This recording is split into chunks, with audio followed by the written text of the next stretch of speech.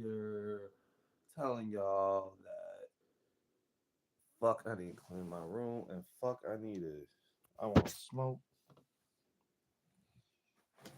Gonna smoke today. Gonna be smoking on uh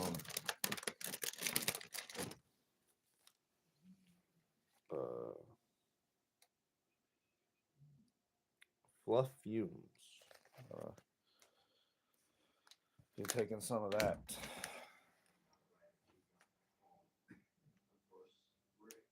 Hmm,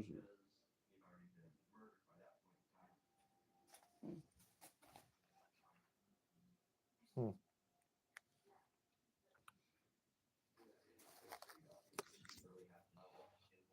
All right. All right. All right. All right. All right.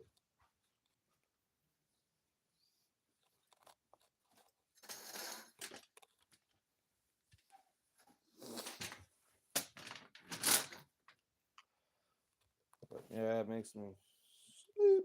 Makes me sleep. Oh, can't believe it's already fucking Wednesday today.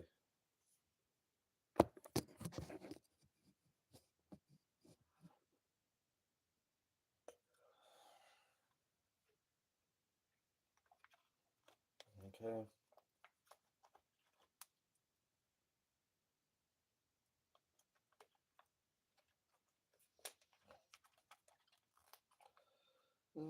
I go out in the wave, babe. I just want to let you know that I've been okay. I just gotta let you go way up and upside my wave. Hey, I just gotta let it go. What you gotta really see. I'm living young and wild and free. I'm just doing my own thing.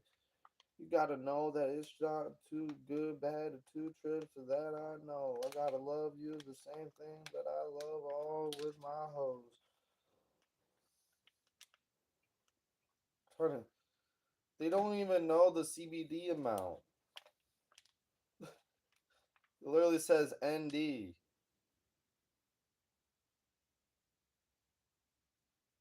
Name a car for an edit. Uh, 97 Grand Marquis. Yeah. Yeah. Yeah. Yeah. That's that shit, dude. That's that shit, dude. Bro. That's that shit, dude. Look that shit up. Look that shit up, bro. You're gonna be like, damn, how does this guy know this car, bro? How does this guy know this car? If it's so long. You know what I'm saying? Hello, everybody. Hello, my good influencers and all the people around the world. Weed smokers, non-weed smokers, cigarette smokers, alcoholics. Hello from Russia. Hello from all around the world. How y'all doing today? I am just getting up in the morning and about to smoke, about to clean my room more. It's a fucking 2 day process for me sometimes. I don't know why it's a 2 day process, but it's a 2 day process. You know what I'm saying?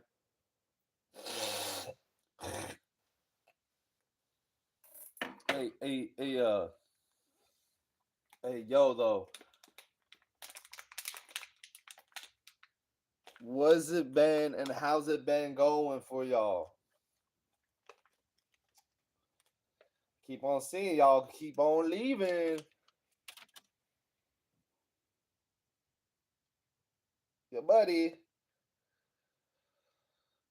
Do I have to like repeat myself? This is already fuck it. It's like something fumes. Fluff fumes.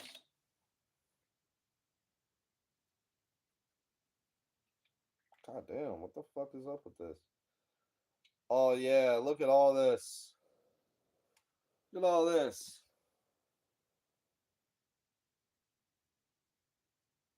Yeah. All right. But I love smoking tree, bro. It's my shit. So let's get to it. Know what I'm saying? Know what I'm saying? You know the first hit's always gotta be. I have to do it like this. Outside the camera. And then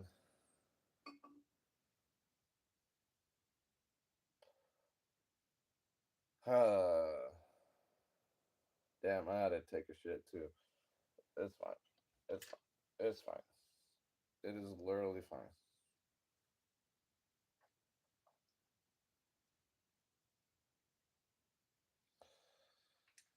Okay.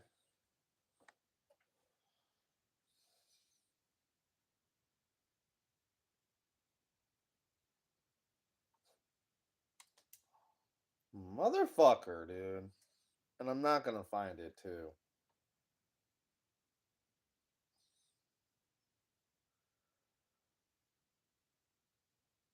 Okay. Well,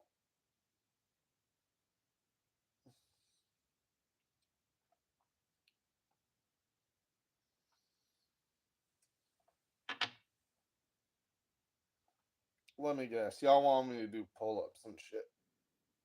Which I'm inclined to do. I'm actually really inclined to do.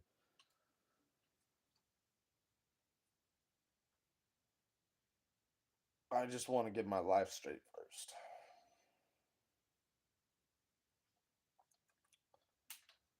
Gotta get my life straight first.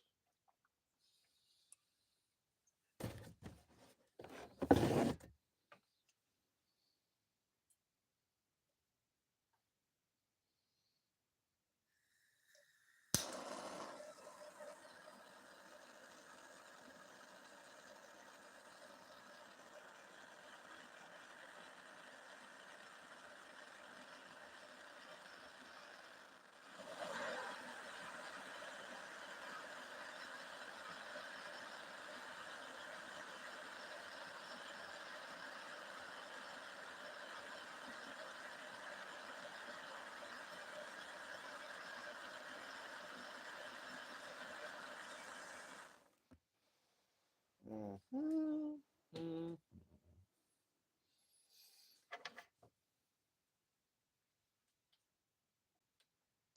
Cheers.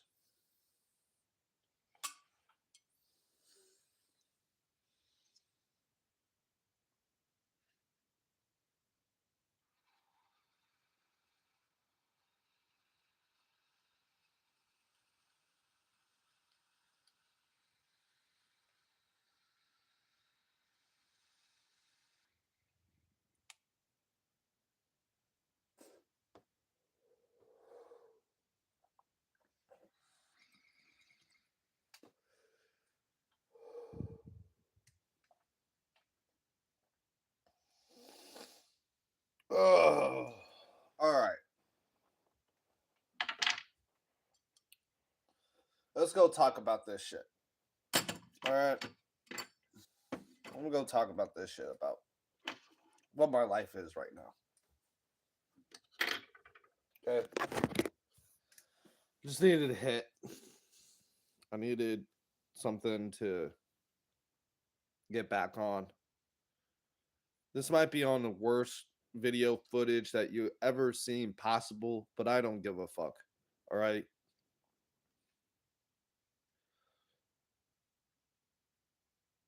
I am 22 years old,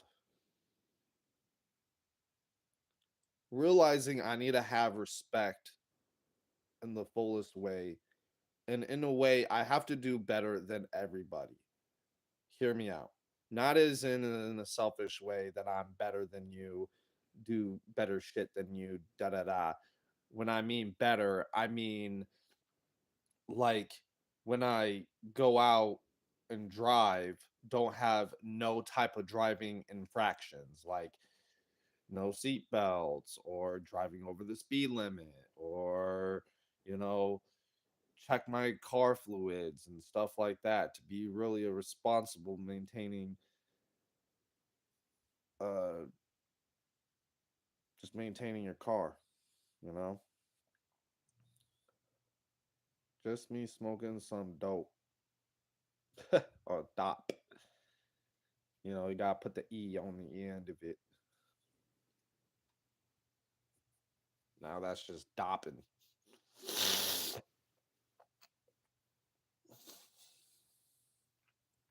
Man, I need a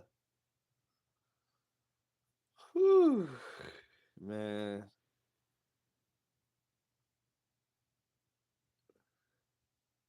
I have fun, bro. I had too much fun on Monday. Tuesday, I fucking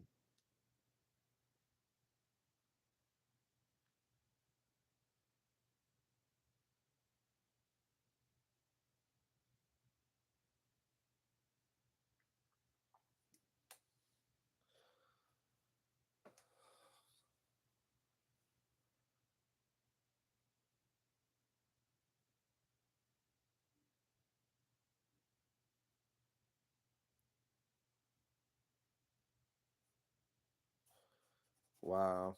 I just had this thought to mind too, like I live how I live, right? When I go to my job and then go back home, I'm either thinking two things. What am I going to do to see my mom, or what am I going to do to see my dad?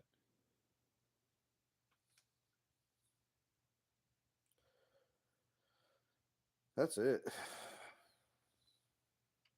This is what it's like to be living alone, guys. Like this is it. This is like independency. Like I don't know what else to say. This is independency on its fucking fullest. I'm just smoking dabs to just keep me going through this life, man. I live a fucking. I want people would say like it's not stressful, but for me, and it is. Yeah. Like you have to deal with customers, you have to deal with uh just the pizza and shit. Sometimes that shit deforms.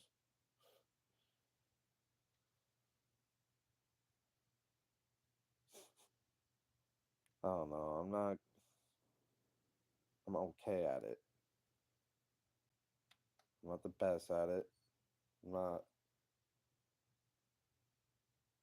but I know I can make a living out of it, and it's not that bad of a rep. I worked at a pizza joint for like years, just years, man. I'm just gonna just do that.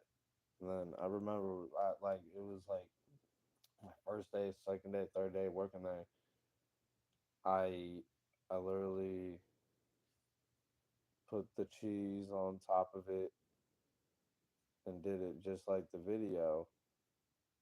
And then Justin came in and then he was like, "Oh fuck no, what the fuck are you doing, dude?" He like looked at me too, like I was like, "God damn, all right, I get it, I get it." I was like, "I get it," you know.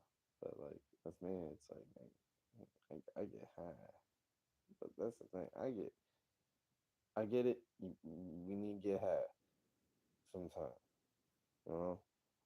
We all need to get high. All need to get high. You know what I mean?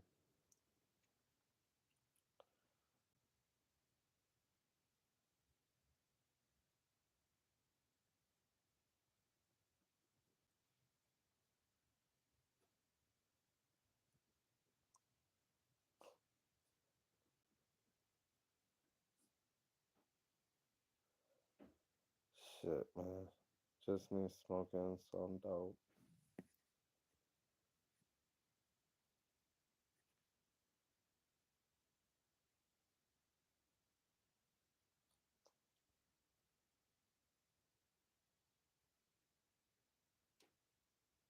Hmm.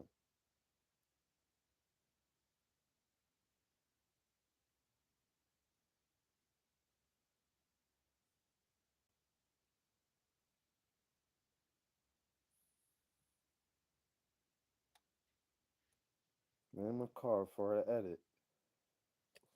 I didn't even mean to do that. God damn it. Thanks. Thanks. Hello. Hello, Ethan. Hello, everybody. Breathing people on Earth. How you doing? What's the news? What's the fucking news, bro? You gotta know the news.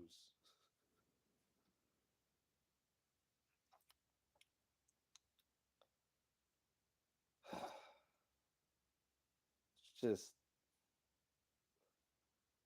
I don't give a fuck about that old YouTube controversy no more. It's dead. It's dead. This fighting shit, like I said, I'm done. I'm over it. You can have it. You can have the whole fucking plate. Fuck it. You could actually go find it in the dumpster.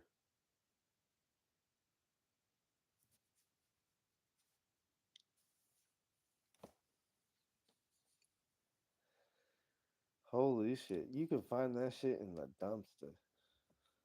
And you'll be alright.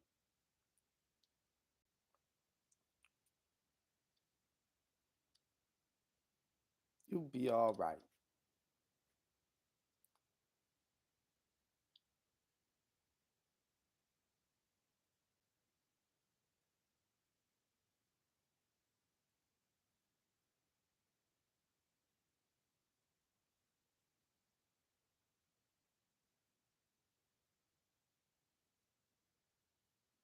Hmm.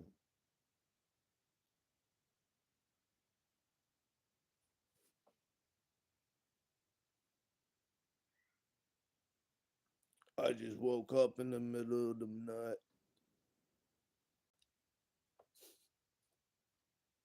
to go up to my room to get up, smoke a dab, liberated as fuck, man.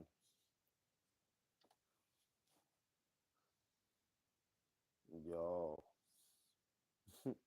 man. Yes, man. Yes, man. That's like man. I told people that shit all the time just to fuck with people. Man. That's how like Jamaican people say man. Come on, man.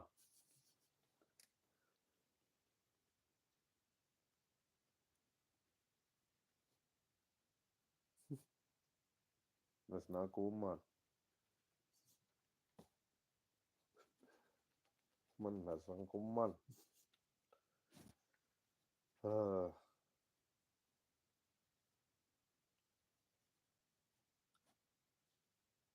yo.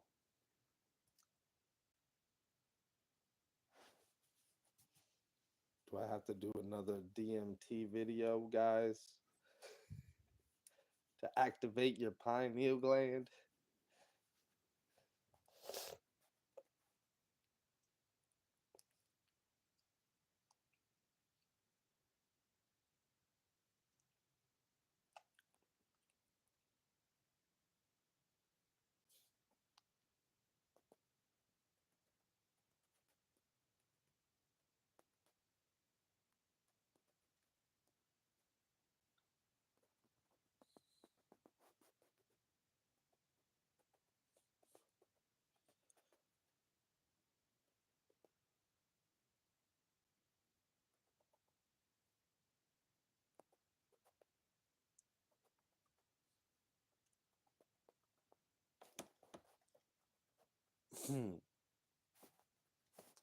The cop said, "Are you high?" I said, "Hi, how are you?"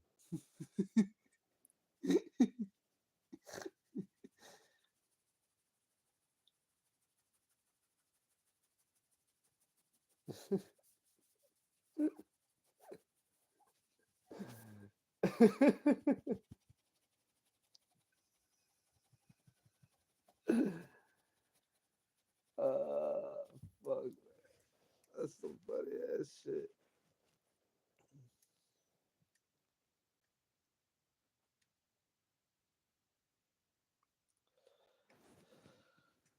Do I have to just do normal leg lifts in my life for the rest of my life?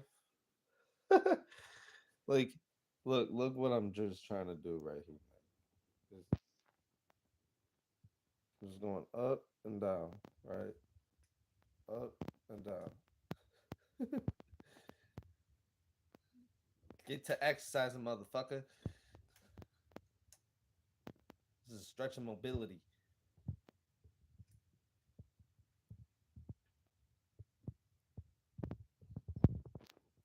So then you need to raise your hands, but I can't kind of do that right now. Kind of holding the camera. You know what I'm saying? I'm just doing this shit.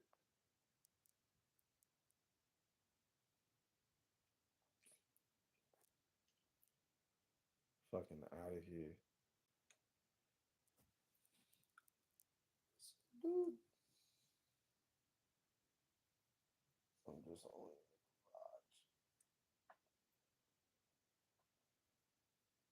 This is no better else way to do it. I guess I could play my Nintendo Switch over here, but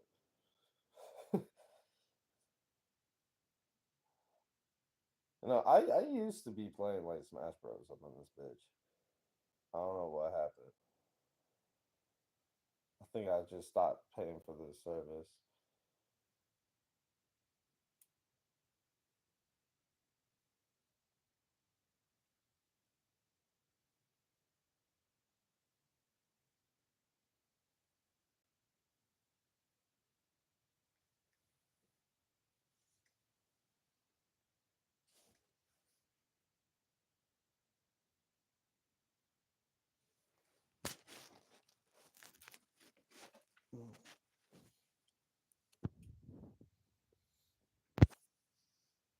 How about I'm high off my monk?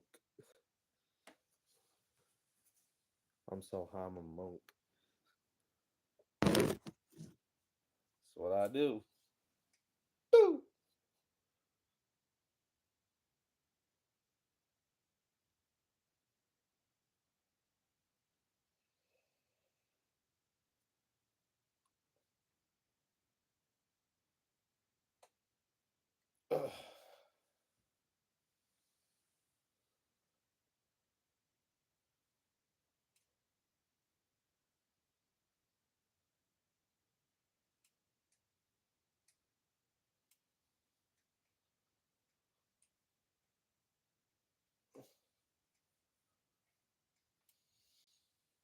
Like this shit.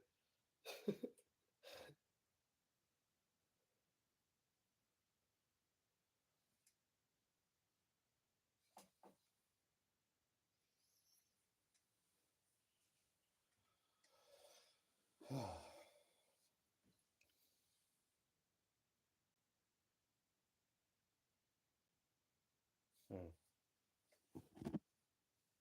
Literally shit. How do y'all like stretch in the morning?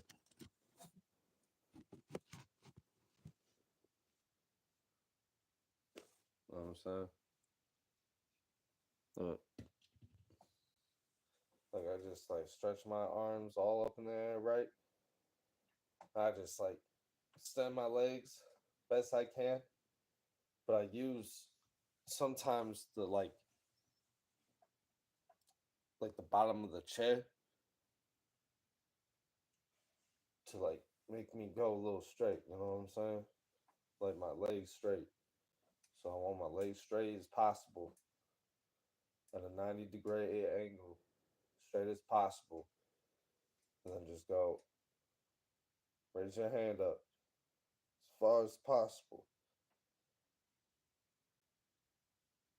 And yeah, you can do this on the ground too.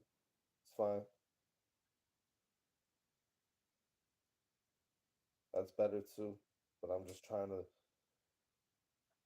do way more better um pull up workouts. You know what I mean? Lately, I have been working out, but I've been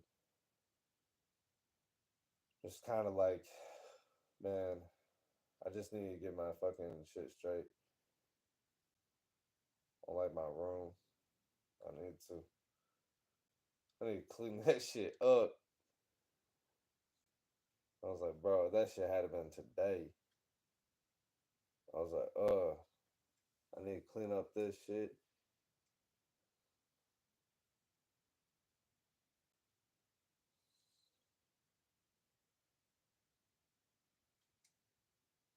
Hello, Sully. Is that what it is? I can't really read that far. God damn it.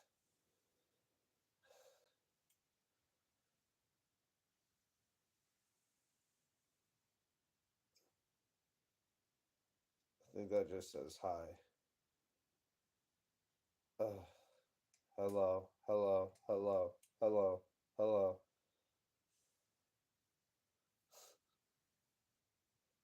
Everything you say in the comments, I will repeat.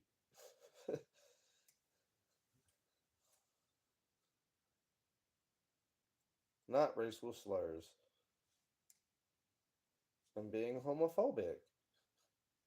I don't know.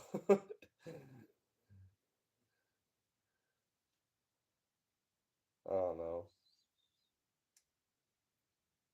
I'm just trying to be funny, man.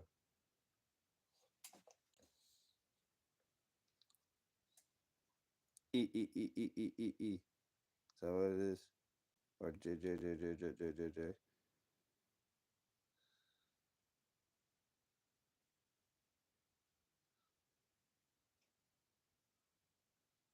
But Sukish Truthu said hi.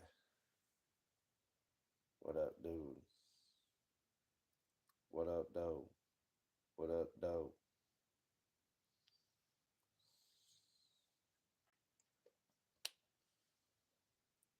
Shit.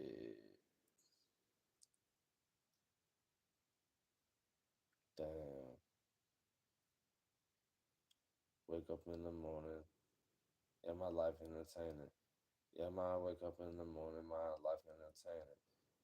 Yeah, I woke up in the morning. Yeah, my life entertaining. Yeah, I woke up in the morning. Yeah, my life entertaining. I get up and I fucking cook. What's with motherfuckers I really want to cook? I like to make some good steak on a good day. Put the fucking patties on the motherfucking pan all day. I'm not afraid. I bust meat in your face. I make it like look like toward the world gay. What you so me? La la, blah blah. Translate that to a hobo that don't even know shit, don't even know how to cruise shit. Off the booze, shit. I even doze off when I'm fucking sober as fuck when I can't even really get my dick on the pedal to the metal. Do you even get my fucking petty little slang to more shit that I don't even get inside your brain? I'm so stupid inside this shit. I'm inside your bitch. I'm not saying that shit to get in your shit, in your head. It's probably mental, and that's why people have mental issues, mental issue. Man, I don't want to even fucking separate how I really, really like to not even date you. Cause I have to even face. I don't even like to really even face you, base you, case you. Yeah, that's the third base. I already even hate you. Ooh, that's the shit that I don't even like to create to. That's why I like to really always mate too. so that you always got the plan B in the side of things. I just really just hope you know that's really just Captain Jake off the fucking set the way. When it comp to really want to keep that on myself all day, the way to hate. I really did this shit to myself, and I never really just put this shit on the motherfucking bottom of the motherfucking shelf. I'm just really just say how I really get that motherfucker a little hesitant, and when motherfucking y'all don't want to give a fuck what you really even motherfuckers want to really be saying. I'm just on top of my level, and you don't want to really get it on top, and to really get it on top, and to really want to really get it on my motherfucking level. I want to get it on my top, and I'm on my top, and I'm on my top, and I don't want to give a hell about y'all motherfuckers. I'm gonna just say how I want to say it. I'm gonna just say how I want to really say it. I'm gonna get down how I want to say it. I'm gonna get down how I want to really say it. I'm gonna get down how I want to really say it. I'm really get down how I'm gonna get down. I'm gonna get down. I'm gonna get down how I'm gonna get down. I would really just fly around in the bass down. When I really just say that's third base, man, I just really say that's all I really hate. But bitch, I don't really want to take no place. When I just say I just take that shit all up in your motherfucking face. Ooh. But that's the like the Ryu shit with the power you kill when it don't even give your defenses like when you giving up in the NFL field when you cannot even get that shit to blitz when I just know you can't even get that shuffle. Yeah, I just really just get two blind dates. Yeah, but it don't really get that two blind ass battles when I just say I'm just too high when I'm motherfucker in my brain. Yeah, I just say I'm locked up and then in my head when I just say it just goes real down now. Whenever I don't give a fuck what you don't want now. I just really just put that shit to your mouth. I put this 40 Magnum into your mouth. That's my dick, yeah. That's my dick, yeah, inside your mouth, yeah. Yeah, it go fucking kabloom me. Yeah, it'll fucking make your head go bloom me. I just really just say how I really go. Yeah, that's like a fucking play. How I really just say I don't give a fuck what you really want to do. That's a bitch want to do in the mood do. And a tune and tune and the new do. And a tune in the middle. I don't even give a fuck how you really want to just get that shit and I'm motherfucking play it. Make that little middle kittle little jiddle. I don't give a fuck about y'all motherfuckers in the motherfucking middle to the little. I don't even give a fuck. I don't want to give a fuck. I just say I don't want to give a fuck. I don't want to say I don't give a fuck. But I just say I really just push y'all away. Don't even get to my motherfucking face. I really just say I put my time on motherfucking day. Woo! I just really just put this shit in your face. I just really just say I'm Beyblade shit. I'm really just say what you're gonna do. I'm gonna really just say I'm not even gonna really get this. Yeah, I just really hit this shit in your face. I just really don't even just say what you really want. Like at the motherfucker, I don't even give a fuck what you really want. Like at the motherfucker, I just really just say I really just spit it in your face. I don't give a fuck what you gotta say. Yeah, I really just put it in your face. Hey, I just really say, hey, I just really just to this, yeah, I really just make this, yeah, I really just come with the blast, yeah, hey, third base, yeah, I really just keep on, really just rolling on, I'm just a Beyblade, yeah, I really just spin this, it's just to keep on just having this rhythm, I don't give a fuck about your bitch, I just keep on having a spasm, I just say I throw it back, like I just like a electric back, I mean, I let your bat attempt attack. When I just say it's a levitain, when I'm just saying I'm just really spitting this shit to your face, it's a public threat how I really say it to me. Yeah, it's a fucking public defender how it really gonna solve to me. Yeah, I just really just spit it to your motherfucking limit. Yeah, you're not even getting my whole type of living. Hey, yeah, keep it that on the top of the living. Hey, I'm gonna cover. I'm having my top of living. Hey, I got my top of living. Hey, I got my top of my living. Hey, I got the spinning that shit. I just keep on the spinning that shit. I just really just doing that shit how I really just want to do this shit all day. Feel like I'm really appreciating my life every fucking single day. How you can't even appreciate your life is just a fucking just a single race. I just got that shit in on a fucking single price. Get the fuck shit down on my fucking face. I swear to God, don't even get in my fucking face. Mm, mm. See, like I don't know how to speak, bro. It's just my shit.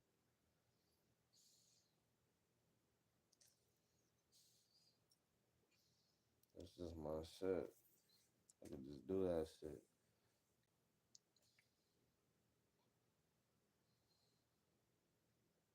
That like,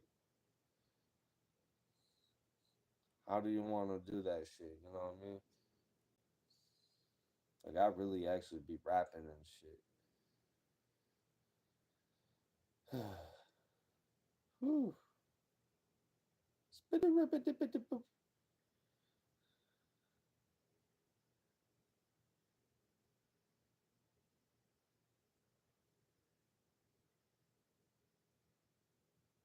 I'm the friendly man. How Stanley can. I'm a recovery addict and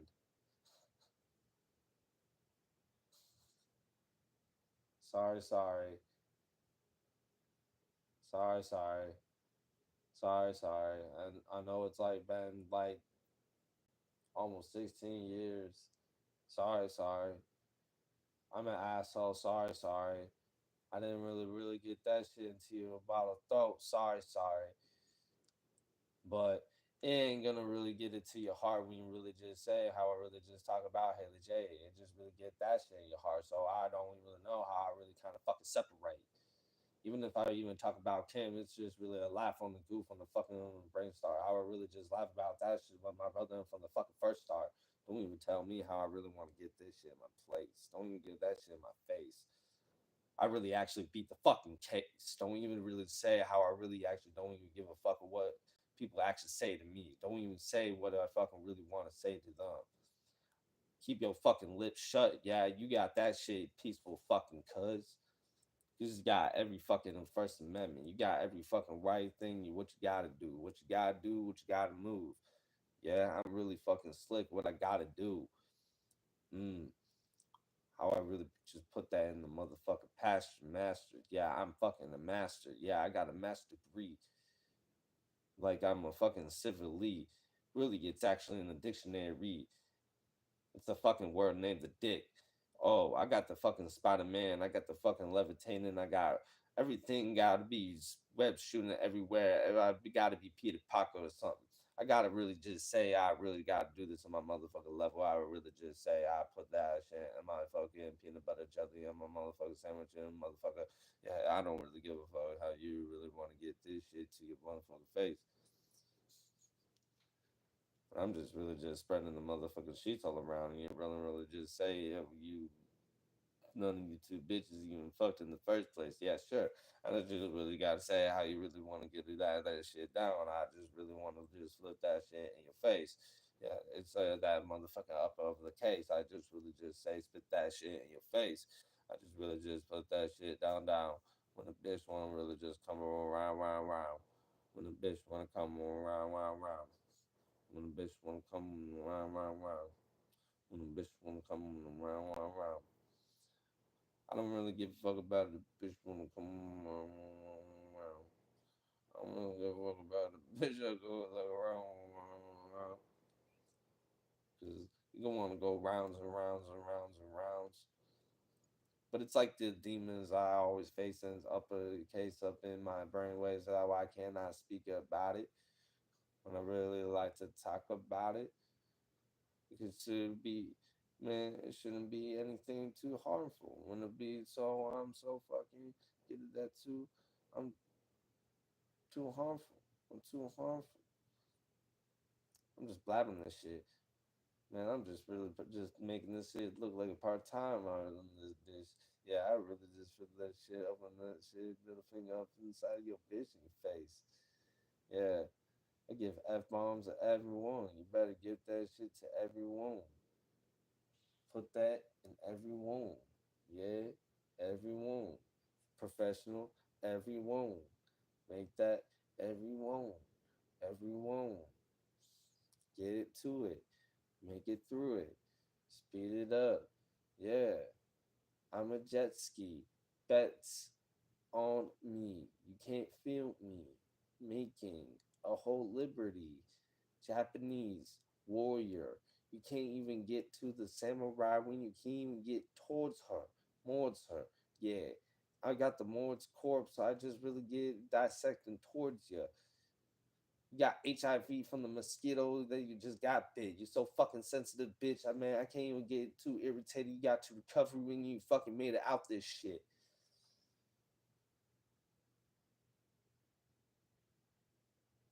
And I have to do something. I have to be a motherfucking medical type of genes on the top of my shit, man. What the fuck is everybody got to get to my grades? Man, fuck everybody what they gotta say to me. Fuck what everyone gotta say to everyone and the other motherfucker. That's it. That's just heat. That's just how I spit. That's how I leave off everyone off they beef. You better get that shit before I don't even give no beef. Before it really actually gets towards your teeth, I just really say it how it is. I just really just spit it. I just really live my life how I really live it. Yeah, I just really get it down. Yeah, it's 2025. That's how I fucking live it. I'm actually fucking really getting shit down in my fucking level.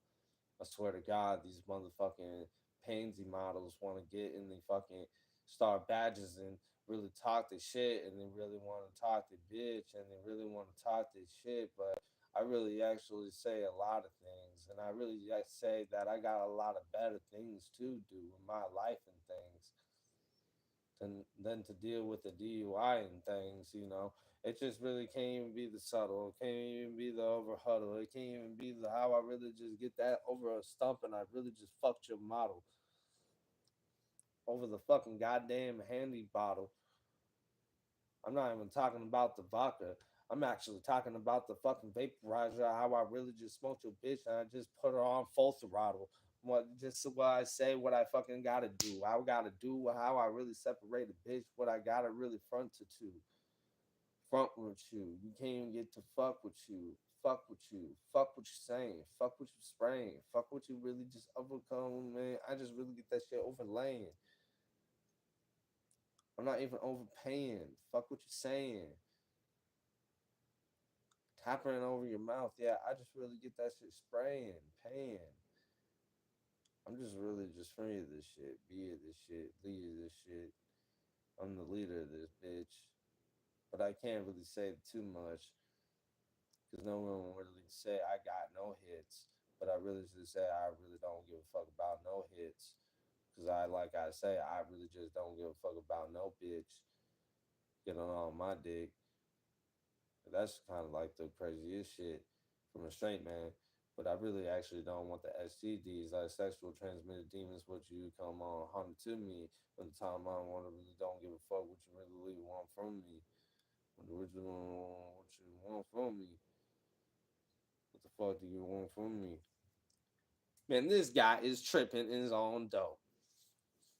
This man is on tripping and he's on dope. And this man is tripping and he's on dope. This man is tripping and he's on dope. This man is tripping and he's on dope. The man is tripping and he's on dope. The man is tripping and he's on dope. The man is tripping and he's on dope. The man is tripping and he's on dope. The man is tripping and he's on dope. The man is tripping and he's on dope. The man is tripping and he's on dope. The man is tripping and he's on dope.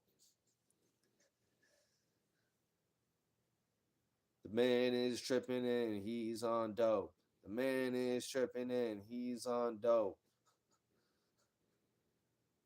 The man is tripping and he's on dope. The man is tripping and he is on dope. The man is tripping, but he is on dope. The man is tripping, but he is on dope. The man is tripping, he is on dope. The man is tripping, he's on dope. What's dope? No dope. Dope's a bad word. Dope is this. When I grew up, dope was actually a cool word to say. Dope nowadays is actually probably the hard drugs, the fentanyl that's actually probably coming through the border crisis or whatever, some shit. I don't know how that shit really works. I'm not about that shit. I don't take no pills. I don't do none of that shit. Get get that shit through the pharmaceutical as best. I don't know. I'm not. I'm just not a pill person. It's just not my thing. I threw up on pills. It's not my thing. You know, pills not my thing. I don't even like taking ibuprofen. You feel me? But sometimes I have two pain, and sometimes that shit works. Works in handy, motherfucker.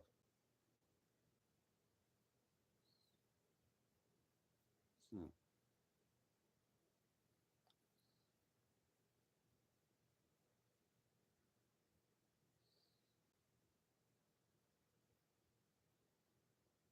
Hmm.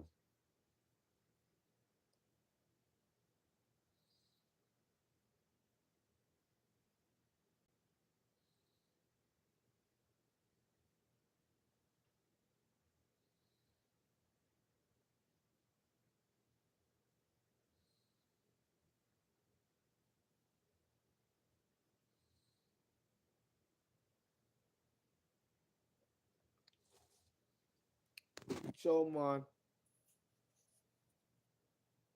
What's up? What? Mohammed Code. What's up?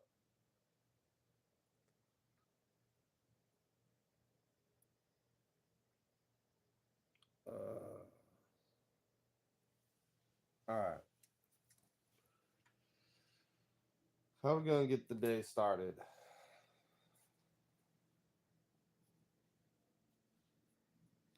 Oh yeah.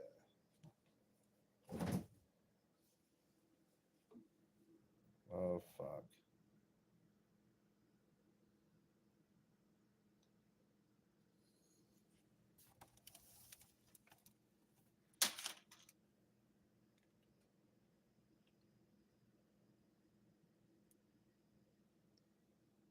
Hmm.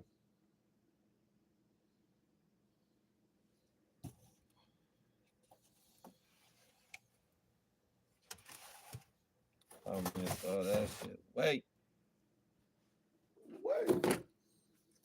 All right. I guess just talking to viewers. I guess talking about my life a little bit. Rapping. But I guess all seriousness, I think I want to do stand up comedy. I'm gonna do it, guys. I'm not afraid to do that shit.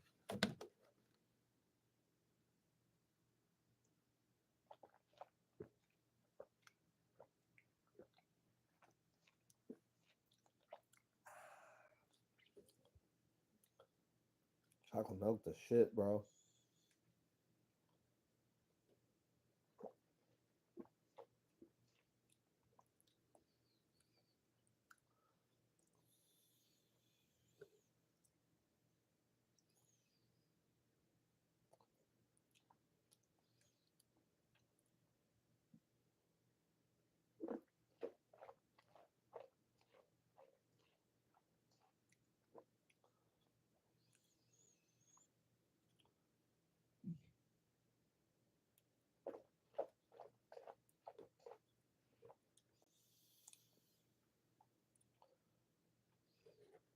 I think it's actually going really well. I just gotta be on my tippy toes.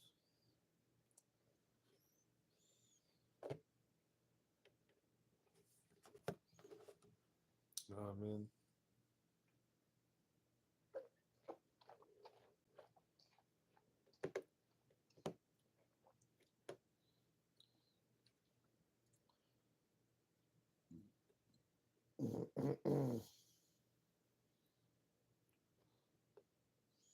Spit when I talk.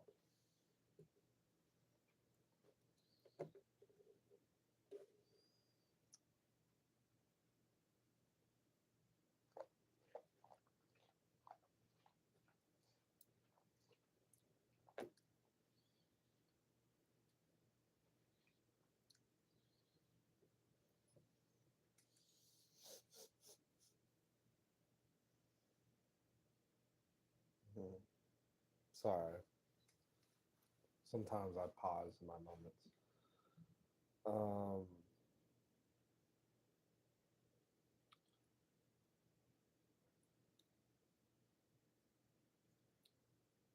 I think my life is very comfortable for sure, but I need to work on not getting to places, but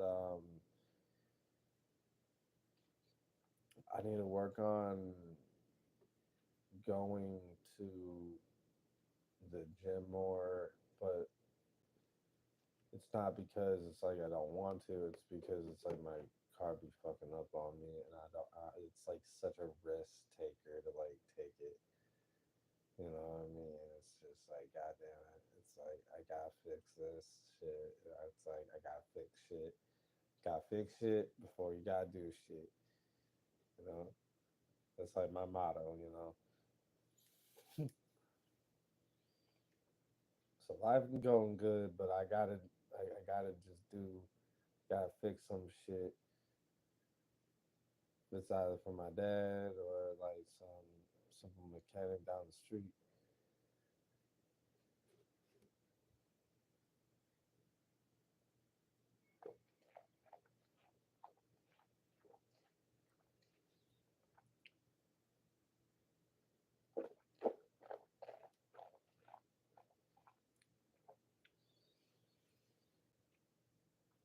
So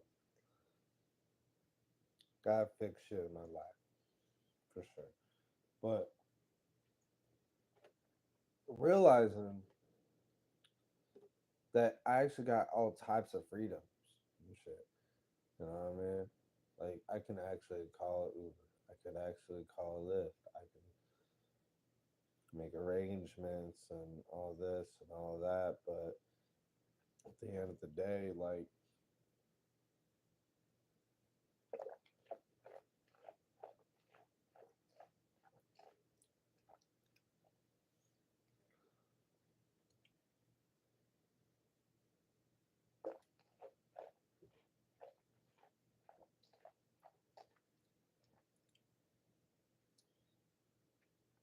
oh man, sometimes I take a shower.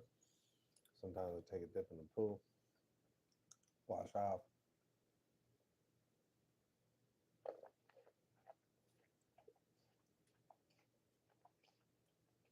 wash off.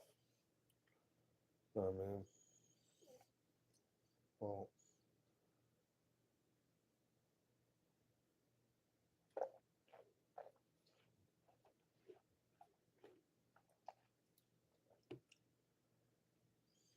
so what's the fucking point?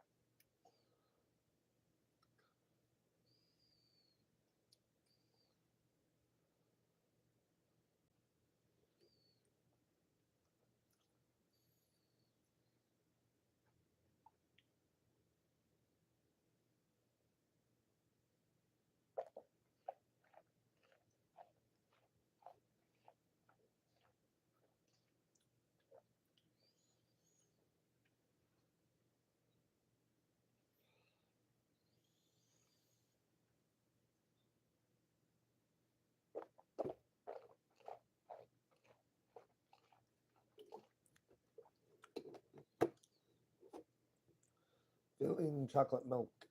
Ugh.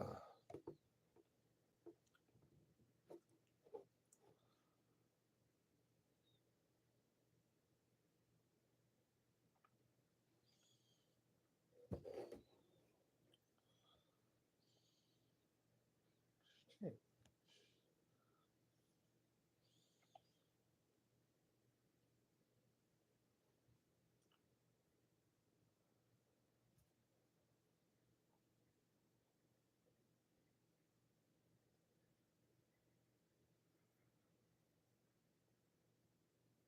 It's like, you sure, man? You got this? Don't be. I don't want nobody fucking bitching at me, not doing shit. That's how I feel in my life. So I'm good.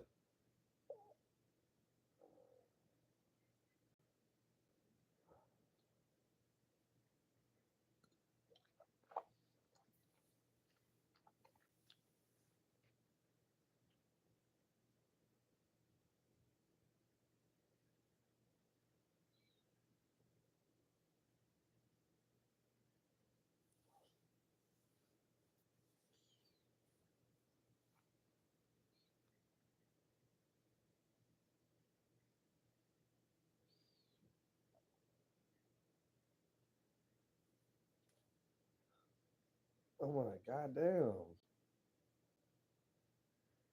It was actually really funny. I was literally sleeping midday.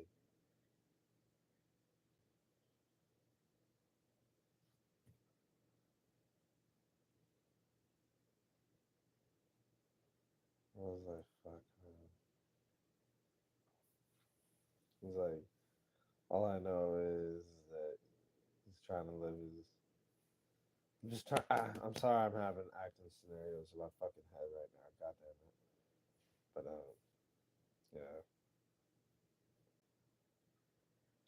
having so many acting scenarios in my head.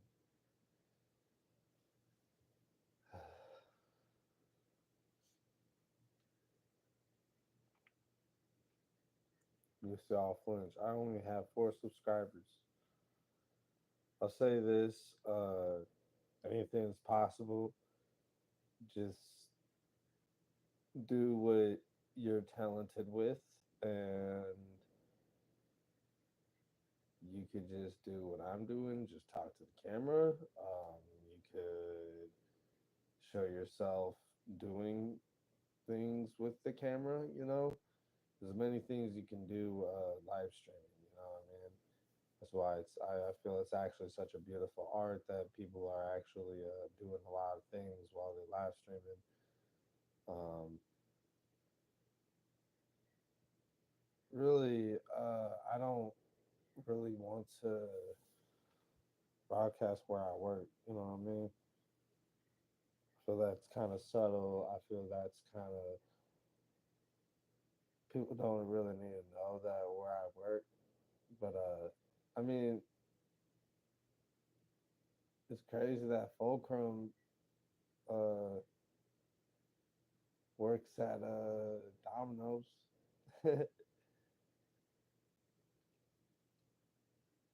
But yeah, like it's not that hard to do shit. It's really not. Like at the end of the day,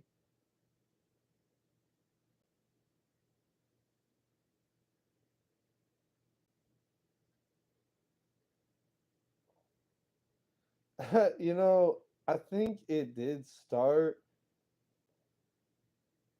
I think it just kept on shutting off afterwards. So I don't know because they smell like well, the sheets smell good as fuck. You know what I'm saying? Good as fuck. But they put it on the flow. You know what I mean? 'Cause I get it. I get it. You know what I mean?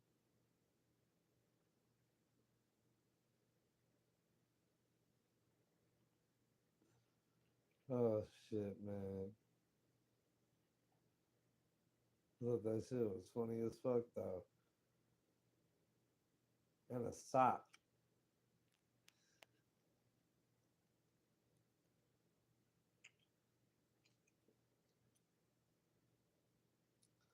God bless you too, man. God bless you too. All right.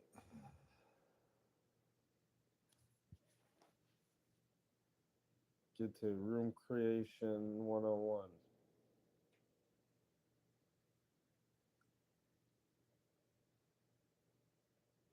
How to be an engineer.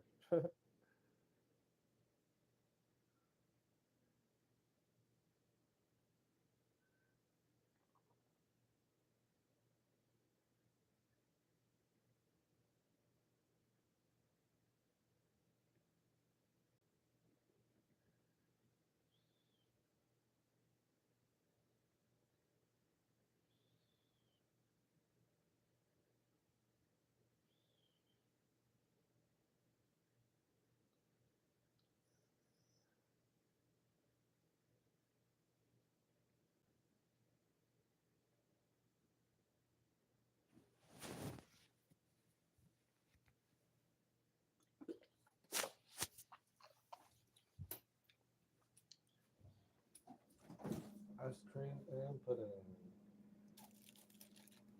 I don't want ice cream with pudding.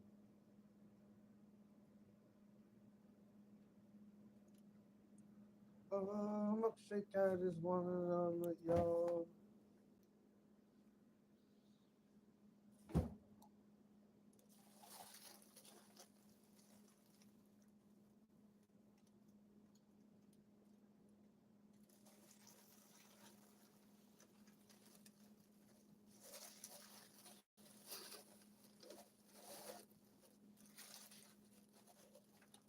There you go, my Eggo. Oh, two of these bitches.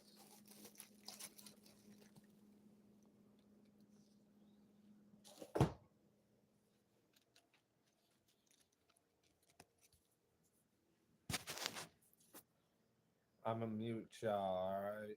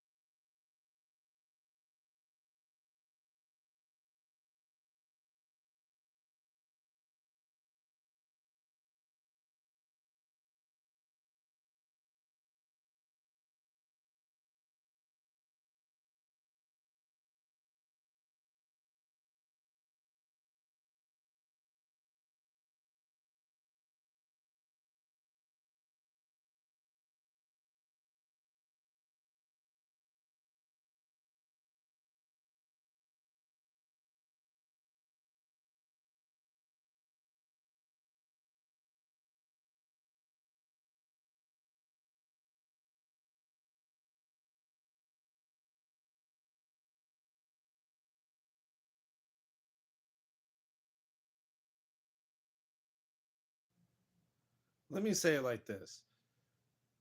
Nintendo just made an update. Just right now.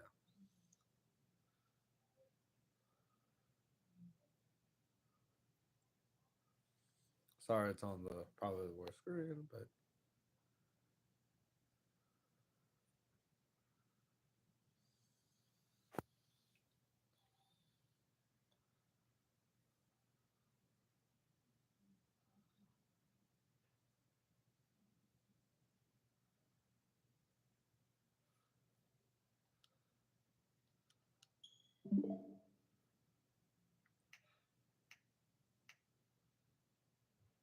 bruh.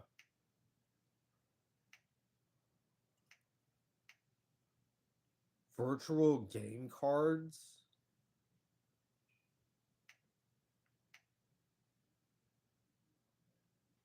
Bro, I'm about to cry. This is news. That's Nintendo. Wow. It's like I don't even remember the fucking first thing that they changed.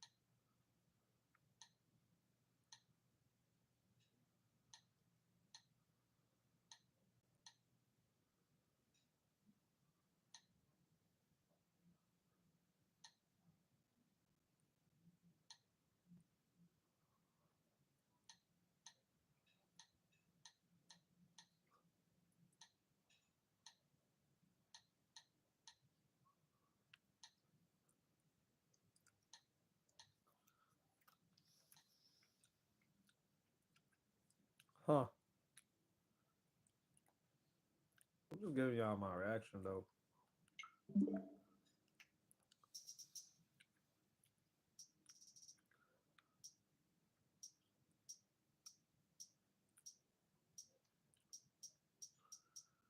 Uh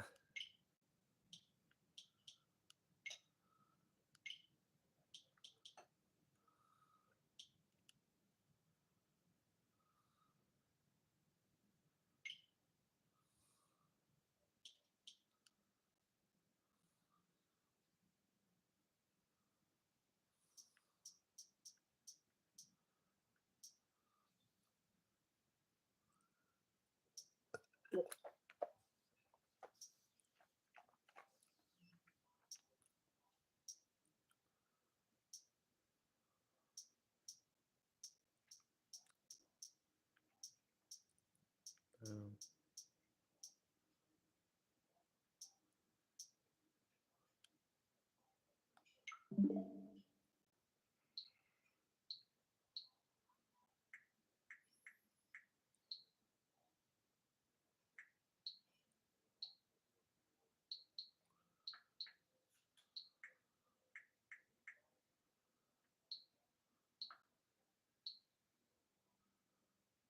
huh.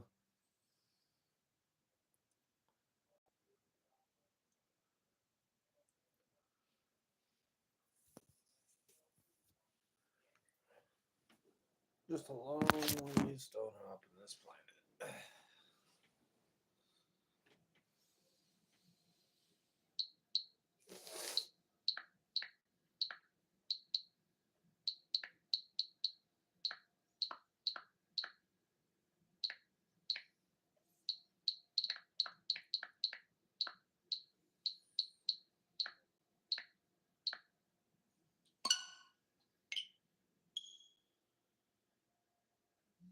Shit might run smooth as fuck.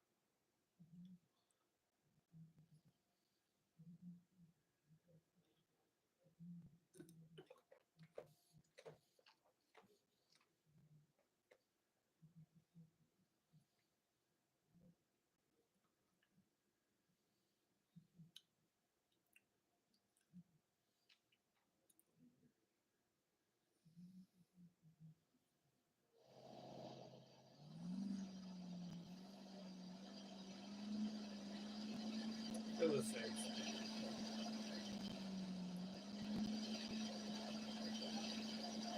I feel it's about the same speed.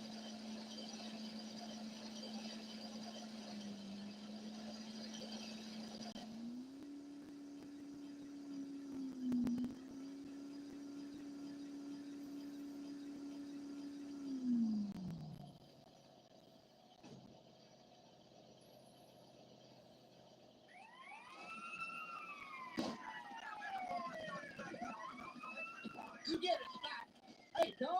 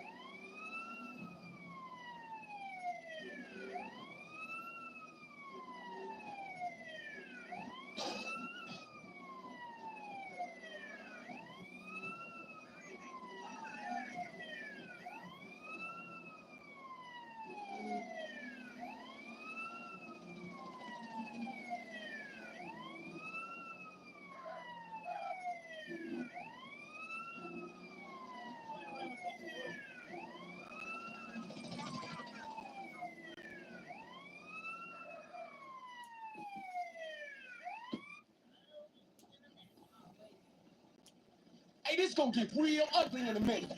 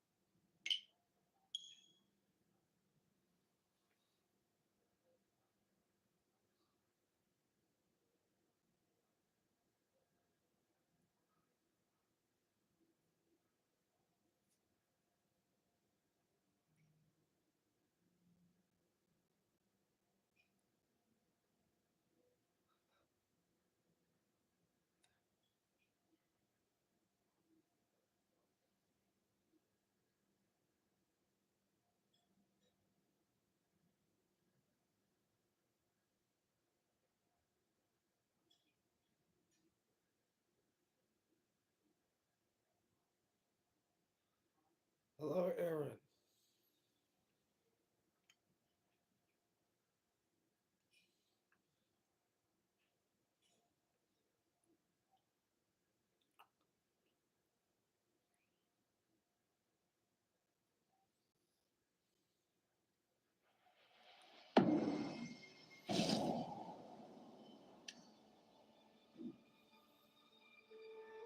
Conquer. Fight. Local. On local.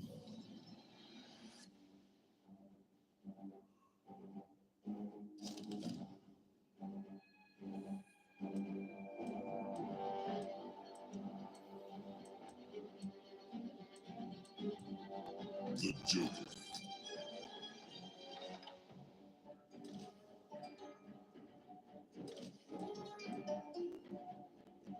Noob Saibot. James. Black Dragon Fight Club.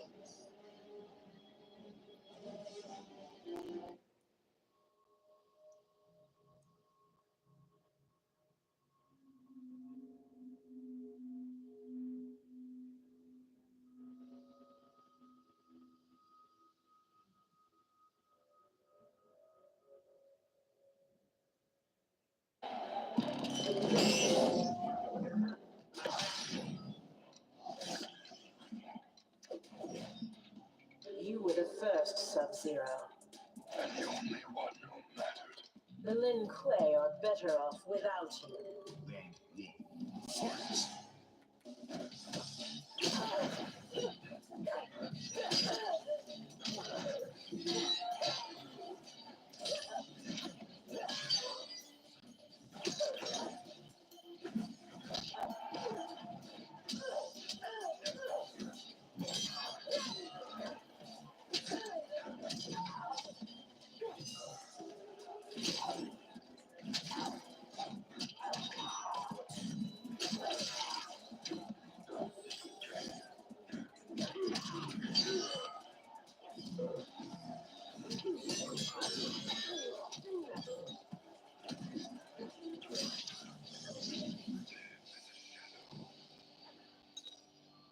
Round 2. Fight.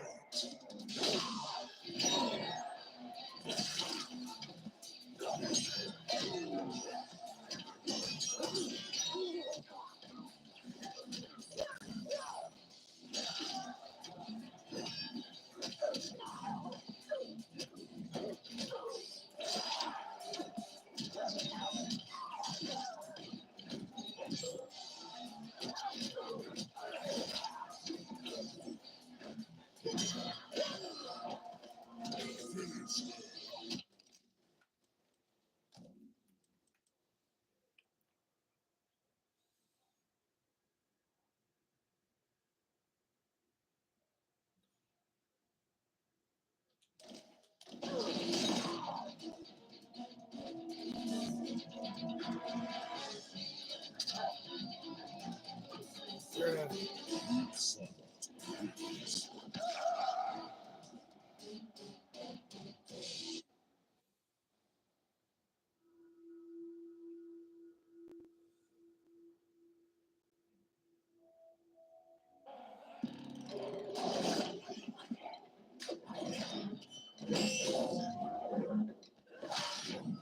How many lives have you taken? I would rather not count them. Do not deny your deeds. Round 1. Fight.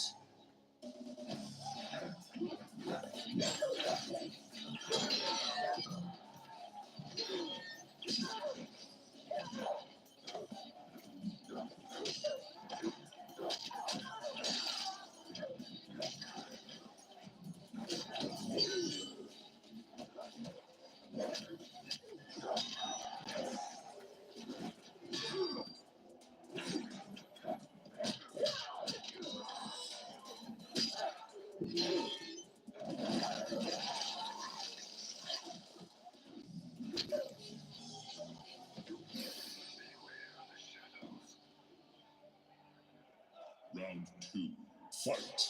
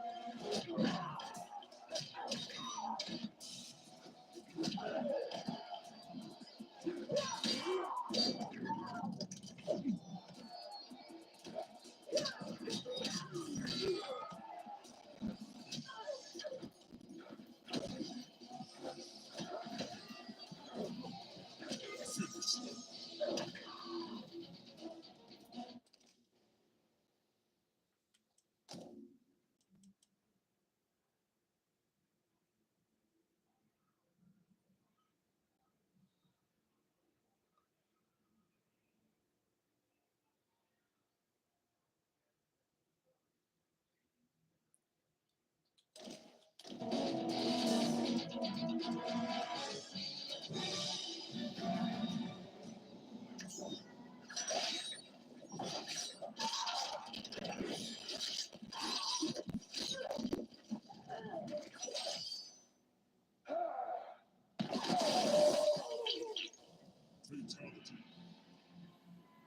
Noob Saibot wins.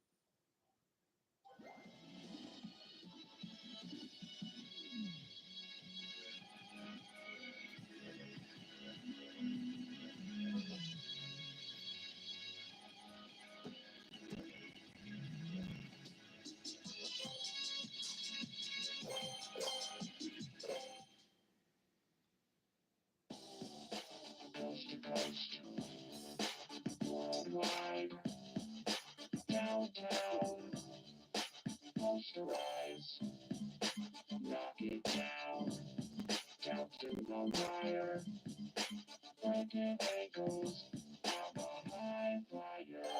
Well, it's the playground people, back from the sequel. There ain't no equal. Bang with the people, we all really jump to fame. Keep moving, yo, up the game. First time on the block, we clocked a mill. Yeah, we back, baby, and we got the grill. So rise up to the top, it's going down. Yo, through the rock, I run the playground. Game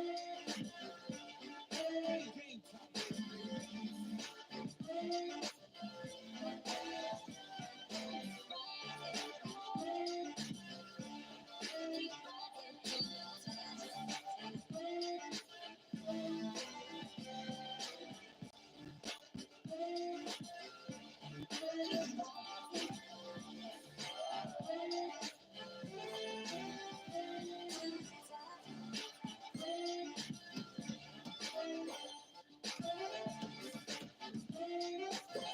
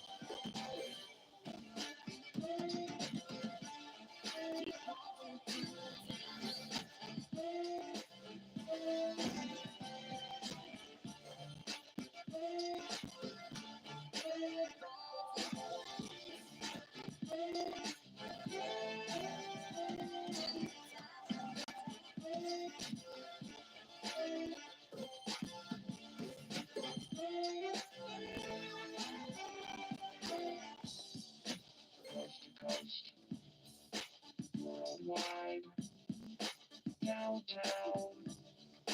Close your eyes. Knock it down. Down to the wire. Breaking ankles. I'm a high flyer. Well, it's the playground people, back from the sequel. There ain't no equal. And with the b-ball, we all did it. Jump to fame, keep on, yo, up the game. First time on the block, we got the mill. Yeah, we back, baby, and we got the thrill. So rise up to the top, it's going down. Yo, you know the rock, I run the playground.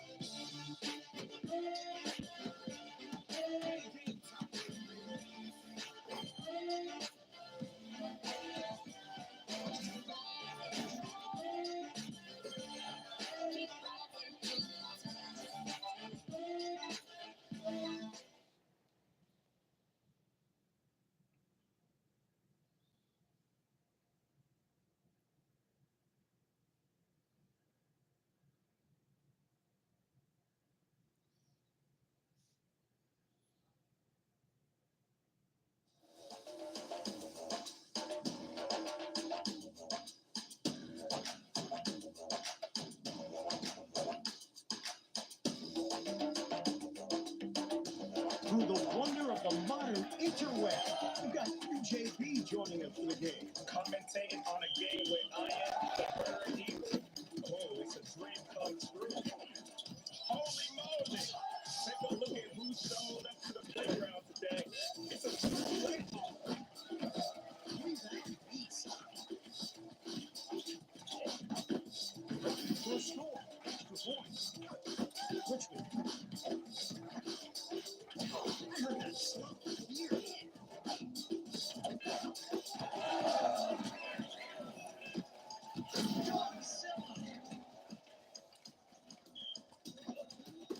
Jordan.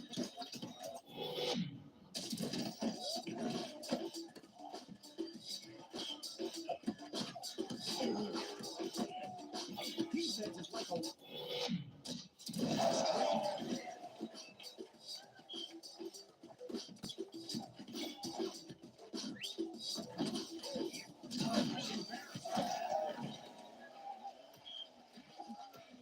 Kevin Durant.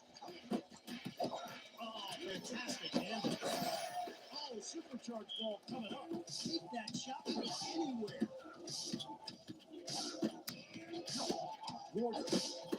The defense is out of control. Another smash and grab. Incredible. The hoop is covered in ice. Much score.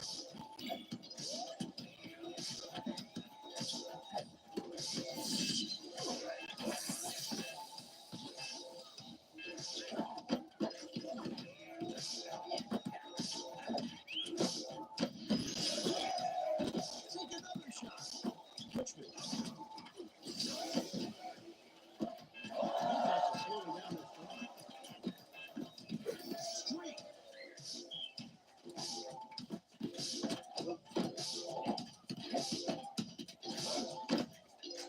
You can't be missing two.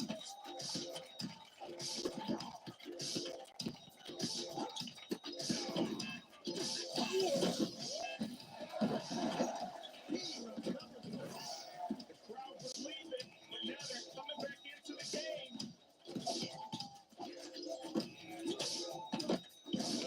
Smooth like butter. Oh, the old okey doke. Good. The rebound. Last 60 seconds of the game. Make it happen. Street.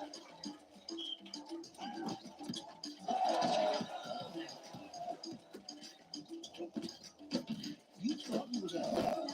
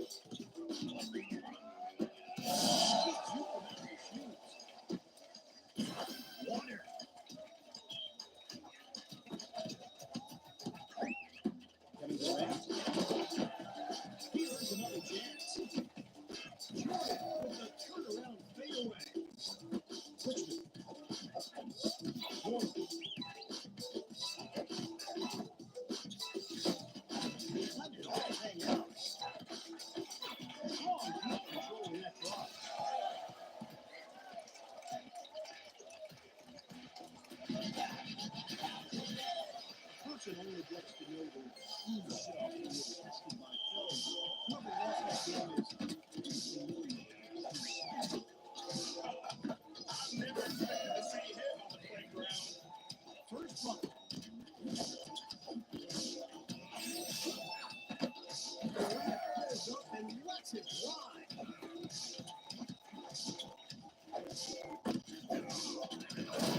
Easy. Jordan.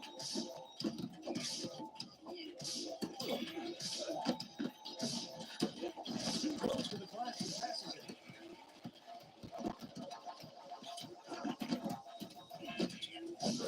Street.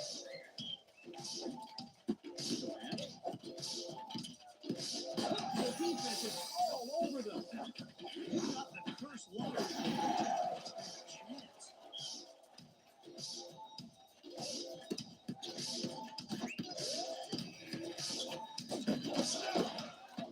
Take another shot.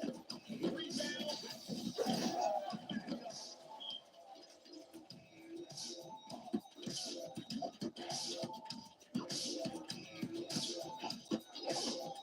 Richard.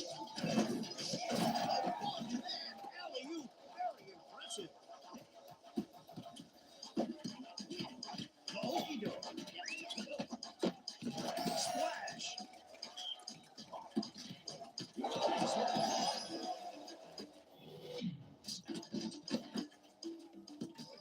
The defense is running down that shot clock.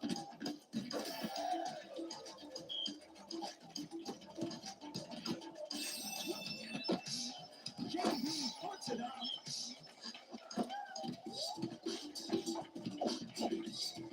Whoa.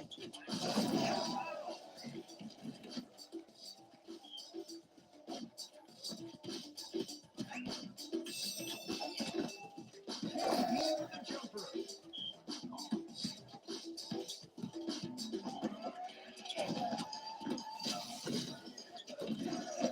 Keeping it alive.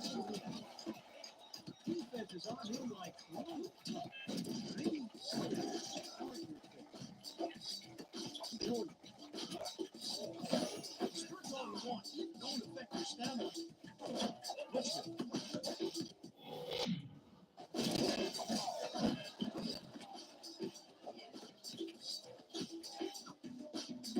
Durant. Street. Durant with the signature jump shot. Ooh, tossed him up. 1 minute to go. Let's see if you're clutch.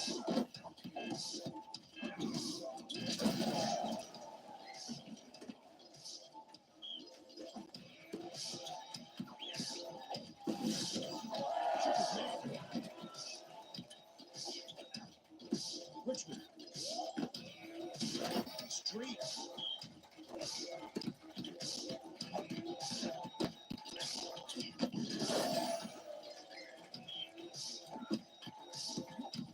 He has handles.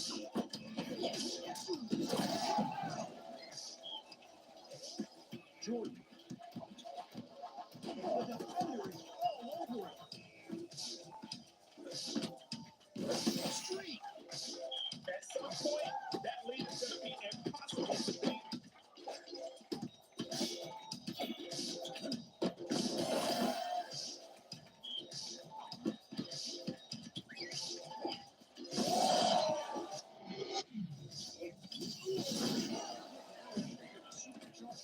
You deserve something extra. The scores begin to reveal the story of this game. A mismatch. 3 strikes rule. Fill out a police report on this dude.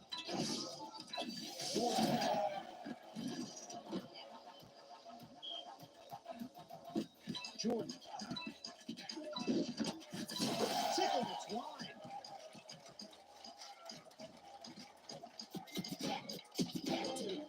That was a squeaker. Nobody's got anything to be embarrassed about here.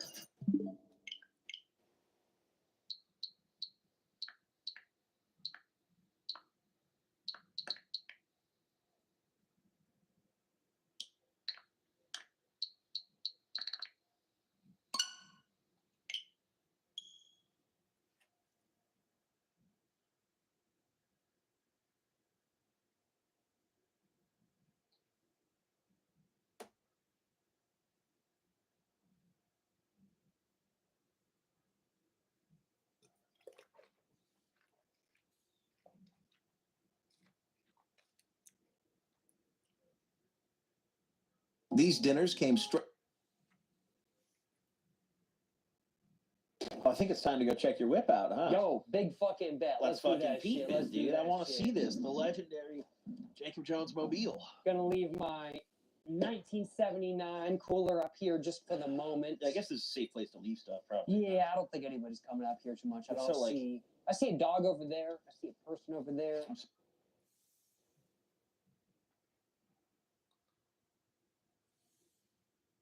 When we talk about the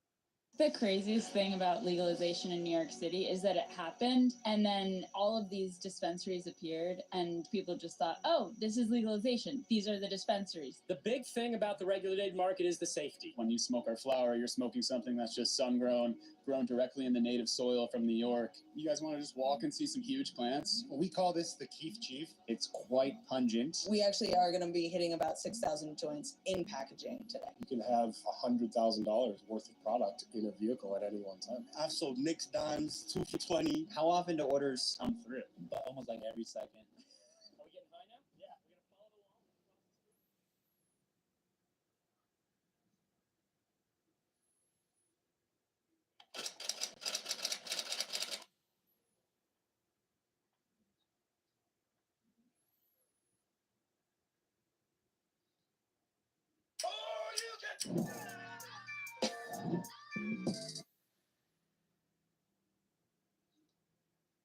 So how's that mom and kid getting across? There's no raft down there. So there's just a lot of money being made there. Either they do or they're gonna kill them. That's a stash house? Just to cross from that side of the river to this side, they're paying. These guys, like I said, they're out here risking their life, and at the end of the day, for what? So what's the business model of this? This guy here definitely sounds like Markel.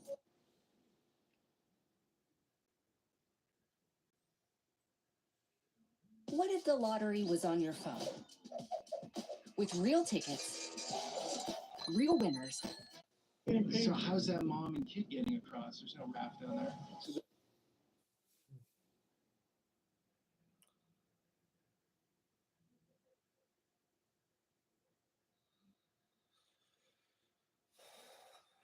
The bright lights of Los Angeles have drawn.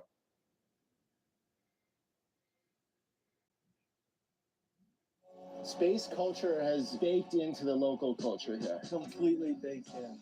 There's military secrets, family secrets. When you're sitting in these bars, you don't know who's next to you. A doctor, a lawyer, an Indian chief, an astronaut. Do you really think that we went to the moon to collect moon rocks? Do you remember when Challenger blew up? We could see pieces falling into the ocean all afternoon. And that happened right here outside of Cape Canaveral. Now, something else happened in Cocoa Beach. Nuclear-powered submarine base. That's right, Trident missiles. You can see out there the launch towers of Blue Origin. We're going to leave Florida, and then they're going to have to catch it.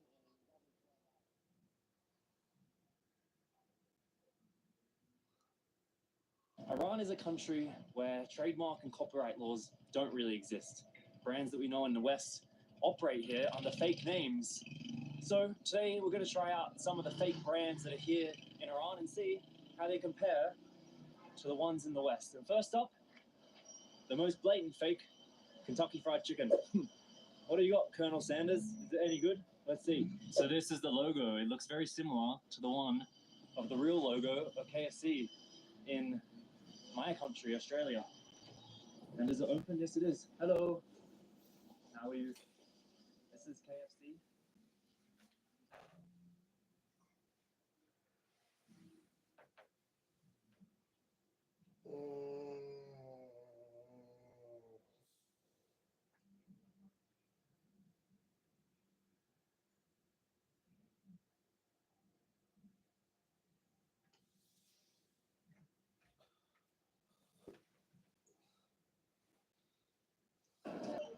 This was the main entrance here. This is literally the border between the two countries, and there's a hole in the fence. There's a door you can just go through. No fucking way. Greetings, friends, and welcome to Dalian, China.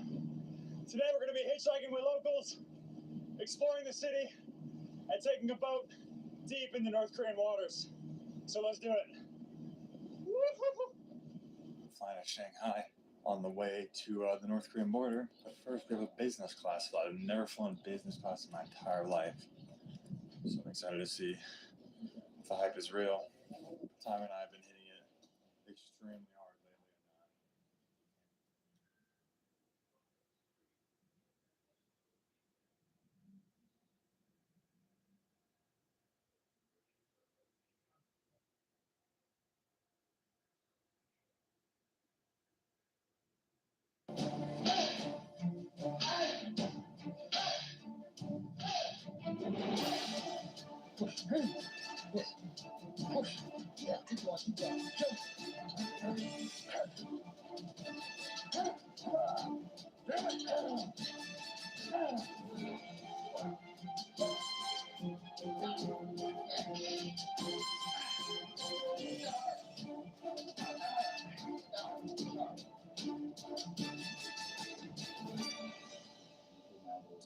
Keep me from falling down. The tension builds up within my delts and my back.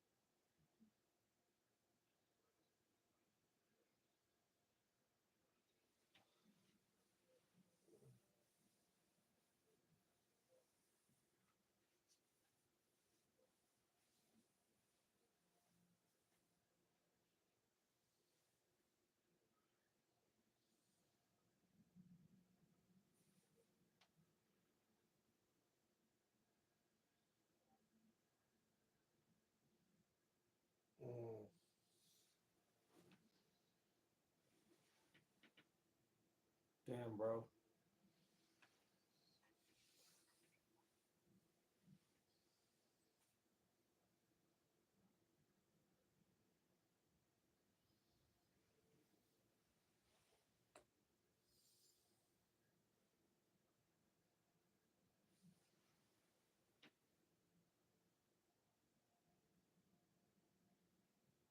The fuck?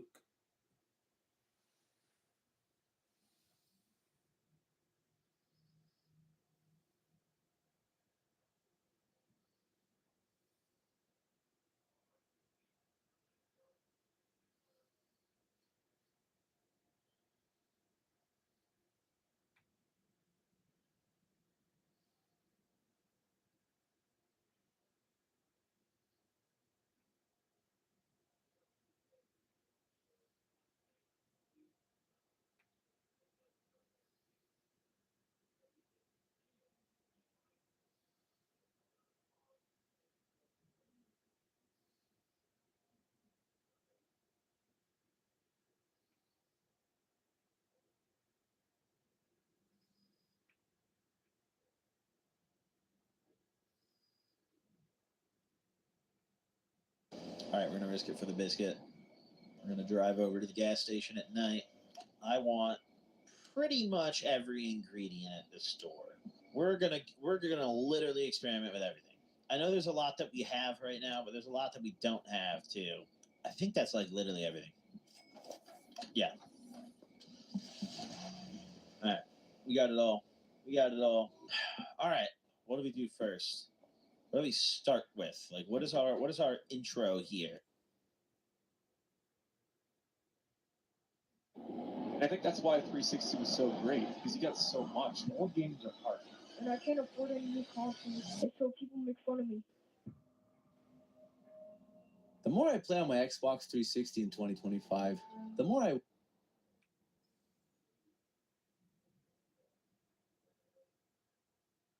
I don't.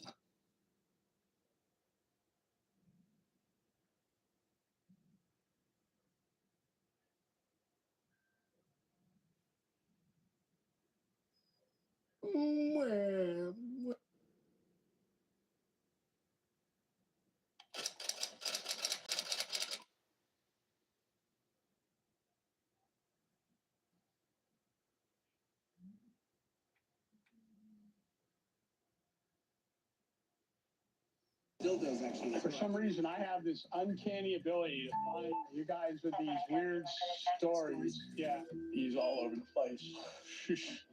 You can tell he's tweaking. He might be involved in commercial breaks. Seems like that seems kind of strange to me that if I had a business and these were legitimately decent things, why would someone just throw them out?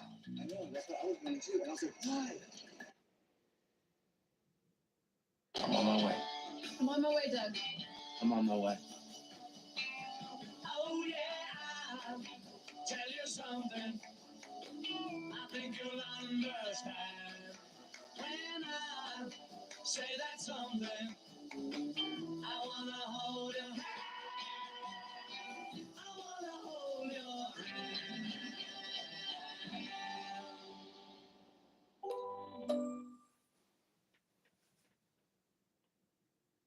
I don't know if he died or what. There's two guys.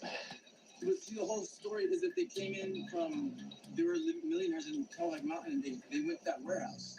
They hired people to work there. I worked there. I worked there for 2 years. I stopped working there on. Do me a favor, just sit down, put your hands behind your back. All right, I'm going to detain you because you're under the influence. Done this job a long time. You're showing very deceptive behavior. I was dumpster diving. Who the hell wants to do that? Yeah. I was dumpster diving. It's just illegal. I mean, okay. Now, I'm not going to let you do anything. You're going to wait right there. I'm not teaching you. All right. Listen, let me tell you something right. Well, okay. Well, you just keep filing your nails. When's the last time you used it? When the sun was up, like just like You are like, you're tweaking like unbelievable. There were like all these people, the homeless people were like, okay, shut up, you know. Because I was like, oh my God, you threw this away, you threw that away, like the pool. I'm super thirsty right now. And the more I talk, the thirstier I get. How it works. So I just shut up. All right. Can I get some of that, whatever that is? Nope. Because I don't know what that is. Why would you drink something you don't even know what it is? This bright light. I was like, holy what is this now? Yeah, he is high as a kite on meth. Okay. That's DUI all the way. I'm definitely going to glove up for this guy. And he really, this right here, he said they're dildos, which, who is this guy? Who knows? Guys, you know, I'd help you with that, but I don't have gloves on. Yeah, you want a pair? Yeah.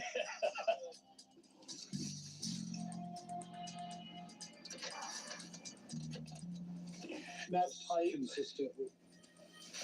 The meth pipe's still warm. It's still warm?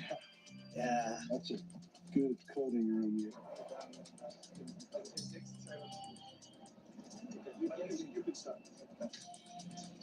It's just my legs tired. So he was placed under arrest for DUI drugs for the methamphetamine, and he's going to be sentenced tomorrow for a second separate possession of methamphetamine arrest here in Phoenix. So his day just got a lot worse than it was.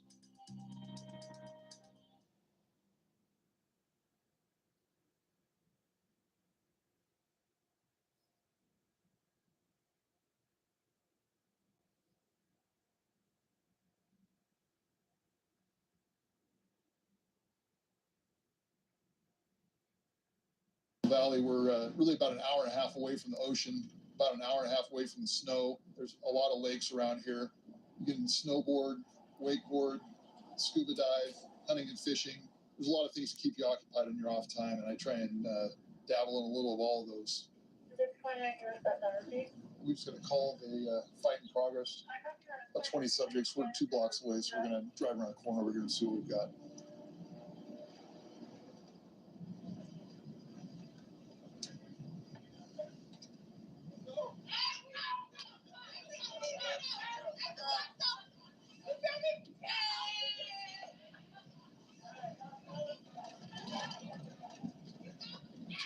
This guy with the hooded sweatshirt. Yeah, he's taking off running right now. It's a white hooded sweatshirt.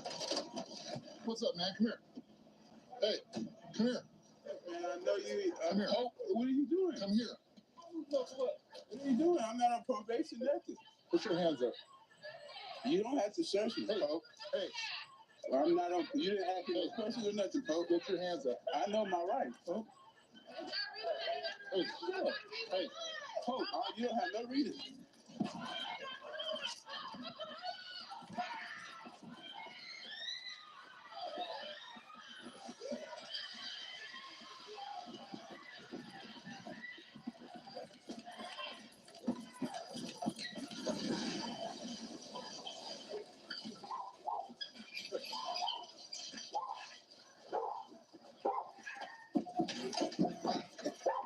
No.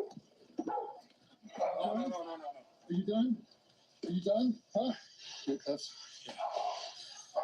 Mike, put up the sweatshirt.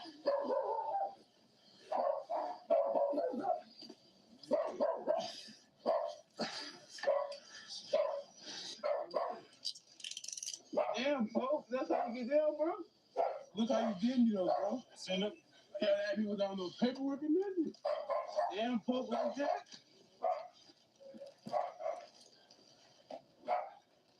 Retreat. Yeah.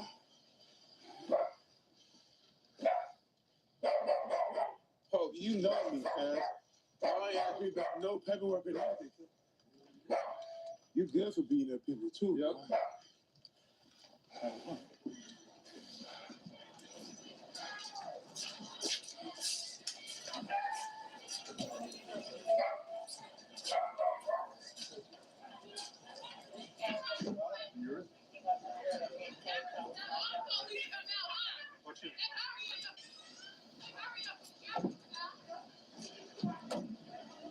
We have a big 148 back behind the house. We were a couple blocks away when this fight in progress came out right here.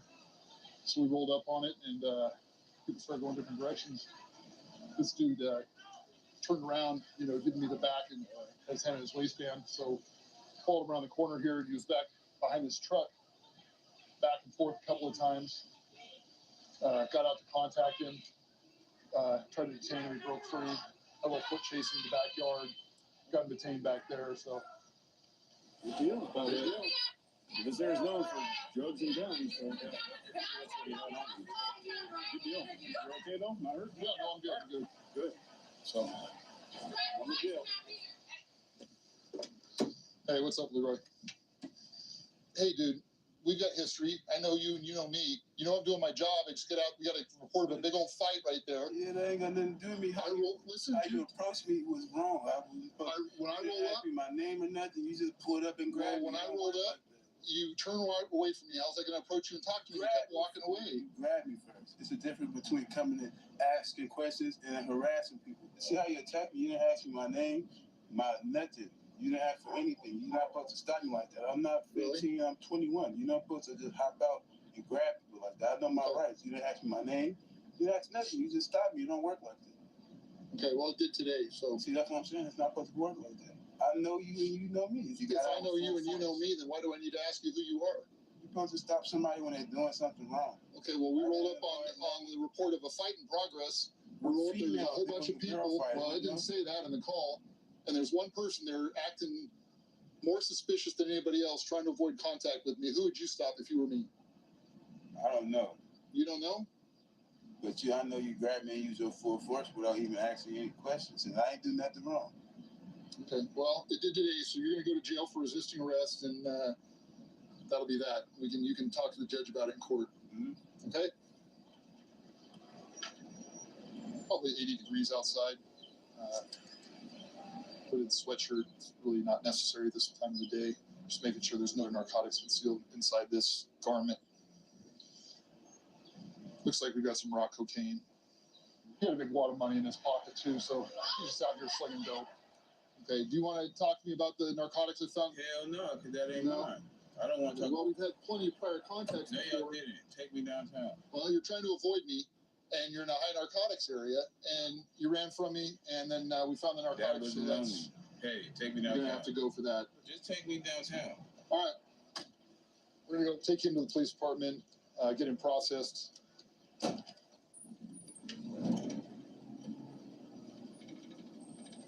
gonna test the suspected narcotics we found. We'll do a presumptive chemical test on it, and book it in the property room.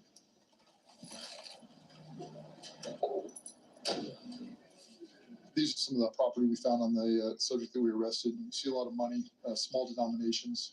This is the small bundle of suspected rock cocaine we're going to test right now.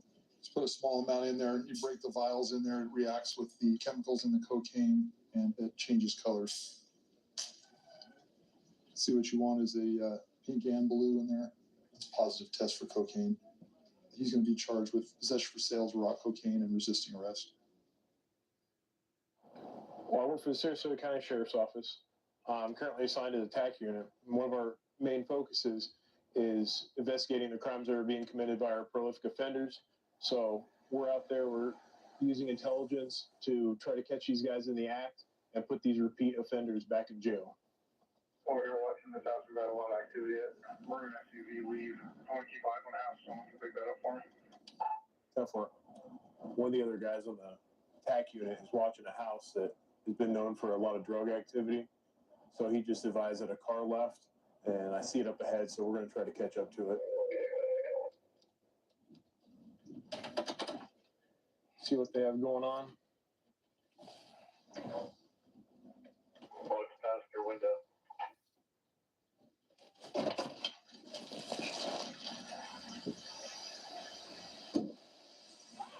What's going on? Can you roll this window down for me? No, don't go anywhere. Put the car in park. Hey, what are you doing? Don't reach around. I'm not doing anything. I'm not doing anything. Step out of the car. Step out of the car. Wait, stop. Wait, hold on. Stop. No. Stop reaching in between the seats. Stop reaching in between. Sir, stop. I didn't do anything. Sir, I didn't stop reaching in between the seats. Do anything. Stop. I didn't do anything. Give me your arm. You can have my arm. I didn't do anything. I didn't do anything, sir. I didn't do anything. Relax. I didn't do anything, bro. Relax. I didn't do anything. Stop. I don't know why we're getting pulled over, man. I didn't do anything. Relax. Corbin! What the hell is going on? Sarge, I walked up to the vehicle and he was reaching in between the seats right here. Right where that bag of it looks to be methamphetamine. There's also a meth pipe under the seat right here. Hey, why were you making all those movements when he told you not to several Someone times? rolled up to the car. Someone rolled up to the car. I had no idea who it is. You're not gonna find nothing else on me, dude. Relax. Listen, sir, I'm scared, man. Like, there's no reason to be scared. I want to know why we're getting police pulled officers over here. and everything. We didn't pull over. We just walked up and said, "Hey, what's going on?" And you made all those movements after he told you 3 to 4 times to stop. I don't know if you're going for a knife, a gun. I understand what you're doing. That's why, for my safety, and we don't let people reach around in the car like that. I understand. And lo and behold, there's meth on the seat. So guess what? You're going to get charged with it at this point. All right, based on your movements. It's not my dog. I promise you, that's my dog. That's not my problem. All So I get to go to jail tonight. That's not mine. I'm not. You should have What got do you need from me, man? What do you like? This is not my. cooperating. I'm cooperating. I wasn't trying to resist or nothing. As soon as you put me on the ground, You weren't trying to resist. How many times did he tell you to put your hands where and you I could did. see? And No, then you I didn't. opened You did the not. door as soon as he asked me. It's done. It's done. We're not arguing. Sir, Okay? please. We're not arguing. It's not my. We're not arguing. Okay, listen. He'll take you to the car. He'll talk to you, and you can discuss everything. All right, have a seat. Keep your feet out here for me. Kick off your shoes. Sir, You don't have anything else on you, right? It's not my dope, man. No one needs to go to jail. We got like kids. All right, listen. I help support those kids right now. Did Carmen give you the dope and say, "Hey, get rid of this"? Andrew, We know you were doing something. I was standing right there watching you. There's no denying that. did Carmen say, "Hey, take the dope and hide it"? The cops are coming. I don't. It's a simple question. Yes or no answer. She did? And why did you decide to hide it then? She never touched it, never was on my possession. She didn't know what to do. But you still had knowledge that she had the dope, right? It's not my dope. Okay, but you still had knowledge of it. And then why were you making so many movements? When she started seeing cops come up and everything like that, yeah, there was being, you know what I'm saying? Like, yeah. But never touched my hands. I said, I want to get the away from me. And it ended on my seat. And that's when you start walking up to the car with the flashlight and everything. All right, just put your feet in there. We'll be back to talk to you, okay? Am I going to jail? I told you you're going to go for the obstruction at the minimum. Put your feet in the car. Sir, can Carmen, come over here, please. Here's what we're trying to figure out. Why Andrew is saying that that's not his. Why would he say that? I have no idea. Maybe he doesn't want to get in trouble. I don't know. But it's not mine. You can search me. Well, he says that, he knew what was going on with it. He said you threw it when we rolled up. Wait a minute. And he was trying to get rid of it off the seat. I want to hear him say that. We'll bring you over there. Will you? We'll take you over there because that's exactly what he said. He That's said exactly that you what he threw it into his lap, and that's why he was making those movements. I don't think so. I swear to you, no.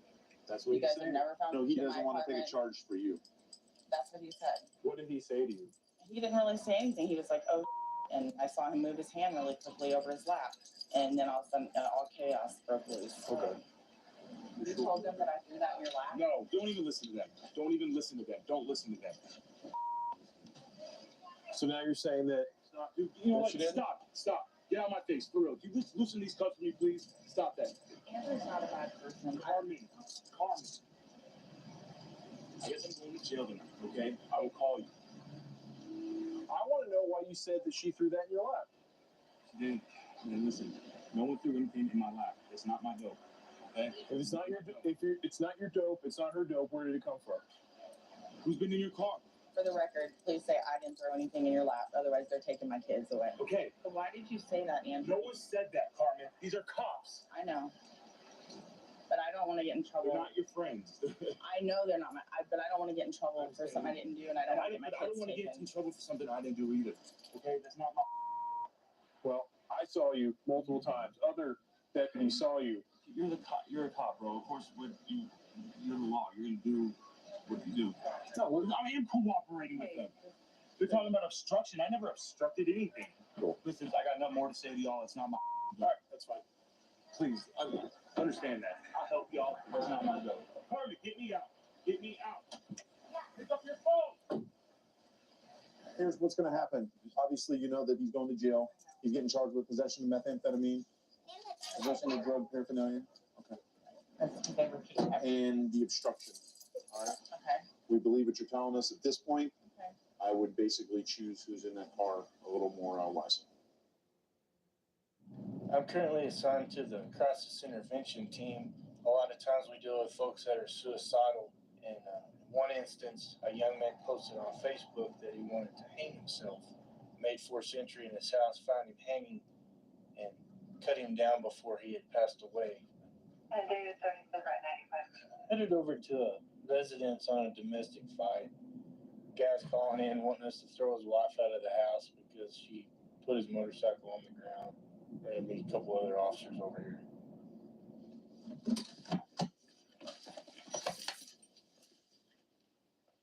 I ain't done nothing. Hope you're happy, honey. Relax. Spread your feet a little for me, George. Yeah. I hope you're happy, honey. You got any underwear on, George? Yeah, somewhere. Somewhere? Stand up. Relax. What's going on, man? The killer. She got the problem. You know why? Yeah. Yeah, I got $42,000 for my inheritance. She's thinking I'm supposed to owe it to her. I ain't giving it to her. Yeah. Okay. You're happy, honey. Yeah. Why'd she call the police on you? Ask her. I can't wait. You guys are gonna enjoy this one. Oh, And, what's in this bag? I hope Is that you're something? happy, honey. Okay. I ain't got no dope on me. All right. Let's walk out front, George. Yeah, see, this is what happens. I hope you women understand what's going on. Don't get me near her. I ain't done that to her. Relax, George. Relax. You searching real good, all right? I got it. Lost your drawers, buddy. Hey, hold it up. Hold it up. Guys, All right, man. Have a seat. Have a seat. I mean no harm. I can't handle this, so. Okay, have a seat, George. Yes, sir. We'll take glass. Yeah, like your foot. Man, it's all right. You good, George? Yeah, I'm good, buddy. Okay, man. Give us just a Hey, second. I appreciate y'all being patient with me. All right. Thank See you, that George. part right here? That pot sign? What? Yeah, see this pot sign? Uh-huh. Yeah, she taught me they ain't on drugs. Yeah, I spoke that. I told my probation officer. Do me a favor. Look to the right for me. I've been honest. I'm honest. Yeah. I swear. Well, we appreciate that, George. I'm getting out of the state of Texas. Okay, going to Colorado? Yes, sir. Okay. How did I know Yeah, that? hey, you can ask my How's the lucky psychiatrists, nurses, anybody talk to me. So what happened when y'all got here? All we knew was that they were having an argument, something about her pushing down his motorcycle. So when we got here, went in the backyard, he was laying down on his back. There was a small baggie of marijuana. I guess it had either fallen out of his hands that he dropped or out of his jacket. When we asked him about it, he admitted, he said, yeah, that's my weed. Let's go talk to her and try to get her side of the story and see what's kind of causing this. Real quick, also, he did have some large amount of cash in his pocket as well. Okay. So I need to find out what he does and how he. Okay, yeah. Hey, Miss Stepney. How do you think he got a hold of this cash? Because this is quite a bit of cash right here. We have a big savings account. Savings account. Yes, we have IRAs and we also have we have our nest egg. And because he's not working, he's dipping into it. I had no idea that he was taking this amount of money out though. But I do know that my account's zero balance right now. And I just got paid He's drained it all the way. Yes, he is. And you're working right now. Yes, sir. He's had a big drug habit. I mean, it doesn't take a rocket scientist to figure it out, but when you've been with somebody 32 years, you know. You know when they're different. Yes. Right. And it made me So angry. he's got a problem with other substances, just Oh, other hell than yeah. the marijuana. Okay, what does he do? Methamphetamine. He does meth. Do you think he's on meth today? Yes, I do. Do you know he's had some in your house? Have you seen it around? No, he hides. He hides He's it pretty well. really well. He's tried to lock me out of everything. So this is not really a mental health issue. This is him being Hell on no, dope. this is drugs. And you as a nurse, you know that. Yes. Yes. Well, Miss Stepney, he's gonna go to jail now. Okay. So for that part of it, I know you don't want him to go to jail. I but he is do. gonna be I out. do. I feel much better. Seriously. I told him I want a divorce. I can't deal with it anymore. Earlier there was something about a motorcycle when I pulled up. Yes, I was trying to move. I have my own motorcycle. We both ride. Okay. And his was heavy. And You I trying just to let move it? I didn't see it. Would you And I would you just show let it to it me? go. I didn't really see it. He went to Denton 2 years ago and he landed in a mental hospital for 2 weeks. So this is his bike. Yes. You want me to help you get it up? Real quick? No, not a problem. Taking You ride. it over on its side. Shame to let Harley sit on the side like I know it. Okay. Hey George. Yes, sir. So what's your version of what happened tonight? She wants me to pay.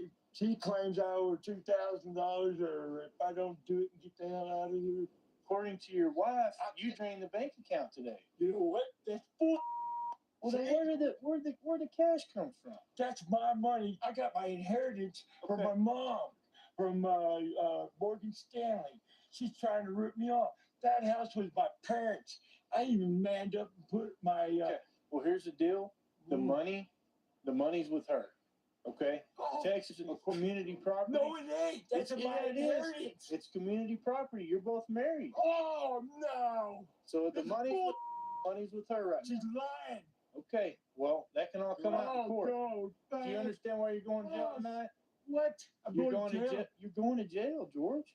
What did I do? You had a bag of weed.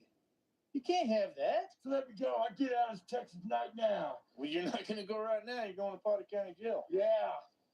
Okay? Oh, thanks. All right. He's not very happy about losing his money. She's obviously the one that works hard for the money. He's obviously a little confused on who's draining who right now. Yeah. You know. Yard. She thinks he was just in her house. So we're right around the corner, and we're going to assist other units that are already on scene. Right here.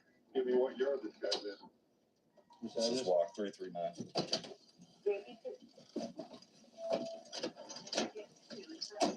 copy. It's 10-4-7-7-3 Boston. David, everyone copy?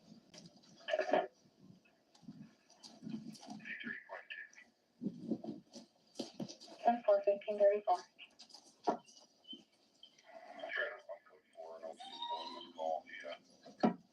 So,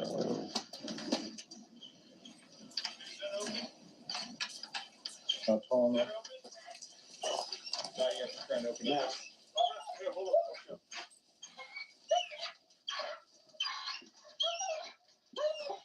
We're going to clear this yard. Doctor, please come out here. The dog fight you. Thunderbolt is the best Marvel movie since Avengers Endgame. Get tickets now. Paw licking, ear itching. Chewy has relief. Style and substance in the GMC Sierra.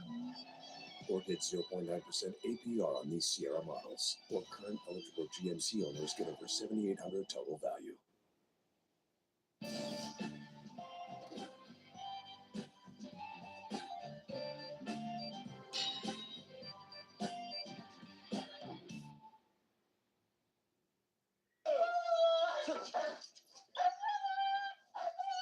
Boost! Here!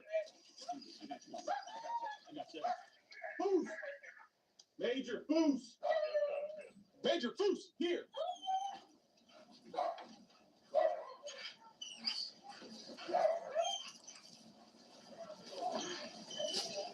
Yep.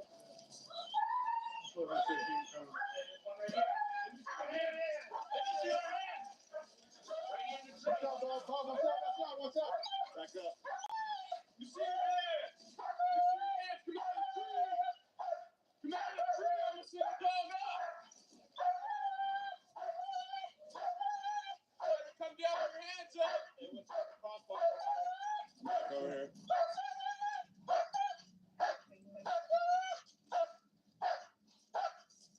Keep your hands up!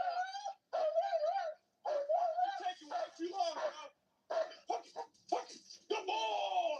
Good boy! Get out of the tree! Good boy! There's a screwdriver down there. Watch out, what's the knife? What's the knife? What's the knife? What's the knife? What's the knife? Waistband, waistband, waistband. Knife. He's got something under his waistband. Knife. Give me your hand. Give me your hand. Don't pull back.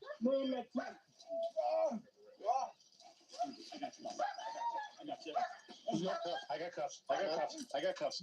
Watch yourself on this backside. I got it. I'm homeless. I need to search him. Hey, listen to me. You have any more knives or needles on you? No. No more knives or needles? No, sir. I'm homeless. Okay. Thank you, Ron. Right now, we're just making sure nobody's going to poke us, stick us, or cut us, okay? Okay, sir. So just answer the questions. We'll deal with where you live in just a second. Just hold still, man, okay? Keep your right leg still. The medics are on the way. Okay? Oh, yes, sir.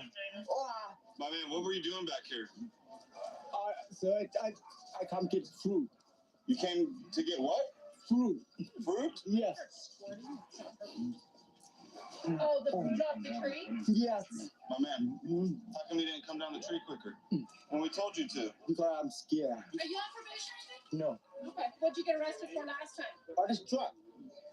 I'm smoke out drug. Do you do drugs? Yes. What kind of drugs? Cocaine before. Cocaine before? Yes. Not right now. No. So are you a gangster? No. Did you used to be a gangster? No. Long time ago? Yes. What were you a long time ago? Yes, long time ago. What were you a long time ago? Yeah. Were you ABC? No, I am. You know. Oh. All right, I see the screwdriver right there, but is that the knife that you saw that he had? Yeah.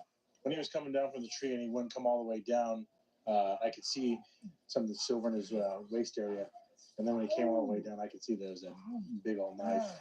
So then I just ripped it from his waistband and I threw it farther. I don't know who saw a screwdriver. Yeah, he had the screwdriver on the other side of on the left side, I think. Yeah, like I said, I ripped it from his waistband because that's what I could see. It was kind of just dangling around. And I just chucked it to get out of our way. Good eyes, man. All right, left. Hello, ma'am. Were you the one that saw everything? I was coming into the kitchen and I saw a man in the window with the orange screwdriver and I jumped back because he startled me, and then I called 911, and then he took off because I don't know if he saw me or he sensed somebody was here, and I ran to the back to see if I could see him. He was hiding, like somebody was looking for him. Was he by himself or did you see I just anybody saw else? one person. I had my gun ready. I'm glad you showed up. Okay. Because if he comes in, he was waiting for him to come in. I'm like, come on. You gotta protect yourself and your house. You know? Yeah. All right, man. Okay. Well, thank you very much. What was your first name? Marta. Marta. Hey, thank you. You have a good night. Okay? Thank you for showing up All so right. efficiently. Thank you. All right, ma'am. Okay. Have a good night. Good night. So what happened? Did you find him in the tree or did Bob? Bob came up, found him in the tree, and I came up behind him, kind of where the V is in the tree, and won't come down. He just stands there, and I'm yelling for him to give me his hands, come out of the tree. He won't come out of the tree, and I sent the dog and grabbed his leg and pulled him out of the tree. And at that point, we saw the knife and the screwdriver, and we took him into custody. Good job. All right, man. Just calm down a little bit. They'll be taking care of you here, okay?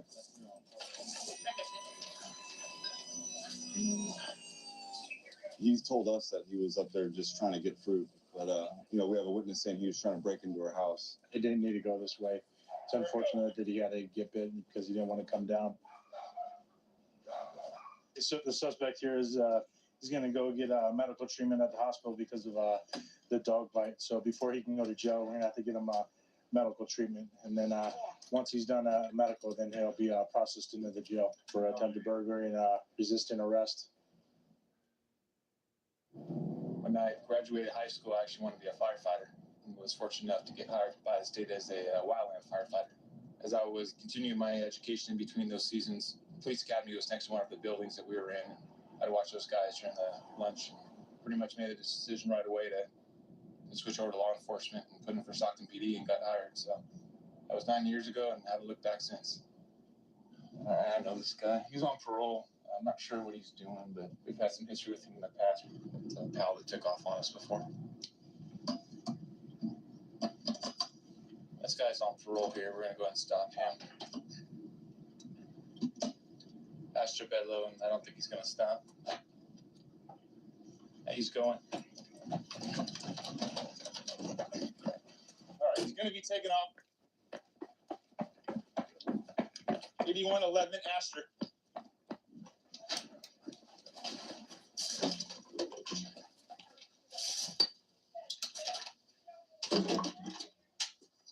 Cover the front. 8111. 8111 Astra.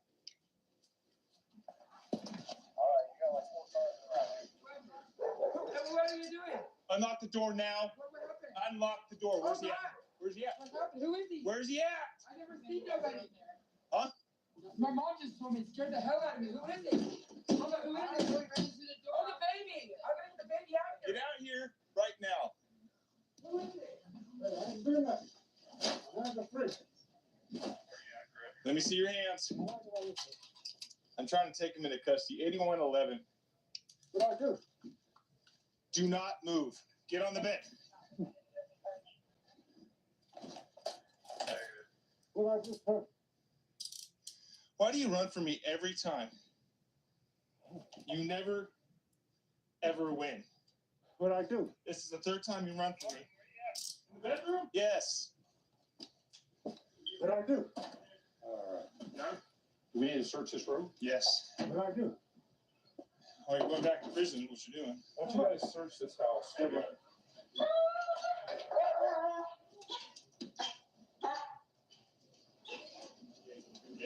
Will you give us a hand search in this house? Sure. Okay. He was on foot. He was on a bike. What I do, man? The bike's right here. He ran around through there and into the house. They don't know him, apparently. Why'd you run, man? Cause man, I got scared. Huh? I know what you guys are chasing me for. It's illegal to run from the police. It's a crime. You can't do it. You still want to buy parole?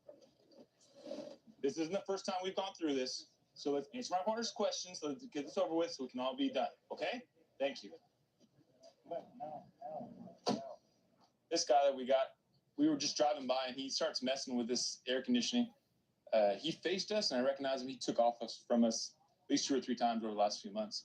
So he saw us, got on his bike, and just started riding over here. So I let the other units know who he was. And when I pulled out to grab him, he took off running. Hi. Can I come in and talk? Shaky, yeah. Okay. You doing okay? Through your house, you know, you don't know. What happened with that? What's the story behind this guy? What's going on? The guy that ran in here, do you know him? I was cleaning my room and I heard my mom say Open something that like, back door. "What the hell are you That doing? was Okay, Get out of here." okay. I go to the door and you guys are off the hook. I don't know. I mean, what's going on here? Or we were chasing him. He ran from us. Who is he? What's that? I don't know. You tell me. That's what we're trying to figure out. I've never to be seen honest. anybody. I have no idea. I didn't see nobody, but you guys ran through here crazy. I grabbed the baby and ran out so he'd be safe. I mean, I'm not gonna let him. I heard some loud talking in there. I don't know what you guys were doing. Do you know the guy that came in here? I That never came seen through him your site? before. He No? just ran in there, I guess, to get away from you guys. Yeah. Why did you chase him here? Because he ran into the house, and I know he doesn't live here. Okay, but why would you guys chase him? Is what I'm saying. Did he do Because something? he's on parole. He's wanted by parole. He's a parole at large. He Yeah, just he's went to been jail. arrested. He's been It's my arrested. neighbor around the corner. He just went to jail like not too long ago, and they let him out. And so that's why I'm saying he's on the run for what? So I tried to stop him, and he took off running. Oh, I can see now why. I, Right. I would too. I mean, if you guys acted kind of funny around me, I might run too because you guys scared the hell out of me. I ran the hell out of here. Yeah. but I didn't- I mean, okay, but all right. Well, so anyway, do you know him? if it's who I think it is, yeah. How do you know him? He's my neighbor and he's my good friend. He has a tattoo next to his eye. I have lots of friends that have tattoos next to Okay, does he their have long hair? And does he live across the street?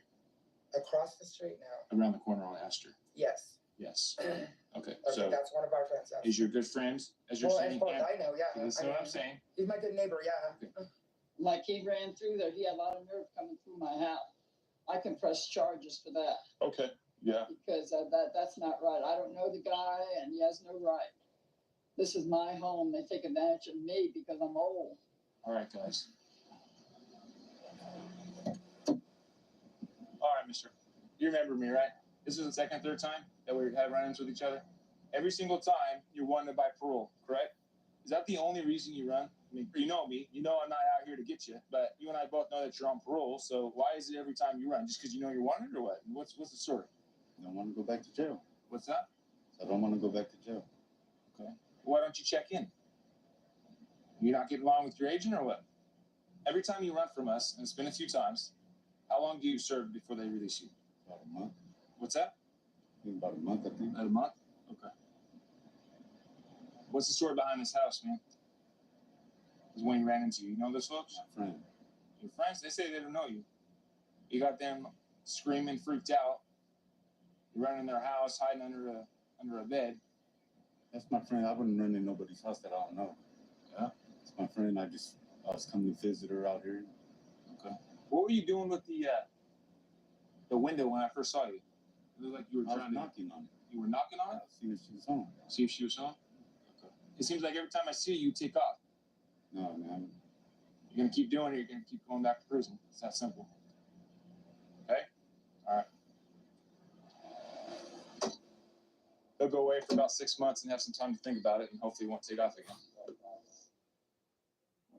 I was aspiring for a career in the NFL as a pro athlete. Had a few injuries, including a knee injury, and ended up getting into law enforcement. I'm assigned to the sheriff's office tactical unit. We're pretty much like a street crimes unit for the whole entire county.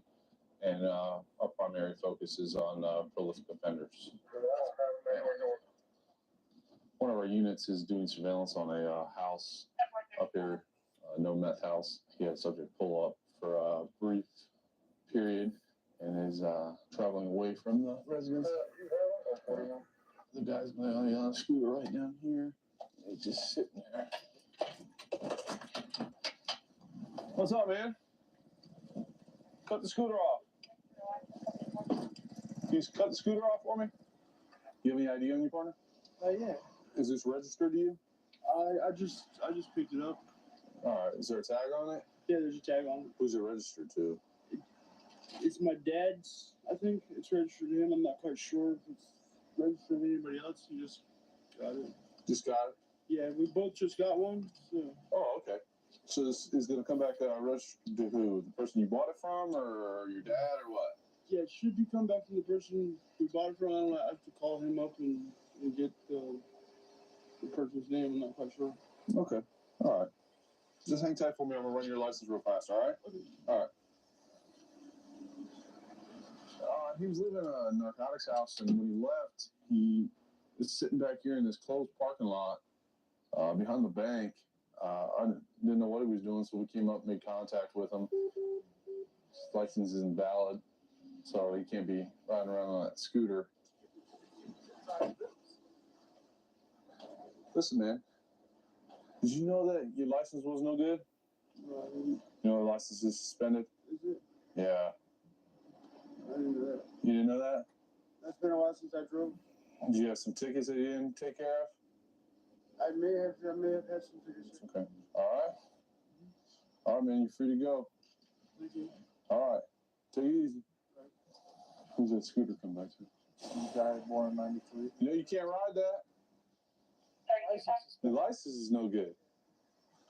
3209. Yeah, you can scoot it, you can do whatever. You just can't ride it. Nothing under power. All right. So we'll see how long he's gonna walk it for. See you later. It's a little slow on the south end of town. We're gonna go check this in and see what's going on.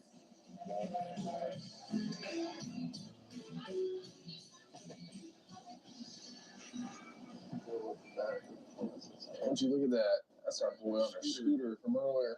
He's riding that thing again. I just gave him a break. And now he wants to ride it down Bay Vista. Yeah, this guy, we stopped him earlier, told him his license wasn't valid, and he decides that he wants to ride a scooter again. So we're going to see what his deal is, why he doesn't listen. What's the deal, man? Push it a little bit, turn around. Transmit back. I told you once, man. I'm sorry. I told you. I gave you the opportunity, man. My daughter's home. Yeah. You should have thought about that. You should have called somebody. You should have what? Stop turning around on me, all right? You know, I gave you the opportunity. I told you to walk it. I was walking all the way Until you saw that we weren't around you anymore, you decided to ride it. all the way until the weapon or Rockford. Yeah. I walked all the way to Rockford. Yeah. And what happened? You decided to. Yeah, I decided to not listen and jump on it like a dumbass. Yeah. Okay.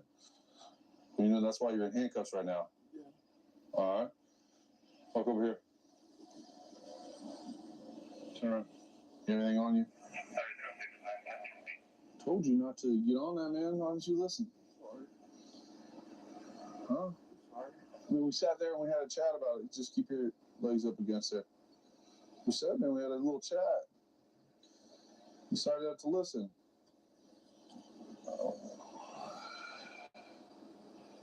What's up with this, man? This bag of crystal meth. That's what the dude gave me. She gave me some money on the bike. Listen, man, we stopped you over there and we said, hey, you know, don't ride this. You know, walk it, call somebody, do something like that. And then, hold on. And then we're driving down the road and we see you pass us. That's fine. What's up with that? This is just being dumb. And then, you know, when we search you, you got a bag of crystal meth in your pocket. Inside your wallet. That was in your back pocket. You use crystal meth? I tried it before. How long ago did you try it? Like, when I was there, I tried some a bit. But How many times have you tried it? 3 or 4 times. All right. You don't feel like you have a problem with it or anything like that? Okay. All right. Well, you know you're going to go to jail right now, okay?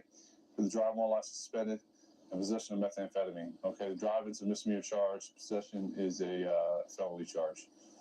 That's the thing. I can't have felony to get dropped. I don't think so. You should have thought about that before you went and picked up some meth, man. You knew that was in your pocket. Yeah, I know, and I was glad that you didn't find it at first, but Well, there's nothing we can do about it now, man. I can't ever work for that job again. What? So I can't ever work for that job again. Listen, man, those are decisions that you made. You made those decisions. You made the decision to go over there and buy that. You made the decision to get back on your scooter and drive it again. You got nobody to blame but yourself, man. And nobody blame but yourself. Hang up the phone. Okay, give me a second, man. Give me a second. Hang up the phone. Okay. You work here? Okay. Would you like an ambulance? Okay, we have one on the way. One's already on the way. Because he kept me in my stuff and he had my cousin on the floor right here for so long. I'm trying to get him off my cousin. Okay, why are we here? She was and he asked her about the money. She said throwing the money on him. And he gave us the hair. She was hitting everybody here. And I have the camera. I can check the tape and everything. So she's trying to buy something? Yes. And then Something, please. what do you for what? My eyes is So burning. who did the macing? You did the missing. You're the one that maced? Okay, I've explained to you already. I can't listen to 3 or 4 people at once. I need one person at a time. What's this? What is this? He got her ass. Stop. Okay, here's what we're doing. You two, come outside. Where's my phone? We'll find your phone. No one's gonna take your phone. Come on, outside. My mom out there. Oh. No, don't take that. Don't take that. Everybody outside. Everybody. You hurting me. Listen. You bang my head. Listen to me. And they won't do nothing. Is this helping anything you're I'll doing? call the I will call law. Is this helping anything? The sheriff. Stop. No. Just stop, okay? Okay, Barry. Okay. All right. So you guys have video, right? Can we look at it real quick? Yes, sure. Okay. Hey, my man. We got an ambulance coming. They're going to give you some stuff to clean your eyes out. That'll be a lot better than what the water is. So do you know what it was that started it? It was just... When? It's just like until when they came here to the front. Okay. And she threw the money like that on him. And he called me. And they're up there for a while. She stopped keeping waiting more than 4 minutes. You can't see the customer waiting after her. So now that's you behind the counter now, right? Yeah, I'm trying to keep her quiet, you know? This is probably going to all start off right about here, right? They tell her take your stuff and go leave the store. And say, look, She already has it out. Yeah, has it. There. He didn't say nothing. He didn't. Well, he just tried to keep it.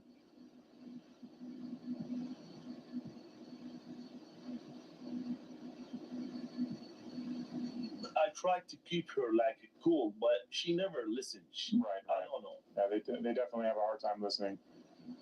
I'm telling him I'm gonna call the police. What is she doing? It was like she was trying to climb over the counter. Mm-hmm.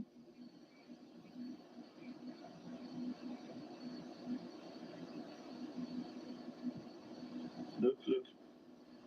Do you see?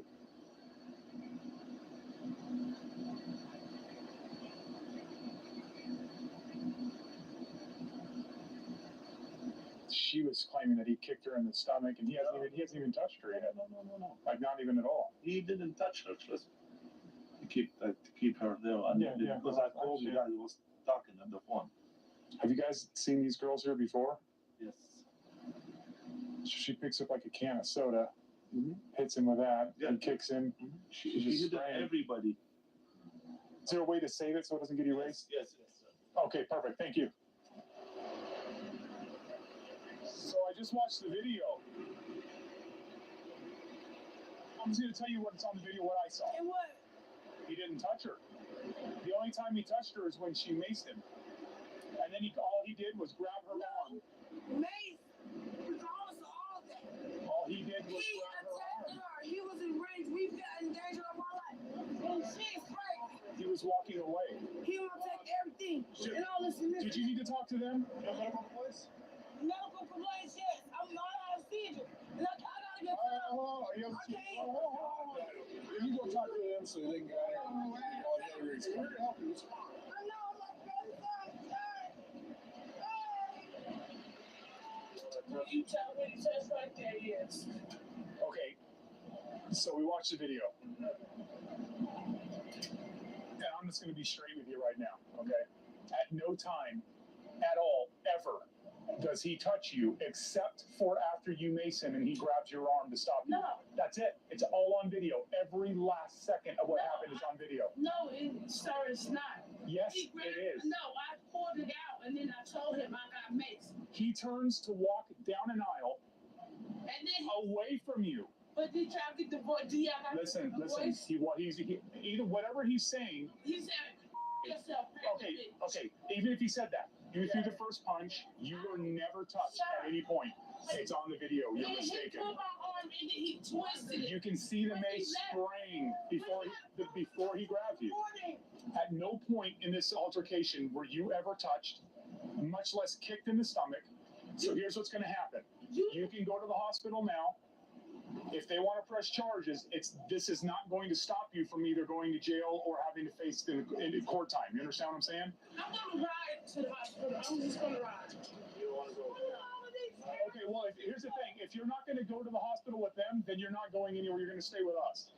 So are you going to go? Okay.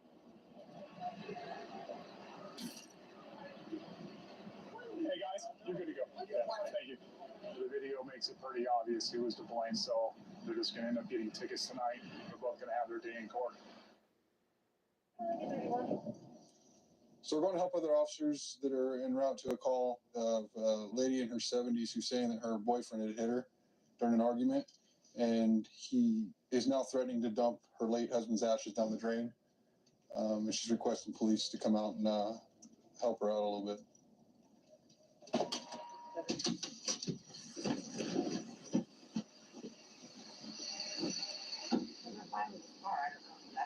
How long was that? About 8 minutes. Is he there right now? He should be. So all this happened because you couldn't find cigarettes? No. It wasn't about that. Okay, so why is he arguing with you? Because he doesn't want me to drink. You know, I mean, I'm not saying I'm. Are you drunk right now? No, not at all. Okay. Who's this guy in relation to you? Boyfriend. Is it For boyfriend? 7 years. 7 years? You guys got any kids in common? No. How long you lived together? About 7 years. So tonight you guys had an argument and he pulled your hair? And spit in my eyes. Spit in your my eyes? face. Did you do anything to him? I smacked him back. Yes, I did. Did you hit him first? No. Sure? No, I'm positive. Positive. Okay, so what happened during the argument? What did he threaten to do to you? He threatened to flush my husband's ashes down the toilet. Okay. And Is that all your husband's remains right there? it is. Yeah, I had the whole box, but I gave it to his mother. Okay. When I moved in with him. Okay. And this is what I have. So you took it with you and you left? Yeah. Okay. I didn't know what he did. We'll go over there and see if we make contact with him and see what he has to say. Okay. Oh, come on in, it's all right. She tried to kill herself. I wouldn't call 911. Don't let the animals out. I got some No, we're not letting no animals out. Okay, we'll close the door. Okay. Appreciate it. Oh, it's all right. All right. Oh, I don't want Okay. the cat. No, I just, we got just close the door. Come on in real quick. All right, I just wanted to say that she tried to kill herself. Come on, buddy. What am I getting arrested for? That's what I want to know. I'll explain it to you in a second. Okay, well, here, you know what? Get my medicine, please. Where's your I had medicine? a heart attack. I need that. It's heart attack medicine. All right. See that right there? Come on, early partner. Okay. You guys been drinking tonight? No, I haven't. I'll fix all that for you. I don't drink. You don't? She's got a nut doctor and a regular doctor. She got a history of trying to harm herself? Yes. What are you guys arguing about tonight? She tried to kill herself. When she came back drinking and tried to kill Come herself. on back, come over here. I didn't do Hold on, for 1 second. Hold on. All right, they have one of those little white pills, my heart's. We're going to the police department. We can give it to you there, okay? Let me have it now. I can't give it to you. Just sit down. God. Do you need an ambulance? No, I need No, I to can't administer a pill to you. put it under my tongue. No, I'm not putting medication under your tongue. Do you undo these things? No, have a seat. You're under arrest Under arrest, so what did I do? for domestic violence. Oh my God. She wanted to go drinking. Now she has to go Monday. I'm supposed to go with her. Okay. Down here to the nut doctor and a regular doctor The nut doctor. on California Street. Okay. See, and she wanted to get in that car, and she got no license, no insurance. All right. She wanted to get in that car and take off. That's the 5-star. Did you guys get physical all night? Did you hit her? She hit you? No, she hit me and knocked my glasses down the hall. Did you pull her hair or anything? I got her out of the way. She was beating on me. Okay. I didn't hit her. And then I went in the bathroom and she had my scissors, one of my pair of scissors, stuck in her arm, her left arm. She was trying to do herself again. So what happened with her ex-husband or her late husband's ashes? No, she took them. Did you make any threats to flush them or anything? No, I'm not going to. Man, come on. All right. I got more respect than I told her. You know what she got mad about? I said, look, your husband died because he was drunk. He was on his motorcycle. He ran into the back of a car in Alpine and Sanguinetti about 6 years ago. And now you're embracing him. Now you're just drinking like hell all the time. So you're both going to have your statement and the district attorney will figure it out, okay? Okay. So she did have scratches on her left arm? She had like a little puncture. It looked like she was gouging at it or something? Or cutting at it? Bloody. It was like a little red. So. She wants to go to mental health?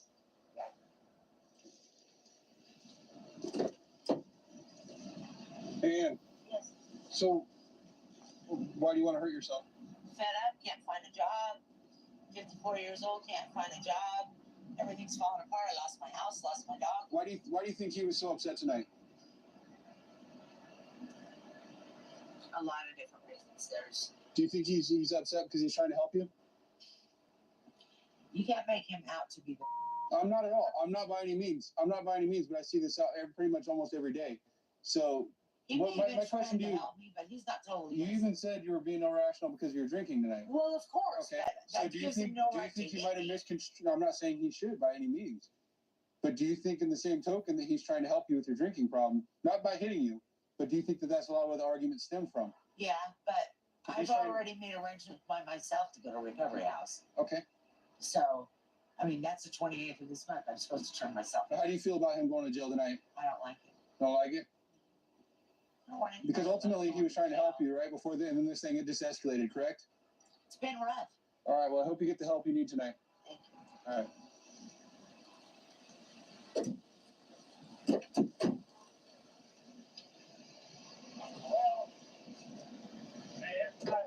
What's up, Michael? It's not helping me. I'm gonna have to get an ambulance. This thing ain't helping me. I took 2 of them. And they tell me I'll take 2 and if they help, call 911. I got another medicine up there. I can't take no more of the rifles right now. Okay, you know if you go in an ambulance, you're still going to end up going to jail, correct? You know if you go in an ambulance, you're still going to end up going to jail afterwards, correct? Yeah, let me get out. Okay, we're going to get you in the ambulance. So he's going to the hospital and she's going to mental health. I'm on the Emerald Police Department Honor Guard. Every year we have an event where we remember our fallen brothers and sisters, where we have a hanging of the wreath, we play bagpipes, and have a 21-gun salute. It's pretty touching, and it kind of hits home sometimes, knowing that at any point while I'm serving the community of Amarillo that I could pay the ultimate price and give up my life. Suspect dropped the knife. He's currently westbound on 7th. We're heading to a disorderly call where one of the suspects is possibly armed with a knife. And we just got an update stating that now there are 2 subjects fighting. We're over here looking for a white male who has no shirt on and is just wearing blue jeans. 6-6 Adam, I'll be out with the suspect at 6th and Georgia. Stop right there, don't move. Stop. Let me see your hands. Hey, what are you doing? Who are you? Represent yourself. APD, come here. Come here and talk with me. What's going on tonight? All right, man. Come here. Let's get from the R&R right there. What's going on? Coming from the R&R, step over here out of the street. Yes, sir. Come on, out of the street so you don't get hit. 6-6 Adam, if you can, get those units a little bit quicker, please. I know how long. Come up on this off the street. Come on. Off the street. Off the street. And get down on your knees. On your knees. What? Get down on your knees. Turn around and get down on your knees. For what? Were you fighting with somebody with a knife? No. You are? Get down on your knees. Turn around. Face away.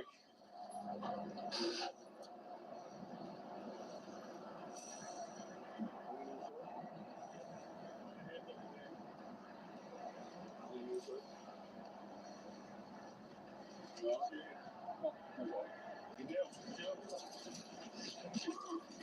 God, why y'all doing this? You ain't listening to commands, obviously. Y'all are stupid, man. This is not right. Do what's right, that's all. Goodness gracious. I don't have no knife on me. I ain't done nothing wrong, right? All right, roll up on your butt. Yes, sir. All right, you ready to stand up? Oh, yeah. Okay, ready. Yeah. I'm going to go right here to the back of this car. Oh. What is wrong? You're being detained right now. Okay. Just keep facing the car. No, but you gotta be rough. You gotta go. Just keep facing the car. You gotta go to wanna be rough. Stay back.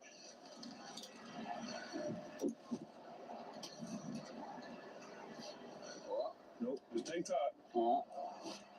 I ain't stabbed nobody, ain't done nothing like that. I don't know where y'all come with that stuff, but, I'm friendly towards y'all. You weren't friendly, were you?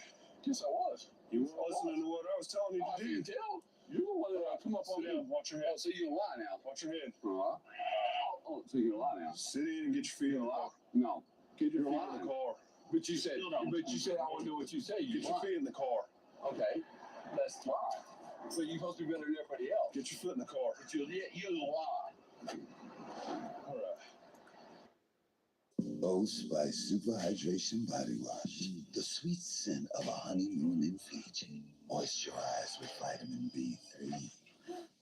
You better not be using all the Old Spice. Can you get my bag? Death is coming for us because we were never supposed to exist. Final destination. Bloodlines, May 16th.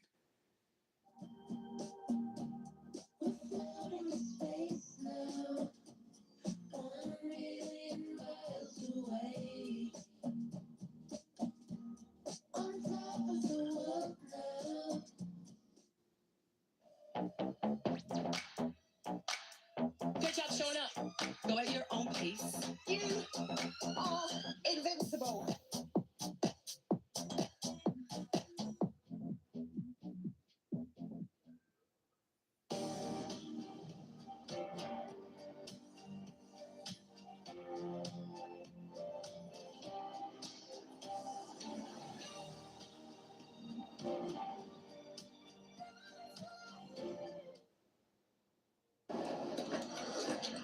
So what happened? What's going on? Okay. 12 o'clock. I went over to my neighbor's house. They've been sitting outside drinking. That was fine. They started yelling really loud, and so I kindly went over there to ask them, can you please just keep it down? We got children inside asleep. Just trying to be nice and do a neighborly thing. Right. Well, he had a friend sitting there. He's very loudmouthed, kept calling and telling us to go suck and this and that. And so he kept sitting there talking smack. Well, my brother had heard him talking smack, and so he walked over there and said, please don't talk to my sister this way. We're all being nice about this. I'm trying to cause no problems or nothing. I've been here for a year. He took and tried to swing at my brother, so I popped him up like this, block him from getting closer to him because I was in between. And he got mad. He hit me right here and then right here. And then he proceeded to come after us. We ran from him. He went inside, grabbed the knife, came out and started swinging at us with it. And so you know this guy? I've seen him around here a couple of times. Can you describe any of his tattoos or anything like that? He's got very dark. He's got one word right here. It's a big tattoo. And he's got his sleeves and then Okay. So where did he throw the knife at? It's over there stuck somewhere. They know where it's somewhere. They threw it over somewhere. There? Yes. We need to get a photo and collect that. Yeah. just ripped the electrical. You keep kicking the window. And you lie in the car. We feed it. Hey, Ty, why don't you tell me what was going on over I here? told you what was going on. I told him, all of a sudden y'all want to investigate You that. didn't tell me It's anything. like, you know what I'm saying? I gotta have restraints and handcuffs and. Well, yeah, you and tried all to this kick out stuff. the window. No, that's what you say. Okay, if I kicked the window, I ain't broke out. Because you didn't get that far. Oh, yeah. Well, Okay. Well, anyway. I'm a strong guy, dude. I'm a strong guy. I could break any one of these mother windows out you ass. Okay. With one lick. With one lick. Mm-hmm. Yeah. Okay. Got a light. At this time of night, it's dangerous, so we're gonna stop and talk to him, let him know that he's in violation. Stop, man! Stop right there. Hey, we got one running from us. Hey, stop! We're on Acapulco. Stop right there, man! You're not gonna get away, bro.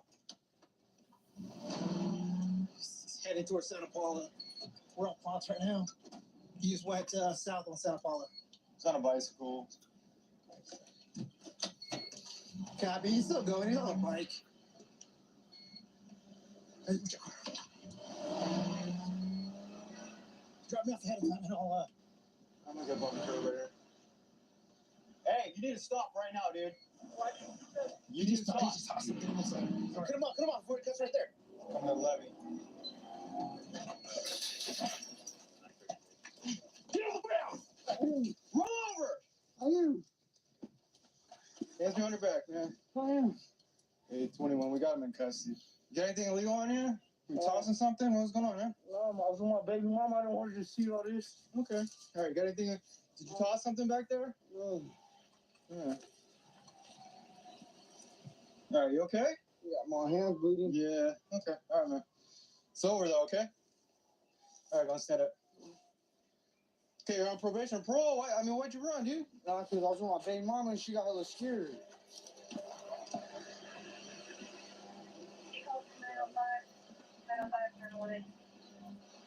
Okay, stop right there. Okay. Transfer to people? That's my baby, bro. That's my baby mama, bro. She got him. Okay. How my kid, bro. Did you throw anything back over there? Nah. Why'd you keep reaching in your pocket where you're right next to it? No, I was trying to pull up, man. I got too short, man. That's why. Okay, you have any pocket dope or anything like that? No, no, sir.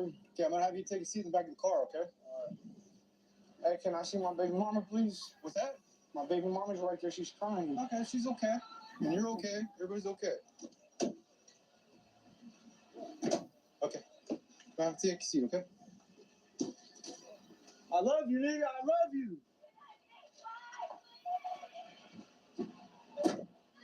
What's that? Whose girlfriend? Yeah. Okay. All right. So you calm down, okay?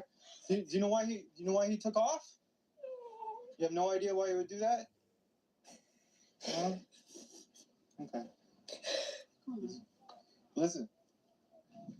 I know you want to say, goodbye to him or whatever. I mean, but you need to calm down, okay? You guys stop it. Because he's riding in the street with no bike lights. Someone's gonna hit him, and then he just took off. You have no idea why he would have took off at all? Okay. Has he got warrants or something? No? You don't know, or maybe? No, I don't know. Okay. Well, I'll let you talk to him, okay? But you gotta calm down and stay over here. Before we leave, I'll let you say goodbye, okay? Oh, basically, we tried to stop this guy up on Ponce de Leon up there. He had no light. He was doing circles in the middle of the street. So as soon as we spotlighted him, he took off. I told him multiple times to stop. He thought he was going to take off down the levee and get away from us. So I jumped up on the curb and tried to block him. He still tried to fit in between the car and the fence there. You did a very good job, didn't you? Yeah, I know. Then he took off running down there, and Julio caught him. We didn't see him dump anything. We had my other partners check the whole area. They couldn't find anything. So No gun dump or anything? not that we could see. So Okay. I don't know what he was Just a doing. runner. So he's a runner. He's got a no bail warrant for his arrest. Okay. So what's going on, man? I mean, you knew we were the police, right? Did you know we were the police? Yeah. So why didn't you stop when we told you to stop? Because I've been chilling with my baby mama. We were already kind of arguing a little bit, so she was upset. So I'm not trying to make her, get more upset, more worried about something. Was she walking with you? Yeah, because she gets scared. She gets scared. She's scared of cops. We were just gonna stand up and talk to you. Did you have anything illegal on you? No. You didn't? No. The last, you know, this is an elementary school, right? Yeah. The last thing we want is for some kid No. to find a gun that you threw over the fence or something like that. No. You know what I mean? So you didn't throw anything like that? No. No? No. You didn't throw any drugs? No. You didn't want any kids to find anything? No, I didn't have nothing in my You pocket. didn't have nothing in your pockets? No. Then why'd you keep reaching in your pockets? I'm trying to put my shorts up. Trying to put your shorts up? My shorts are falling down. You know what we think when somebody starts reaching in their pockets, right? Yeah, you think something negative. Think something negative, right? So you had no idea you had a warrant?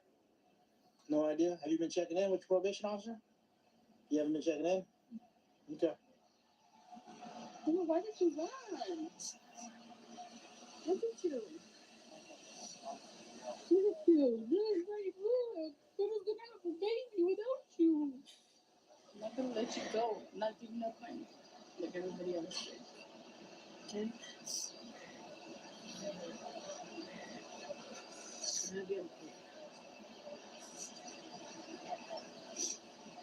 You're gonna go to jail now, okay? You got a no bail warrant. And it's resisting arrest. You didn't stop. All right. He was doing so good. That's what irritates me. Yeah, He was I don't mean doing to really preach to good. you. You know, you're doing what you need to do to try to help him, but you know, he's gonna get himself in trouble. Hopefully, the baby on the way. Hopefully, he wakes up before it's too late. That's the only reason why probably he ran was because he wanted to see the baby born. That's basically what it is. All right, but not running probably would have.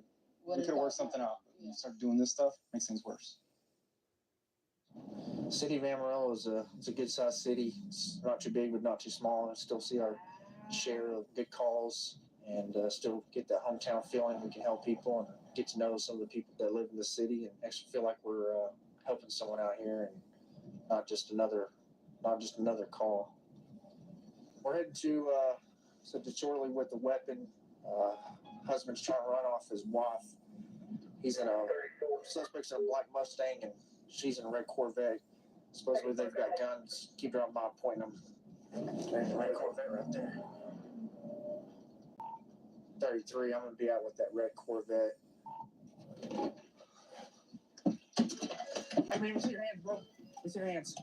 Jump out there. They already leave? Yeah, it's a black bus and he drove off that way. Which way?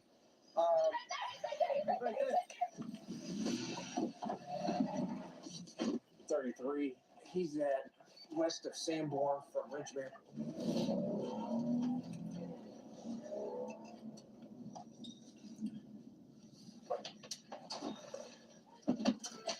Hands up!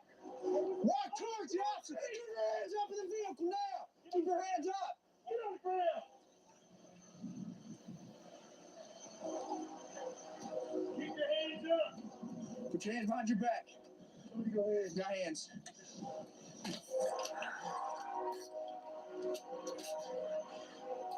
Keep your hands up! Sit up. Get up.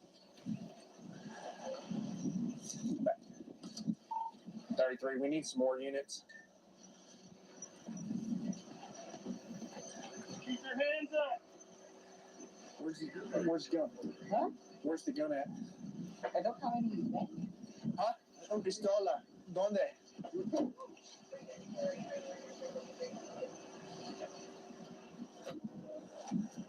Back. Forward.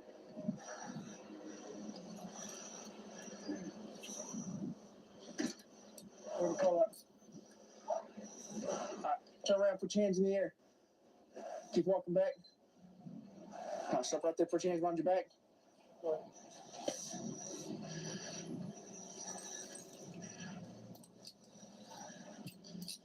33, we have 3 in custody.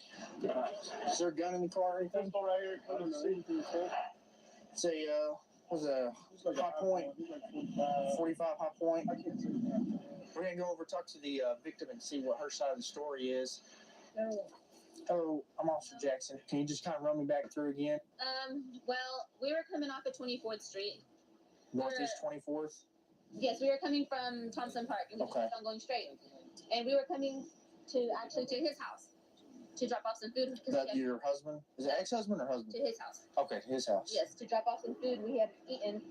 And on 24th, when I was turning, I was like, oh my gosh. So then I stepped on it and he looked back. He's like, why are you stepping on it? This car is on my ass. It's on my ass. Did you know it was him? Yes, at the I time? knew it was him from far away. So then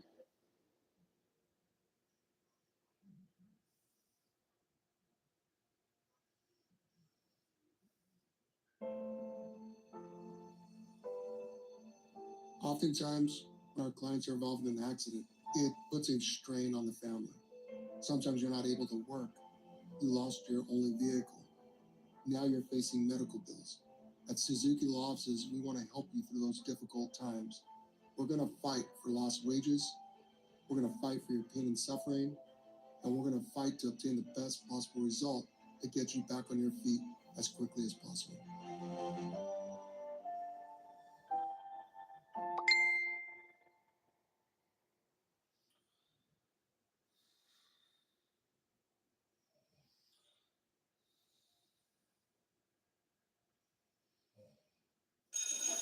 Fun fact. The person with McDonald's is always the most popular kid in school.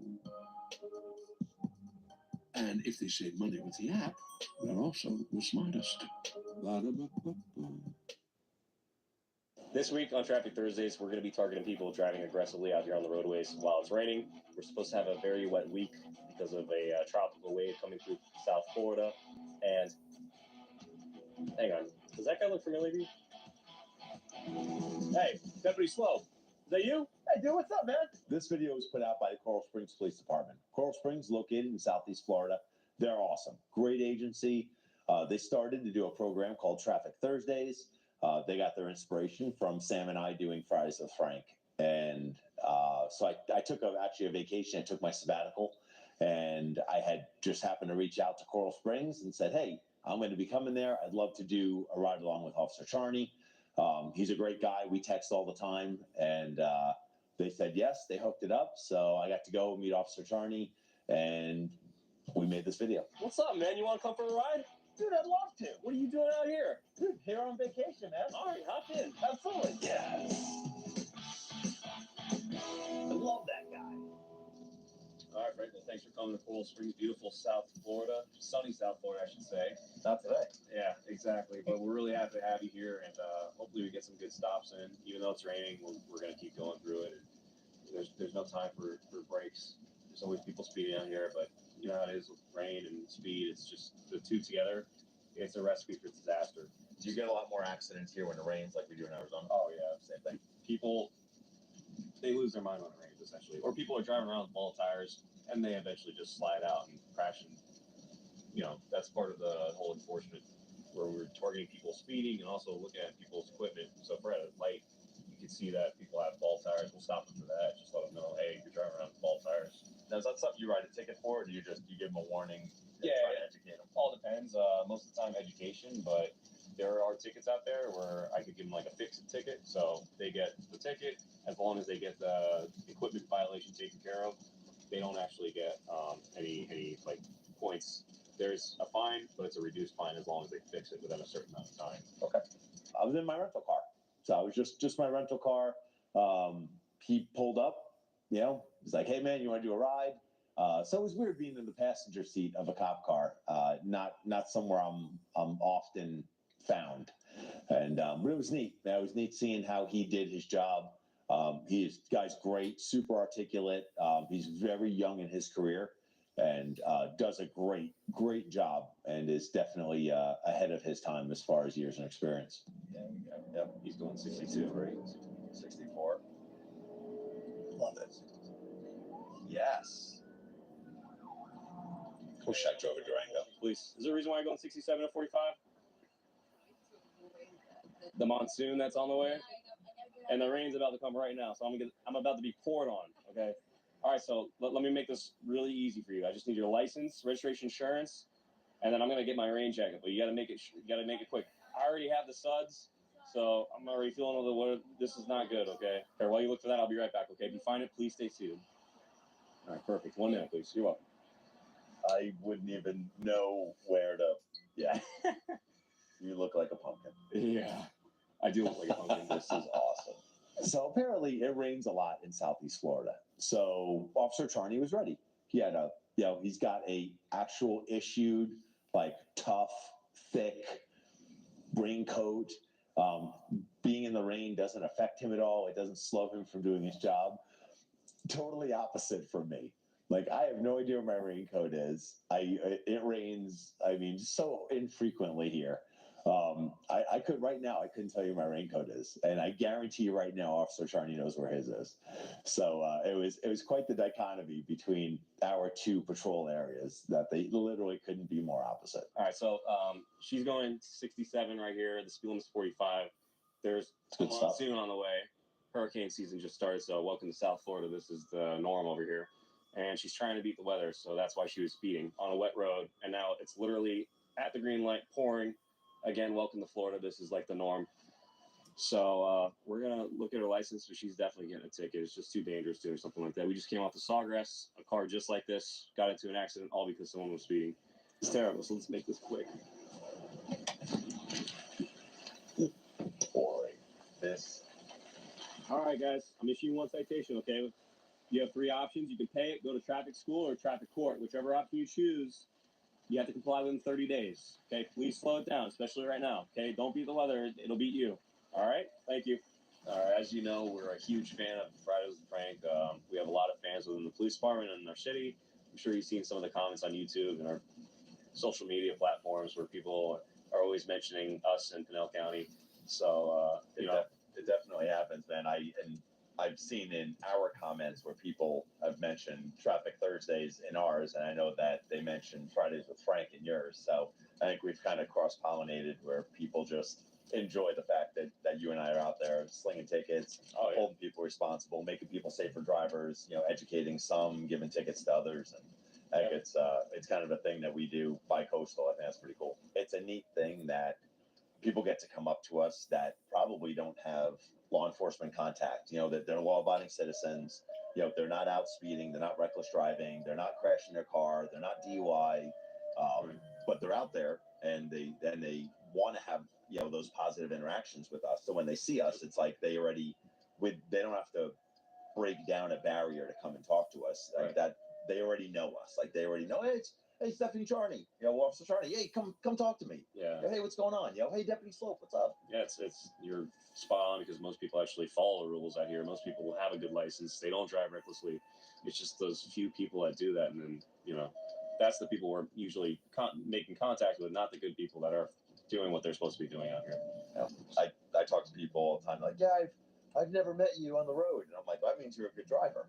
Like, yeah, I am, and I'm like, that's why, because when you're doing 45 and a 45, and you turn into your appropriate lane, and your car isn't a mess of equipment violations, we're not going to stop you. We're looking for people that are really knowingly violating the law and consciously making that decision to drive in a manner that endangers everyone else. And those are the people we want to talk to, but our biggest fans are really the silent people that we don't get to talk to on the silent majority. Correct. Yep. Single 31 1050 Riverside Shuttle, and they're moving lanes within the intersection.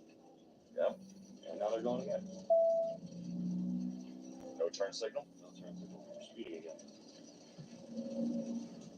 Pull the tag. The rest is obstructed standby one. And back in the rain. It's a wet Mazda, untimed stop. Whoa! Jeez, buddy. That's what you don't do when you get stopped. Slam your brakes in the rain. As far as you can in the rain. Officer Charney lights his car up, and they just lock up their brakes in the rain. Obviously not the most smart thing to do. It happens in Arizona all the time, but it's really dry here. So when they lock up their brakes, I get to lock up my brakes, and the vast majority of the time there's no collision. You do that in the rain, there's a whole different set of circumstances can happen after that. So it was a little bit hairy when we saw that happen.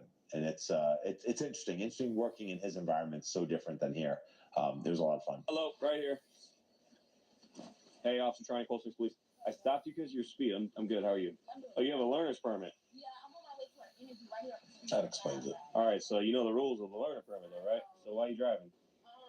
I'll ask my mom, but she can't drive at the moment. She just told me to go up to my interview real quick and return. Yeah, she can't do that either. Do you have the registration insurance? I stopped you because you're going 55 and not 35. All right. It's also is that a gun? That's my mom. All right. Well, stop going through the the glove box then. Home Chef makes dinner so much easier for your family. With simple 4-serving meals and flavors everyone will love. You can get affordable, family-sized recipes delivered right to your door. Get 18 free meals when you visit homechef.com. Benadryl Allergy Liquid for powerful allergy relief in a wild cherry flavor. Bring it.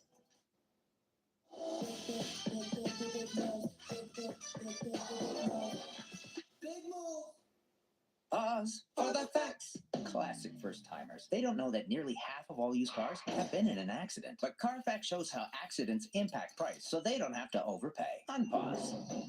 Oh, wonderful accidents. Shop the all-new Carfax.com. Live on DAZN Worldwide, Saturday, May 3rd, 7 p.m. Eastern. Canelo versus Skull for the undisputed crown. Get Canelo versus Skull live exclusively on DAZN. Buy now at DAZN.com. Good. So dumb. How old are you? Okay. Arizona and Florida are obviously pretty similar in that we have guns that are legal, unlike like California where you can't, or New York where you can't. So that Officer Charney walks up, girl opens up the glove box, there's a handgun in there. Officer Charney didn't freak out. People have done that with me. I don't freak out because we're used to dealing with guns. We're used to seeing them. It's totally legal. There was no violation. Officer Charney didn't even deal with it except to just remove it from the immediate area where the driver was so he can conduct the rest of his traffic stop, and then release the girl with the gun, and away they went. So I appreciated that, and it just showed his level of maturity on the job, where just because you see a gun doesn't mean that you have to overtly overreact and draw your gun and be pointing at people or start yelling and screaming at people. So his reaction was awesome. And I appreciate it because it's also how we like to do things here. Do you have, can your mom send you a picture of the insurance? You said it's your mom's gun? And you didn't know that was in there? No. Okay. Let me put my handy dandy raincoat on while you work on that. Is your license still current? Yes. Okay. Why? So you're going to a job interview right now, and that's why are you running late? Okay, well, you can't be speeding like that, especially when it's raining. Also, when I stopped you, when I got behind you, you slammed your brakes so hard that my car started to skid a little bit. So you got to ease off. If you're getting pulled over by the police, you don't have to slam your brakes. You can just reasonably press your brakes and safely pull over off the side of the road, okay? All right? Can your mom come get the car? Because if not, you can't be driving this car right now. If you have a learner's permit, you're doing it all wrong right now. Do you mind if I grab your gun out and if I can just put it in the back right now? And then when I'll do it. Is that okay? Don't grab the gun in front of the cop. That's all right. I did not know that. That's okay. I believe you.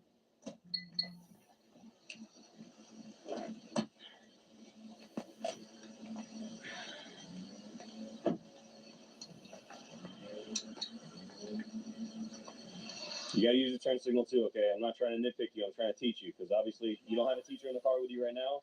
So, yes. Okay. So let me be your driving instructor for today. Yeah. You can't change lanes within the intersection, okay? Which you did. So Officer Charney makes a traffic stop, and one of the violations is changing lanes within an intersection. So Arizona law doesn't have, that I know of, a specific statute for changing lanes within an intersection. They consider it like any other portion of the roadway, where if you cause a collision within the intersection by changing lanes, it's simply an unsafe lane change. So it falls under that substatute.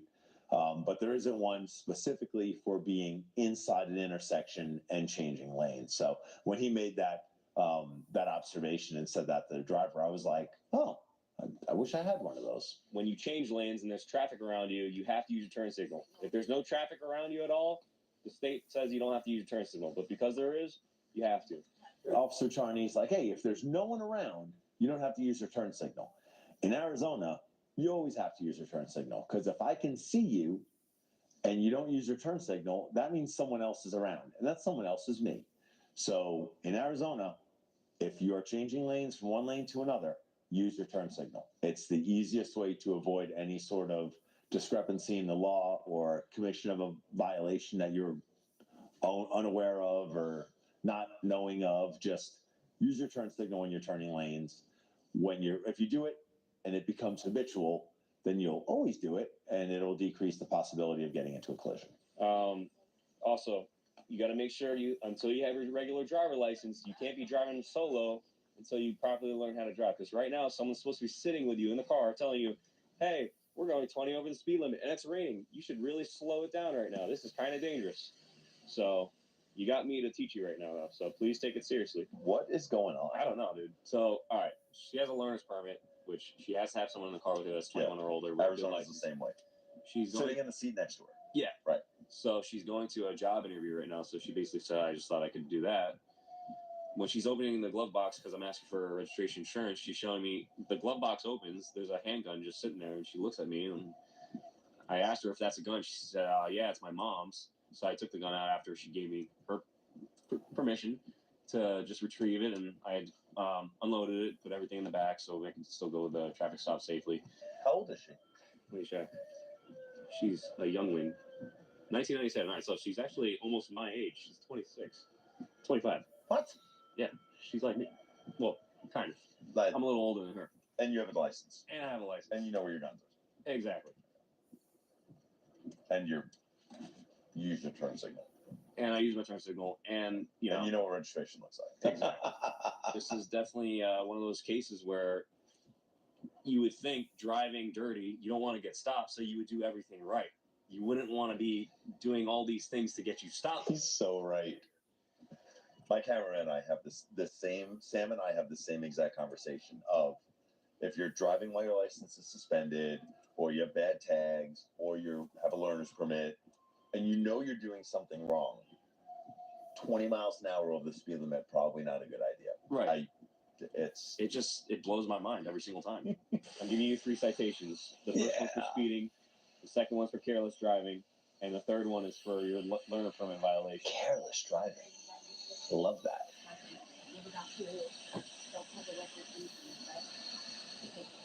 Well, you're acting like I'm the reason why this happened, which I guess is kind of true, but you did this to yourself. Right? All right. So I haven't been disrespectful to you the entire time. Please don't be disrespectful to me. You have 3 options on how to handle that. You can pay it. You can go to traffic school, which is fully online, or traffic court. Whichever option you choose, you have to comply within 30 days or Florida will suspend your learner permit. Okay. How far out is your friend? Okay. So I'll follow you to the parking lot to BJ's Wholesale, and that's it. Next time, if you do get caught driving again with a learner permit, it's going to be a tow next time. Okay. Me giving you this phone and letting you drive the car off into the parking lot, that's just because I'm being a nice guy right now. Okay? Frank, I noticed you're on the SWAT team with your agency, right? Yeah. Cool. Yep. And I noticed that you're wearing SWAT wings. So we're two traffic guys that are both SWAT operators. Which is very rare. Officer Charney wears the same SWAT wings that I do. It's pretty much universal. There's some agencies will have a little different variation, but the majority of the time it's the same symbol. It's an eagle, typically with like an AR-15 and a sword, and they're your SWAT wings. Motors have motor wings. Aviation guys have aviation wings. They're not Navy SEAL. I'm not a Navy SEAL. This isn't a trident that I wear. I know some people have seen, I see your trident, and I see your Navy SEAL. I was not a Navy SEAL. I have never been a Navy SEAL. I have never said ever in the world I'm a Navy SEAL. Those guys are pretty badass at a level that far exceeds where I am. So I would never want to take that from them and tarnish it with me. But I do wear SWAT wings, and I've been an operator since 2010, so I've got some years on the team. Officer Charney, although young in his career, is also on his team. We talked a lot about it. Interesting, different tactics and different guns and stuff like that. So it's fun to meet someone that does almost the same exact job as me, both sides of my job, and just meet them on the East Coast. Apparently, from what I've been told, I don't know if your guys tell you the same thing, but it's Same not thing. the usual. Yeah, we're like 1% of traffic cops and SWAT cops that are the same thing. It doesn't happen very often, but it's great because With Galvani Ricotta, you got a breakfast, you got a dinner, you got a dessert, you got a taste of Dolce Vita. You got a ricotta with Galvani, Italy's #1 cheese brand.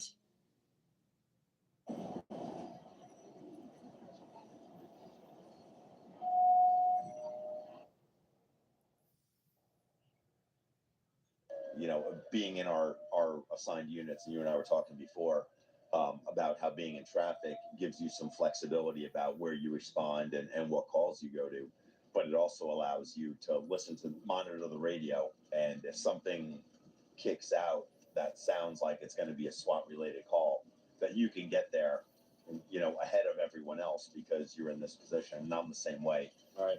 I'm always listening for something that could be SWAT related. And it just, you know, it lets me get there. If it doesn't turn into a SWAT thing, obviously we have a little bit different set of training, and we can help the patrol guys out. And if it does turn into a SWAT thing, at least we're there.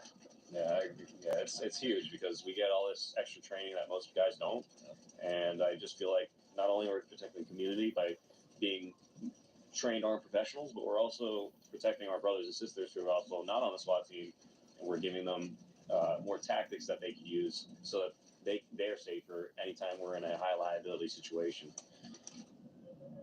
The ambulance behind them. Whoa!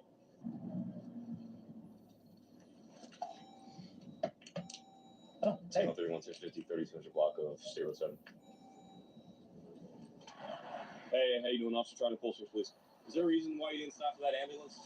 It was right behind you with their lights on. You didn't pull over.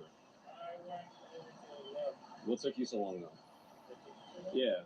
You're supposed to yield and pull to the right. Whenever you see an emergency vehicle behind, it took you quite some time. So. Would you drop, like, snacks or something? Dropping those snackies. Okay.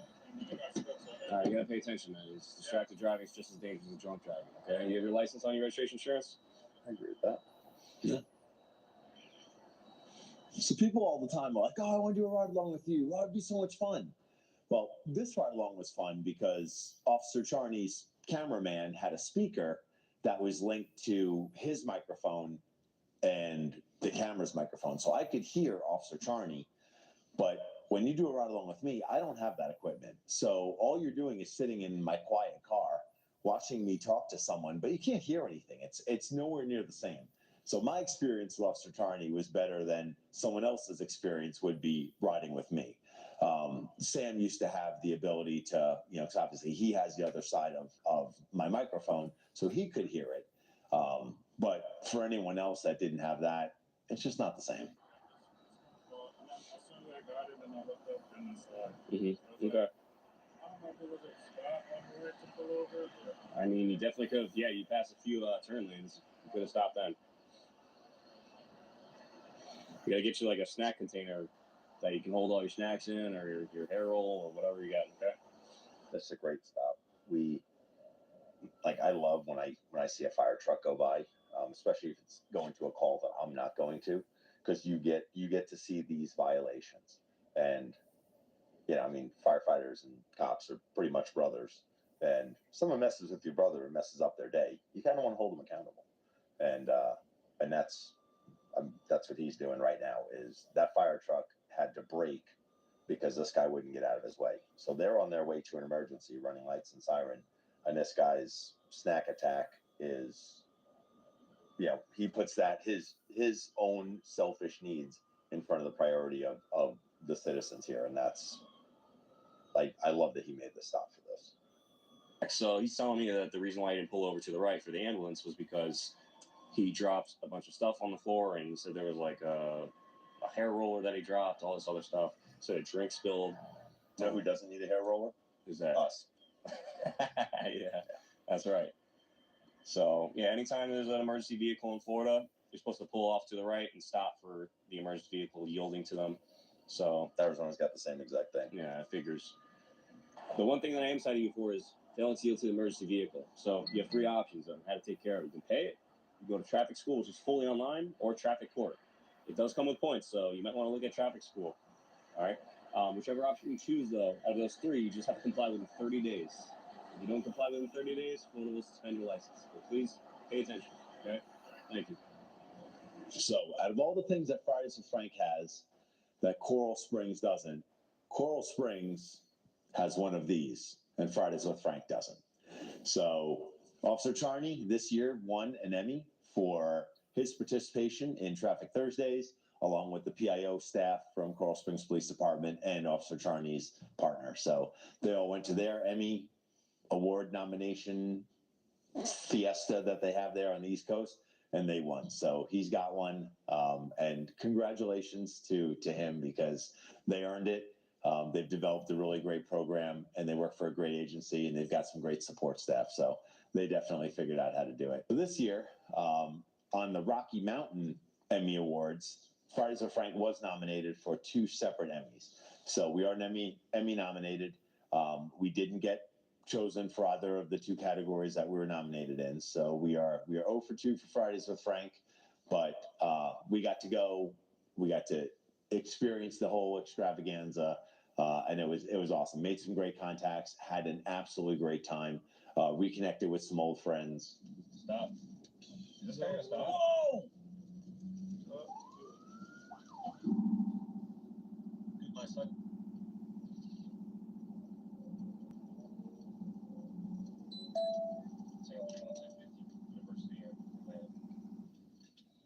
Dude, good eye.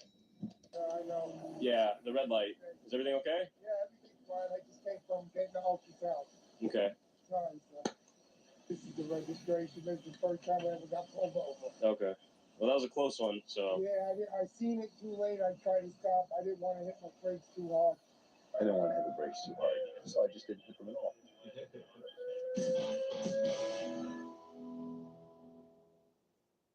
Now streaming, the $6 Popeyes Big Box. Love that chicken from Popeyes.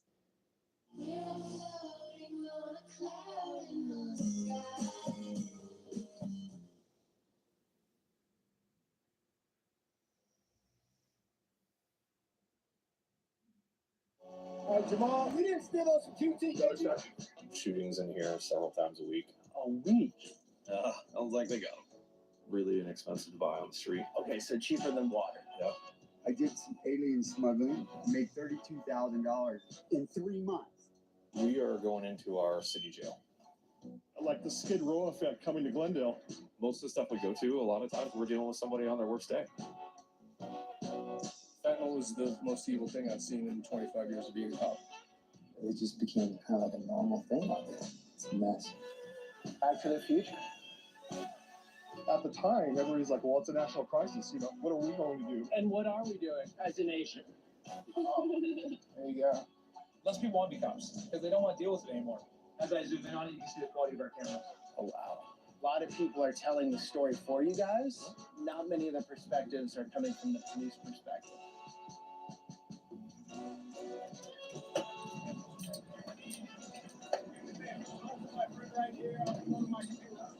What's up, bud? How you doing, man? What's happening? He pulled out 2 of the 32s on it. He was washing the... Oh, okay. Watching the windows in this thing right here. All right, guys, so we're just on our way Okay. to start this You're good. video. I appreciate you. Got called What's your in. first name? We're here with this officer Jamal. today. Jamal, I'm Jared. Officer Ellis, and in with the Glendale Police Department, which is very difficult these days to get in with a police force. Are you on probation or parole or anything? You on probation? Okay.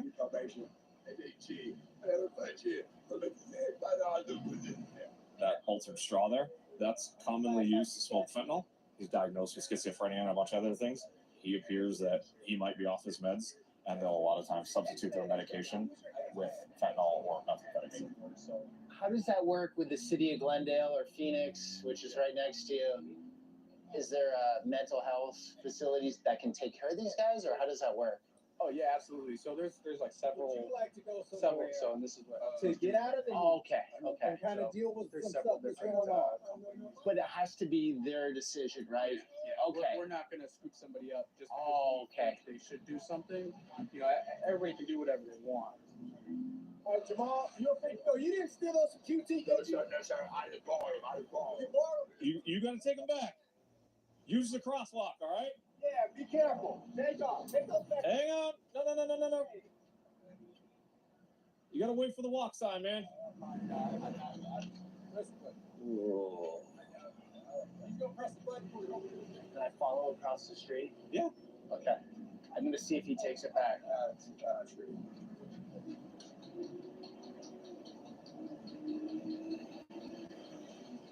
Grab your bucket, take it back. All right, buddy.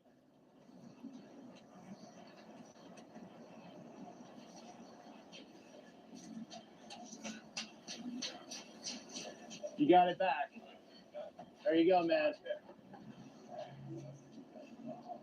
Well, guys, this is just 2 minutes in. Glendale, Arizona.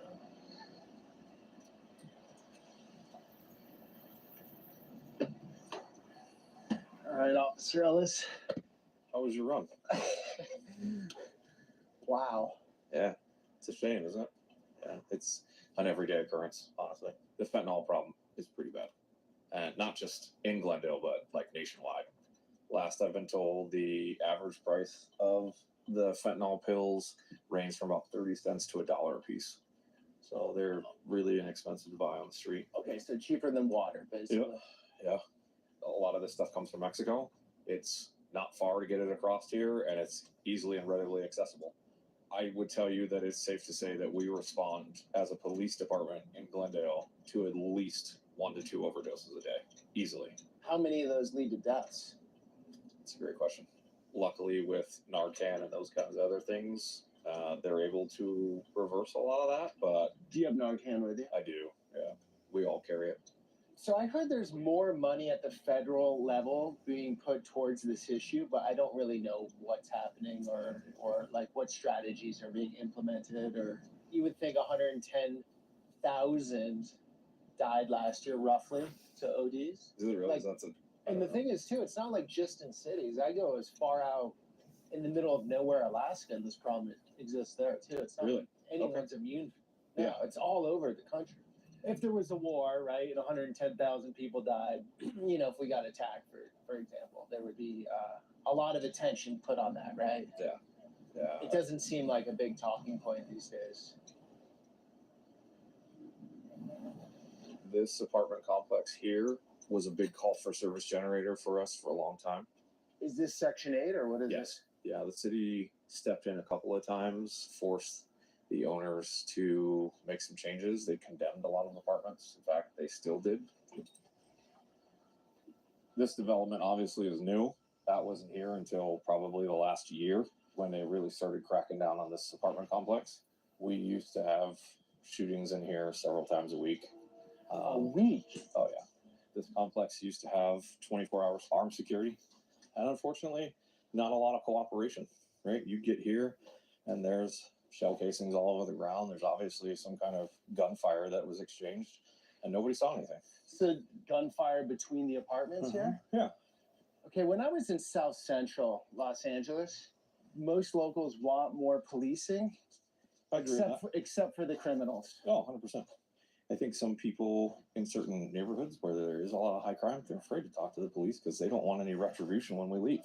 We're just here visiting. We come in, we take care of business, do our call or whatever, and then we're out of here. Right. They have to live here. Easy job, would you say, officer? It has its days. I've definitely worked harder for a lot less. Like physically, I wouldn't tell you that it's like the most demanding thing. I mean, just being out here in the heat, wearing all the armor and stuff. How much does that vest weigh? Just under 40 pounds. There's times that, you know, you struggle with somebody or you get in some kind of fight, but it's more mentally and stress demanding really than anything else. When have you ever called the police because you're having a good day? Yeah. Never, right? Yeah. Most of the stuff we go to, a lot of times we're dealing with somebody on their worst day. Right before I picked you up, I helped another officer at the Circle K down here at 59th Avenue in Camelback. They had a guy come in, was being belligerent towards staff and stuff this morning. Didn't really commit a crime, was just being aggressive. And he left before the officer got there. Okay. And then they called back about 45 minutes later. The guy was now in the store, just taking food off the shelves and eating it in the store and not paying for any of it. And then was trying to leave. As I got there, I found him like a half a block away. He was cooperative and everything, but we arrested him for shoplifting. Okay, so place like this Circle K, how often is something like that happening, do you think, in this part of town? Often. Like a daily occurrence? Yes, sir. Yeah. So how do these businesses handle that? They lean on us to step up our what we call self-initiated contacts. I mean, even you'll see here, like you've got all this trash on the side of the road. If we go and start looking through there, I guarantee you we will find the altered plastic straws that I talked about earlier, with consistent with fentanyl use. A lot of it stems from the drugs. Unfortunately, I can't imagine what that's like. Not having a place to go every day. And It's 105 out. it's right? 105 degrees out. I can't imagine staying out here all day and all night, not knowing where your next meal comes from. Like, that's got to be tough. The housing market has played a part. Arizona is very expensive to live in anymore, but there's definitely resources out there. There's help out there. It's just people have to want to utilize that. We're just making a quick turn because we're headed to another call to. There's a loose German Shepherd running around, and it's limping in the park. Other units out there trying to catch it, and we're gonna go see if we can't help out. Is that your favorite part of the job, officer? It really is. Dog Yeah, catching? Yeah, I have 4 dogs of my own, Okay. so yeah, I don't mind it all. Sounds like they got them. Let's see. So after a lengthy foot pursuit of juking, we finally tired her out enough to where she just hopped in Tiffany's car. We've been chasing her for 30 minutes. Don't forget, officer sustained injury. Yep. Tiffany sustained an injury in the line of duty. Oh no. She's a sweetheart. She's just really skittish. Just a runaway dog, or? If somebody saw her at like 7 in the morning, called it in. We found her in the bushes over there. She's been dodging us the entire time. We've been trying to get her corral. So do you bring her to the Humane Society, or what do you do? Well, we have this gentleman that's Take her back to Oh, okay. scan her for microchips so we can get her back home, see how she got out. Yep. If not, we'll take her down to Maricopa County. You don't want any water? Or these guys make me First nervous? places they look. See, they make me nervous. I know. And this is how I ended up with one of my dogs. Officer, that is so cool that this infrastructure exists. Yeah. I gotta say. That's So- a first world country thing. You take it for granted until you live in a country where if there's a stray dog, you know, that thing's going in the ditch and nobody cares. Yeah.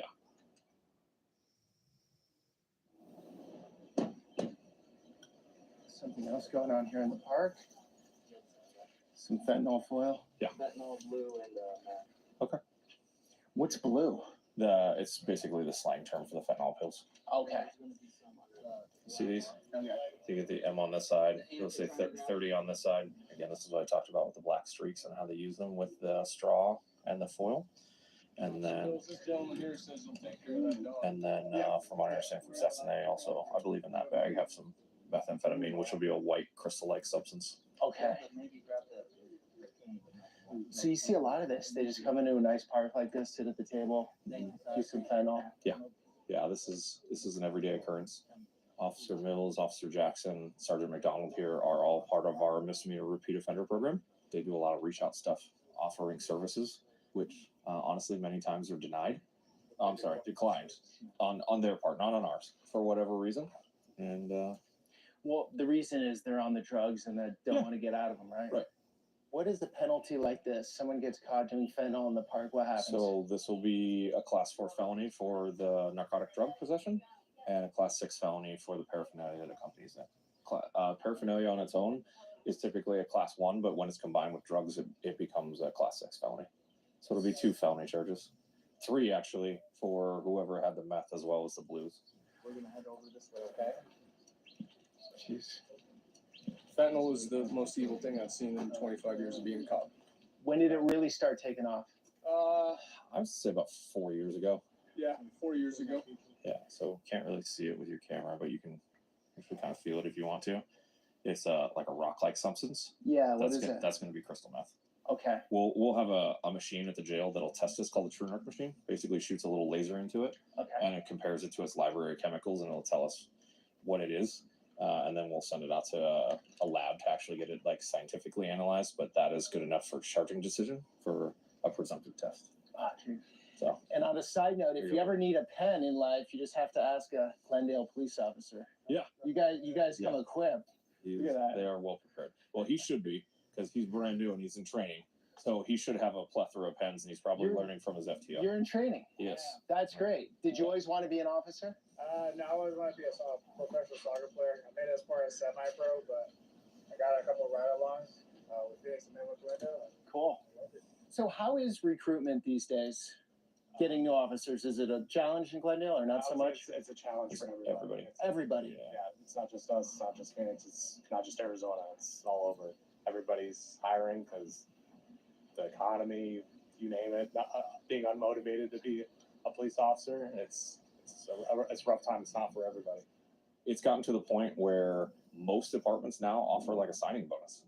Like that was unheard of 5 years ago when I started. Like it was, you know, you had 300 people testing for 3 positions. Now we have 3 people testing for 300 positions, right? It's kind of a huge role reversal. It's not that bad. That's a little dramatic, but it's kind of along those lines to where every department now is offering kind of incentives to say, hey, come work for us. We have take-home cars, or we offer sign-on bonuses of $10,000, or the officers get a referral bonus if we get somebody through the process. I mean, those. We get police officers from other states because they want to work in a different policing environment. Yes. So they move halfway across the country. Yes, Is we it, have had is a it lot of pretty that recently. pro-police here in Glendale? Yes. Yeah, our council and our chiefs and our mayor are hugely supportive. That's why I'm allowed to make a video. Probably. Yeah. I can tell you that during COVID and when this anti-police narrative started getting pushed around the country, our council and our mayor actually made a video disputing that and praising their support for us and the job that we do here in Glendale. So instead of taking all of their property down to the jail and logged it, they allowed this gentleman here to take care of their stuff and watch their stuff until they get out of jail. Are you friends with those guys? Yeah. They just fell in some hard times or what? Yeah, we all have. Matter of fact, I just got out of rehab 2 weeks ago. You've been clean 2 weeks? Yeah. Good for you. How do you do it? Day by day? It was rough, and I really wasn't using that much. So. What were you using, Fent? Yeah. Yeah. It's tough to get off, huh? Oh God. If I had anything a is knee replacement, and they had me on Percocet. After that, Prescription ran out and then kind of went from there to the street pharmacy, so to speak. Yeah, the pain goes away, and you're able to be normal For a short time, though, right? You 'Cause don't even get high anymore. It's just it doesn't last very long, right? Right. From my understanding, that's why you get people out here that'll use. I mean, I've had people tell me they use up to 30 or 40 a day.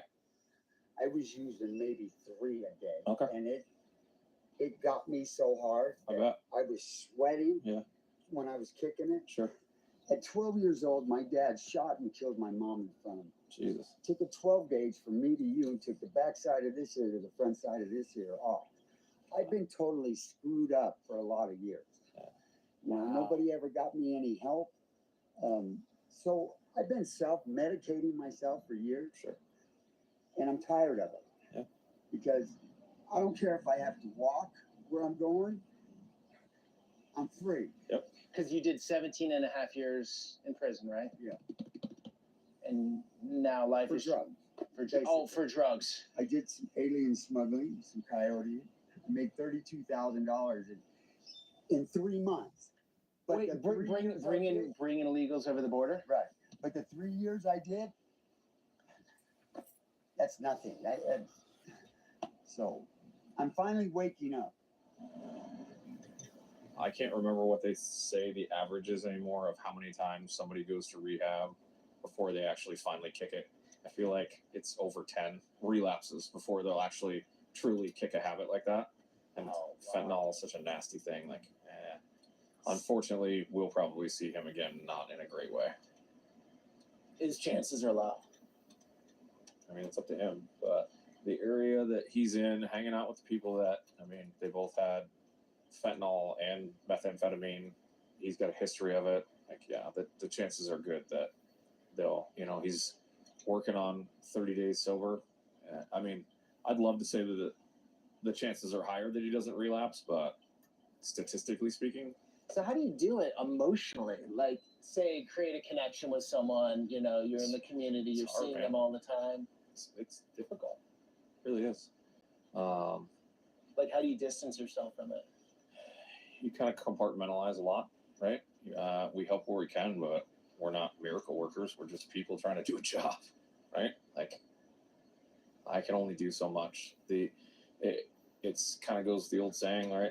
Lead a horse to water, can't make him drink. Like, we as the police department can offer resources. We can, be tough on crime and crack down on all this stuff. But if somebody's not, like we talked about intrinsic motivation, if somebody's not wanting to do that for themselves, how do you force them to do it? You can't. So where are we right now? We are going into our city jail. What you got? We have John. I'll kind of brief you over here real quick. So we have two different cases. One from this morning, John. He was caught with urban camping, drug paraphernalia. He's currently struggling with drug addiction. Tell Peter what urban camping is for the city of Glendale. So urban camping would be something, someone like, let's just say a tent or something like that. Sleeping bags, shopping carts, things of that nature. So in Glendale, you can remove them every day? So contacted. So we in Glendale, we have a city code. It's a city ordinance for urban campus. So we go out there to at least try to provide resources. In this instance, you guys just came out with the two that we contacted. Myself and now Sergeant Brooks, we contacted them probably about 3 weeks ago.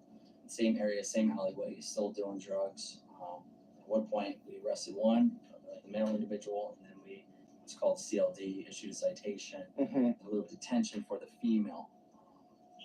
We provided resources at that time. They both refused it. So at this point, it's just a choice whether they're wanting to continue to use the drugs and abuse the drugs out there. So it kind of leaves us no options, especially at the park. You have the kids around and everything like that. So what happens, since they were already caught a few weeks ago, they were out there again doing the same thing? What happens this time to them? More likely it's the same process. They're going to see the courts. They're going to see a judge. The male individual, he saw a judge last arrest, got OR, which he got released without paying a bond. Without paying a bond, right? Own recognizance. Own recognizance. Yeah. So a promise to show up. That he'll show up for his next court date. Okay, so he's going to go in front of the judge again. Correct. Maybe a different judge or the same judge? Correct. Should be this a different judge. Going to be a different judge now because they're both getting charged with felony charges. Okay. So you have the possession of narcotic drugs, possession of the dangerous drugs, then you also have the drug paraphernalia. What do you think will happen? More than likely, probably will see a judge and probably get OR'd again. More than likely. How many times can they get OR'd before they're actually completely removed from the park? That's from the park. Yeah, from doing drugs in the park. They're gonna keep going back to the park, unfortunately, brother, until they get clean and get the resources. And that's our main goal, is trying to get them resources, trying to get them cleaned up. Yeah. But unfortunately, it's a choice they need to want for themselves. So what does that do to you guys? I mean, they weren't violent, which makes it easier, obviously. Yeah. But if you keep seeing this over and over in front of you, what are your feelings? Definition of insanity, right? We're doing the same thing over and over again, expecting different results, and it's not reality. So what would, in your perfect world, and I want the police officer perspective, what would happen in this circumstance? To be honest with you, probably some type of bandation of trying for rehab. I think that's going to be the biggest one. Like they would need mandatory rehab? 100%. Whether they go through the courts or something along those lines, I think that's going to be your best bet. Majority of people that we come in contact with are on probation. They're on parole. It's one of those things where they just violate it, and unfortunately it's out of our hands after the arrest is made. It's one of those things where we can at least make a difference right then and there. Whether it's with the businesses that are having issues with people, continuously shoplifting, abusing drugs right in front of their business. Defecating on their property. That's the biggest one too. That gives peace of mind for the business owners as well as for the community. There's 3 of them in slots. They're willing to go. If you want, I have an interview room. Yeah, we can do that. We could set that up for an interview room if you guys are interested in doing something like that. How you doing? Hey, I'm like you. Oh, thanks, officer. Appreciate it. I'm a fan of you guys. Now you're in it. Oh yeah. There it is. So this is what a city jail looks like. This is the very small facility. We only hold people for up to 24 hours. Any arrest that we make after 9 o'clock in the morning, our court time is 9 o'clock, right? So any misdemeanor arrests that we make after 9 o'clock, they stay here overnight till 9 o'clock the next morning when they get seen. Okay. And then anybody for a felony charge, they're processed here, and then there are several transports a day. They'll get moved out to the county facility. So I need a degree for a job I've been doing for 10 years. Yep. Here at AZ Health Zone, we're supporting health goals throughout Arizona. Get recipe ideas, activity tips, or a helping hand. Learn more at azhealthzone.org. AZ Health Zone, your health, your way. Get hooked up on everyday spending with Cash App offers. Disney Plus, Hulu, and Max together for $16.99 a month. What did you do? I saved her. We ain't no more. You want to fight? This is what the world is watching. John, How you doing, John? This is Peter. Peter. Nice to meet you. Again, man, he does his own YouTube channel. He is riding with me today. We're talking to people kind of in different situations. He's getting kind of our perspective on how things go as the police, and he's talking to everybody else as far as perspective on like kind of your story, man. So if you want to talk to him and tell him whatever, it's your story. So be free to tell him whatever you'd like. Okay. So you don't have to talk to him at all about anything if you don't want. If you want to, go for it, man. It's your time. So I'm gonna step out. You want to tell your story? It's a long story. You're cool with being on camera, right? All right, buddy. How long have you been on for using? Since 17. Started back in the day with OCs, Oxycontin. Okay. Progressed through heroin. And then the blues came out.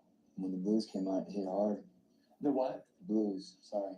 Oh, the blues are the blue fentanyl pills. Yeah, you know, every single bus stop, you see people smoking it. It's just disgusting, you know. But it just became kind of like a normal thing out there. It's crazy. The streets became flooded with them. When did it really start to change, get flooded, would you say? Man, a year and a half ago, 2 years ago. That's it? That's big. It's really big. It's a mess. It's really rough. There's a lot of homelessness out there. Like 75% of the people that get arrested here in Glendale, you know, gotta be homeless. Just from what I've seen on the streets, you know. But really, the powder is the major issue. The powder, what kills people? What's powder? Fentanyl powder. Oh, okay. Yeah, that's the real. That's killing people. Me personally, I've saved 8 people this year. Saved 8 people with Narcan? Narcan? Narcan everywhere I go. That's just the way life. So what's the solution to this? It's bigger than me, bud. It's bigger than me. Maybe mandatory rehab for some people, you know. Mandatory? Yeah, I think so. I think it's that you can either go to jail and sit in jail cell, or you should go to rehab. Or some sort of a detox facility first, and then, you know, 30, 60, or 90 days of rehab. Do you think most homeless in Glendale, Phoenix are homeless because of drugs or mental issues? 100%. Is that a silly 100%. question? Yeah. 100% of them. More likely 100%. So you wouldn't see any homeless people out there not on drugs? Never. Or alcohol. There's always somebody using something just to cope with being homeless. It's hot, you know. It's really hard every day. But does the drugs leads to the homelessness, or the homelessness leads to the drugs? They go hand in hand. They go hand in hand, and then it's kind of like they kind of feed each other, you know. The homelessness feeds the drug addiction fuels the homelessness. What would you tell someone who's young, just started fent? No, just don't do it. Find another outlet, you know. I find that taking care of my body is always the best way. Working out, sports, yeah, no worries. I try to take care of myself. I eat, hydrate, stuff like that. Important. You know, I appreciate you. No, thanks for sharing your story. This is the only way these messages get out. That's why I do this. Exactly. Craig, do you want to talk? Yes, sir. So, officer, your title, specialization here? So I'm with the misdemeanor repeat offender program. You were just speaking off camera about a program here that's quite robust. Correct. So how does that go again? So it's Phoenix Rescue Mission, and what they do is they have residential. It's almost like a campus, so like a big condominium complex per se. And what they do is they invite you to move in. You get your own little place. You just unplug for a few months. You just get your head right, get rebalanced out. You know, once you get back to normal, they identify what would be a good fit for a future career for you. So if you want to be a CDL certified, I always use a joke in Arizona. If you want to be an underwater welder, they'll figure out a way for you to be an underwater welder. You know, so their goal is after a 12-month program is to have you certified and have you have a very well-paying job so you can move on from the program and lead a good life. Oh, wow. Yeah, and we work with them quite a bit. City of Phoenix funds that? I don't know who funds them. They're based in Phoenix. I don't know if the city of Phoenix funds them, but they're based in Phoenix and they're just a great group. So there's no reason to be homeless here if you don't want to be. Correct. Like you are taken care of in this area. Correct. And if you, what I always say, whatever your issue is, if I don't know what it is, I'll figure out how to find it. But generally, it's shelter, it's mental health, it's drug treatment, and we have all of those free of charge for anybody. I asked this guy John in the cell. I said, "Is it the drugs that makes people homeless, or the homelessness that makes people drug addicts?" Right. What is it? Oh, he said it, they both work together. He didn't really give a clear answer. I would, and I have personal experience with this. Yeah, from your perspective. Yeah, so the drugs create the homelessness, in my opinion. And I have personal experience with that. I'll be honest with you. One of my best friends in the world is a meth addict. And he has been in and out of prison more times than I know. You know, he was recently in for a pretty violent crime. And he's probably one of the best people you would ever meet in your life. But the drugs have a hold on him. So I kind of understand that side of it. And I don't hold judgment on anybody. So when I talk to people out there, and I'm kind of known out there anyway, people know they can come up and talk to me and everything. And I'm not going to hold judgment on you because I know just because you're on drugs doesn't make you a criminal, doesn't make you a horrible person. You just made a horrible mistake that got a hold of you. And let's try to fix it, you know. I am the unofficial outreach person at Glendale. So I handle all of the outreach for the city. The city of Glendale, we try to kind of keep the scale even. We have outreach, but we also have accountability in Glendale. I'm sorry, you've been an officer since when? It'll be 16 years next month.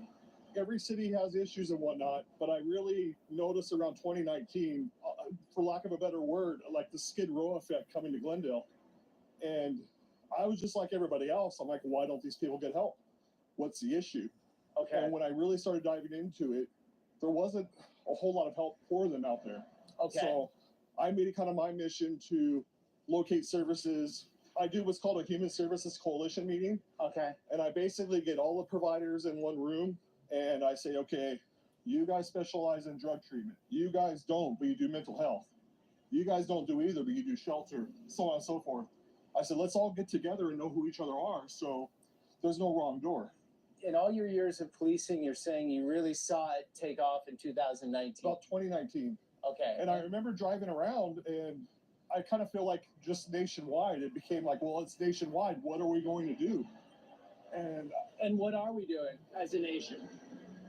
I think as a nation, we're accepting it. I think the pendulum is kind of, shifting a little bit. Okay. But at the time, everybody's like, well, it's a national crisis. What are we going to do? And my answer to that was, why don't we be the innovators for change? Yeah. Let's do it the right way. Let's be the model. As a department, we look at other departments and, they're doing something.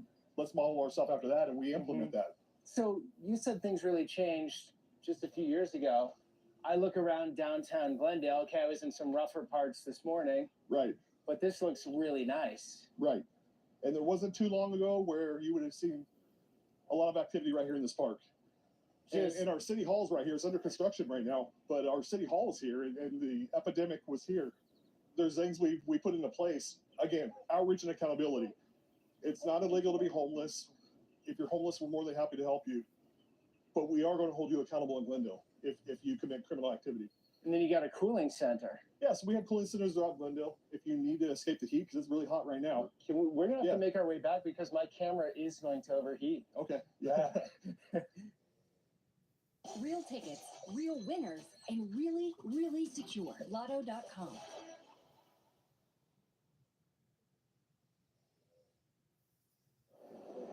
It's Jax. Sure. Hey. Oh, yeah. How many dogs do you have? We have 5. 5, okay. That's so cool. Here, Otto. Otto, you're gonna burn your feet. So are you using the dogs mostly for drug busts, or what do you use them No, for? it's dual purpose. So he's used to hunt, find bad guys, wipe them when he finds them, and then he's also a narco. So find narcotics. Oh, that's awesome. Do you love working with the dogs? Oh yeah. It's rewarding, and I get to go to all the cool stuff like the guy over there chasing. If he got away and jumped fences, we'd use him. Does Jack stay here at night? No, he goes home with me. No way. Yeah, so he's basically like having another kid that I take to work with. That's your full-time partner. Full-time partner. Thank you. You're welcome. Take care. That is so cool. Oh, yeah. At one time, and still would be if I had an opportunity to do it, I would jump on it. I really would. Oh, this is fascinating. So all the cameras up on light posts and wherever, they all come in here and you're monitoring, or what's going on? Traffic cameras are all placed in traffic positions, and we have access to them to piggyback off of them. What we do is, as you see up here, the map is, calls for service come out, and when the call comes out, we will then indicate where it's at if there's a camera nearby. If there's a camera nearby, we turn, we can zoom in. Let's take this bus stop sign. As I zoom in on it, you can see the quality of our cameras.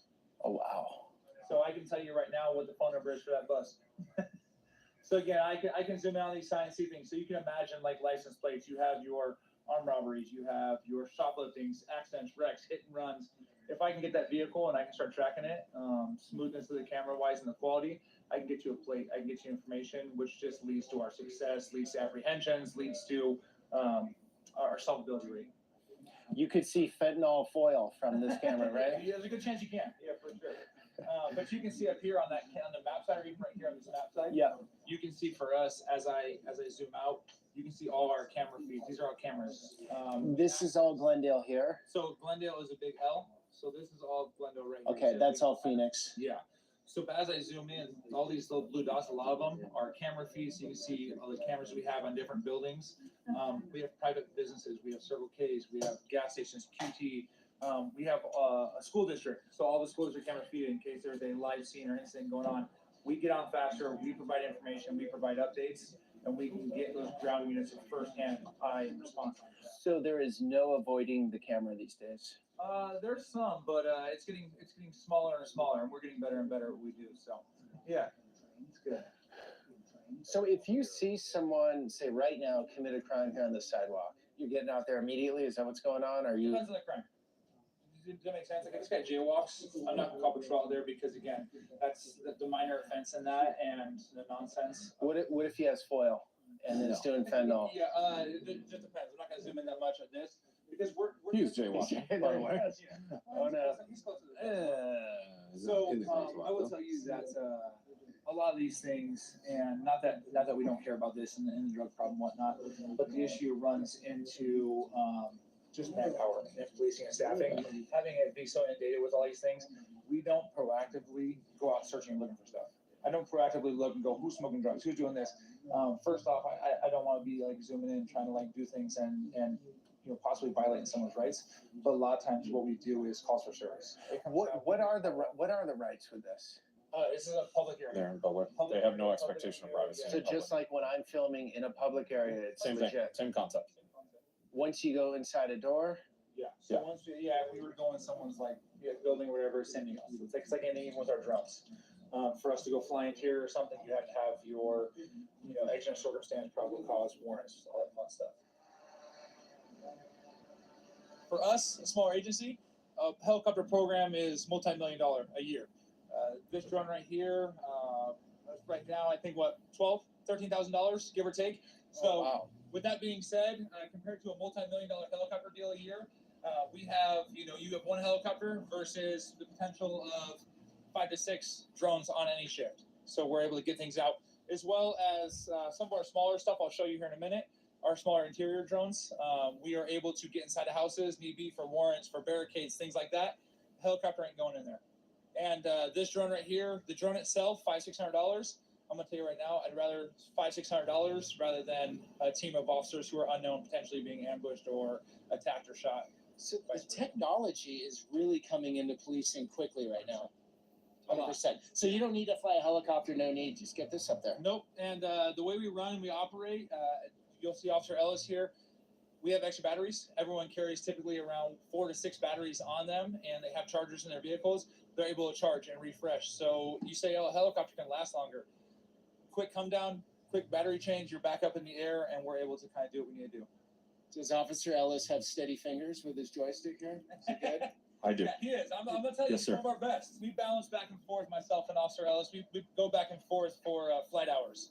So in the agency, we kind of go back and forth flight hours, and it's a running competition we give each other a hard time about. So he better have steady fingers. So this isn't your normal drone, obviously. This is pretty serious. This is I carry a Mavic 3 thermal in the truck and one of these drones, the Avata, for patrol use. This is the Matrice 30. It's got a higher weather rating. It's waterproof. It withstands the heat better. We use this more for mega events. Again, we're attached to the SWAT team, so every time the SWAT team goes out, typically the two of us go out. There will be an Overwatch drone and an interior drone that's dispatched to every barricade, every SWAT call out. So we can broadcast in real time what these drones are seeing back to the SWAT commander, and they can see, like, in their area of operations where their team members are at, what's going on, and they have a live feed back to their tablets in their vehicles or an iPad or a cell phone on what's going on. How's your DA here? Because you can do all this work all day long, but does your DA prosecute, or is that So no, we're pretty supported, and again, with that leverage of technology and having, especially the videos in there and the camera in there, it just helps our case. It helps our case because you get a lot of situations where people want to argue and fight it. Think to the smallest level for us, not even DA wise, but think to the smallest level of like civil traffic, right? We get in an accident and what happened? I had the green light. No, I had the green light. We play that video. They said I had the green light. You're going to give them a ticket because they ran the red light. We can show them that video and go, here it is. They don't take it to court. They don't fight it. And we have more support. Is policing in 10, 15 years just way less manpower and way more technology? So the issue, I wouldn't say that's where it's going. The issue is, again, is with the political climate, with everything going on nowadays, less people want to be cops. Less people want to. You're finding less good candidates that want to be cops because they don't want to deal with it anymore. You know, they don't want to deal with some of the nonsense that we go through and deal with. What's the big nonsense you deal with? Political and just the way things get spun up in the media and that perception. I tell people all the time, I used to be a resource officer, and I'm going to tell you right now, there's teachers that aren't good teachers that shouldn't be teaching. There's doctors that are out there doing medical stuff and malpractice stuff that shouldn't be doctors. The issue is they're not always in that limelight. The thing gets happens, they're going to media, and that kind of gets pushed aside. For some reason, we're always in that limelight, and one bad cop's going to make everyone a bad cop, and we got to deal with that all the time. In reality, most people out here are the same thing. We all have the same goal. We want to go home at the end of the night.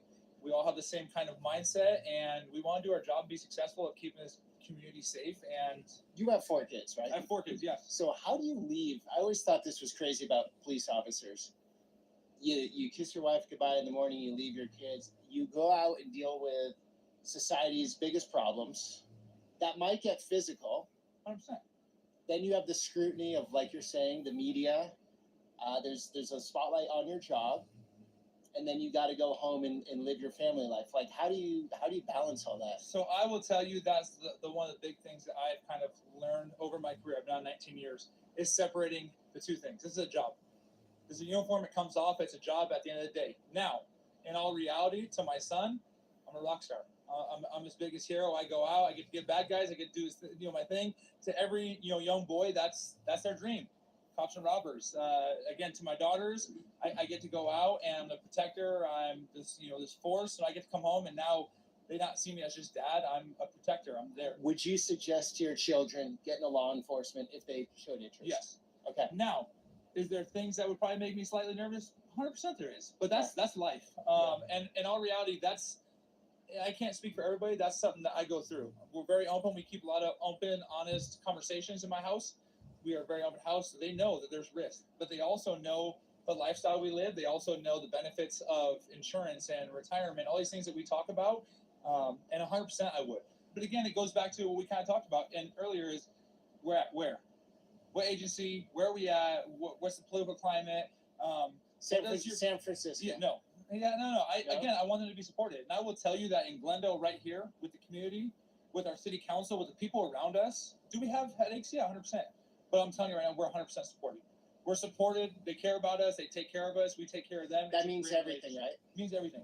So do you think there's going to be a trend in policing where good new officers go to the jurisdictions where they'll be supported versus the ones they Hopefully, won't be? because then we'll have enough officers over here. Yeah, They'll but realize. it's going to create an imbalance, once you say, in policing. So yeah, it potentially could. Policies equal realities, 100%. right? But what it comes down to is, and again, anything else, it's waves. Political waves, and you'll have a couple bad years, for a couple good years, couple bad years. It happens throughout all time. This mindset of defunding the police. I don't think many people do anymore. I know, but there was that mindset for a while there. And I'm here to tell you that you actually need to fund it more for training and things. We get a lot of training. We're very cross-trained with a lot of things. And that's where I think we're supported. And that's where I think we get a lot of our. I would say pay policemen more, but just get the best ones you can and train really well. Quality. Right? And that's Would that that theory. make sense? Yeah, that does make sense. Like with everything too, I feel that way with teaching or whatever position. Vetted people that are actually good want to be there and train 100%. So you can see here, we get a live feed of his video and where he's flying, as well as where he's at in the map. This will tell me where he's at. You'll see there's a small crosshair here. It tells me exactly what he's looking for. So for me, as someone who's in there in that unit, or if I'm in here in the vehicle and I'm trying to direct officers to where he's at, I now can see where he's looking at. I can see where he's at on the map and what his camera's focused on. So it's not a matter of him going, hey, what street is this? Do I know what street it is? Do I know what's going on? You can see back here right now, he's looking back at us. He's going to zoom in here. I'll try to see if I can make that a little bit bigger for us here, which it clears up. But there you go. That's you right there. There he is on the back of the vehicle. Right. But you can see he's We right there. are 300 feet up in the air and a couple of blocks away. But you can tell in this parking lot right here. What clarity. That's what's showing that. That's unbelievable. So on this, it's not that shoots in 4K. That drone video. It also has a split view of thermal. Everything's hot right now, but you can see there's a thermal view as well. Split view side by side. So here we are all the way zoomed in at almost 300 feet up in the air, and I can look at the back of my ugly head from here in great detail. You're not fitting. Too bad. You've had those fine wine, but you get over it, right? I already got over it a long time ago. But there you go. Now here's a view of us in the same location. That's what that camera looks like without the zoom function. Oh my God, that is crystal clear. Yes, and we're able to broadcast this through our MDC tablets, through anything with a connection, an internet connection. So a cell phone, an iPad. Everybody has access. Who has the link has access to it. And again, is Phoenix doing it like this? Phoenix is. They partner with DroneSense as well. We actually trained all their pilots. We did. Yeah, there it is. How many years ago? We honestly, you know what? The partnership we had, so their struggle, again, political. Their struggle was the community, not community, but their council was kind of hesitant on starting a drone program. We had the buy-in right away. We got it started. They were kind of hesitant on, again, rights and this and that, what we can and can't do with it. We went out and actually helped them with a big case, got them some big wins on it. And when we did, they saw the value in it and came immediately and said, hey, we're going to build a program. Yeah. So my concern as a citizen is everything, we're getting tracked through our phones all the time. 100%. Our faces are showing up everywhere. Like, do we want to be China, right? Where there's facial recognition everywhere on street posts in some cities in China, right? For sure. That would be the fear, right, of this stuff? So yeah, so there always is that fear. And that's the fear right now with a lot of the drone stuff is what data they're taking and inputting. What we have on here, we're not running anything through facial rec. We're not taking anything. We're not zooming in, running through facial rec. We're not going through here. Officer Ellis here doesn't launch that drone and just go willy-nilly checking it and looking at backyards and just kind of doing things that he's not supposed to be doing. It's calls for service. It's your bailouts. It's your foot pursuits. It's your warrants, things like that. You're trying to look for stuff. We're not out there just proactively trying to fly drones and violate people's rights and spy on people. Okay, so this is our interior drone. So again, this drone is purpose-built for more cinematic stuff and flying outside, doing tricks and fun stuff. But with that being said, we were able to leverage it and utilize technology because of its size. And if you have the drone there, Jared? Yeah. You see this drone when I put it up in front of you? It's fully caged, so I can take it inside. I can hit things, bounce off walls if need be, fly it through objects and get around. And I'm able to kind of put this in tighter, smaller spaces. So I'll have him put it out there, and I'll give you kind of a little demonstration. I heard years ago that you could cook eggs on the concrete or the cement in Phoenix. I believe it. Yeah, today. People are trying to cook fentanyl on it, but Yeah. They're cooking fentanyl. Yeah, that's what I've Got seen. away from eggs. Yeah. So we've had to put the camera near the vent here. That's why I have this. That's why I'm all up in your space, if you don't mind. All right. Okay. Again, I have 4 kids. Got to keep this. I have no personal space left. Gone years ago. Keep this thing from overheating. Back to the Future. Right. So with that being said, Peter, if you want, you can take that iPad and there you go. all this thing does is basically react to the motion of my hand on this controller.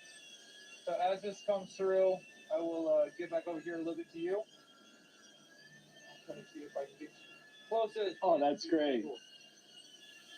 So again. So I'm gonna try to fly through. Is that passenger driver window down?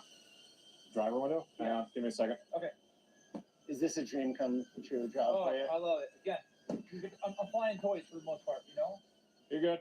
Flying toys and utilizing it to keep people safe. So you can see precision-wise of flying this drone. Getting in here, moving it, just being able to kind of occupy tight spaces and fly it around. If I come in here, you can also see, again, I'll come this way a little bit for you. Hey, close that door, Jay, right there.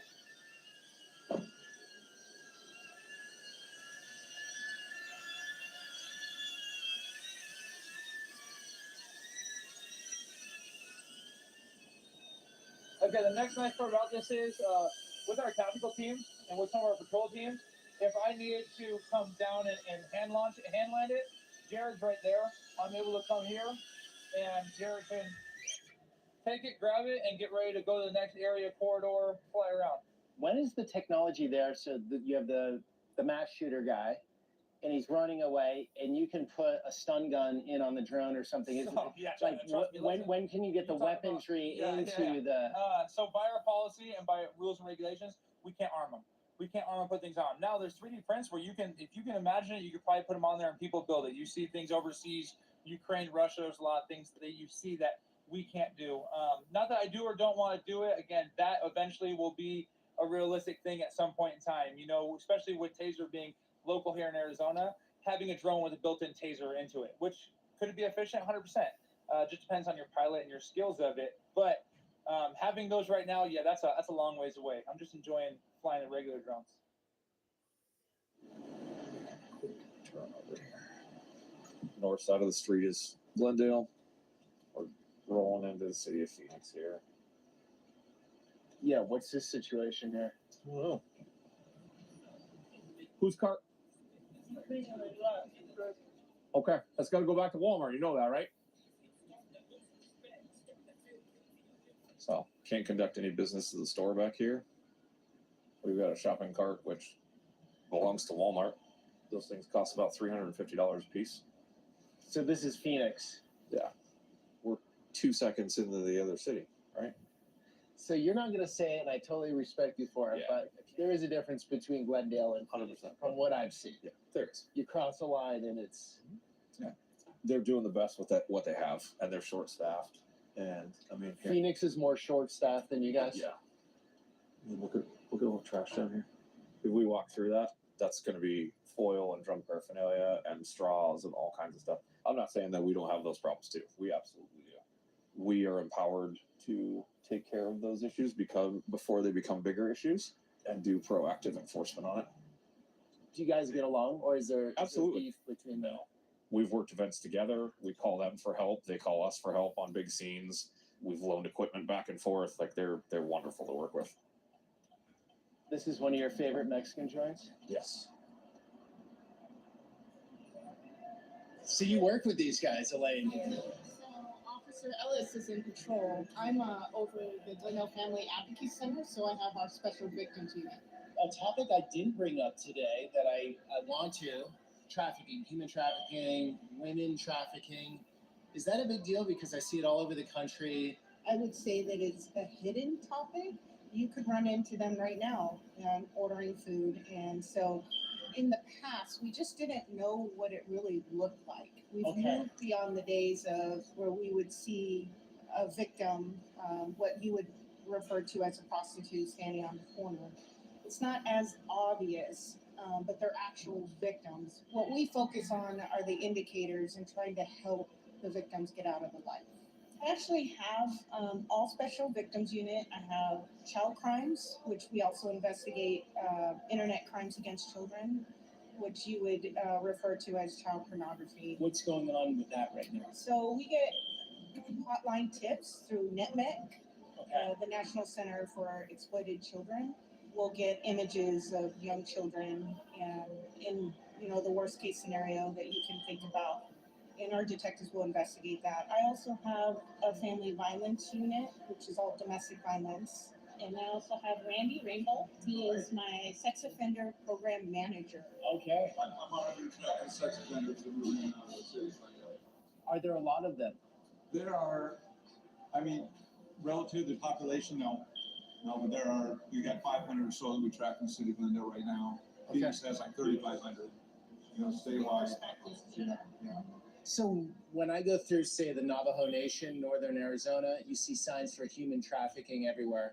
What could a human traffic subject look like in everyday Phoenix, Glendale, Arizona? Like, what could it be? Someone walking down the street and they look free and like they're living a normal life, but they're not, or? And that sometimes is a misconception because take labor trafficking, for instance. They're usually free to leave.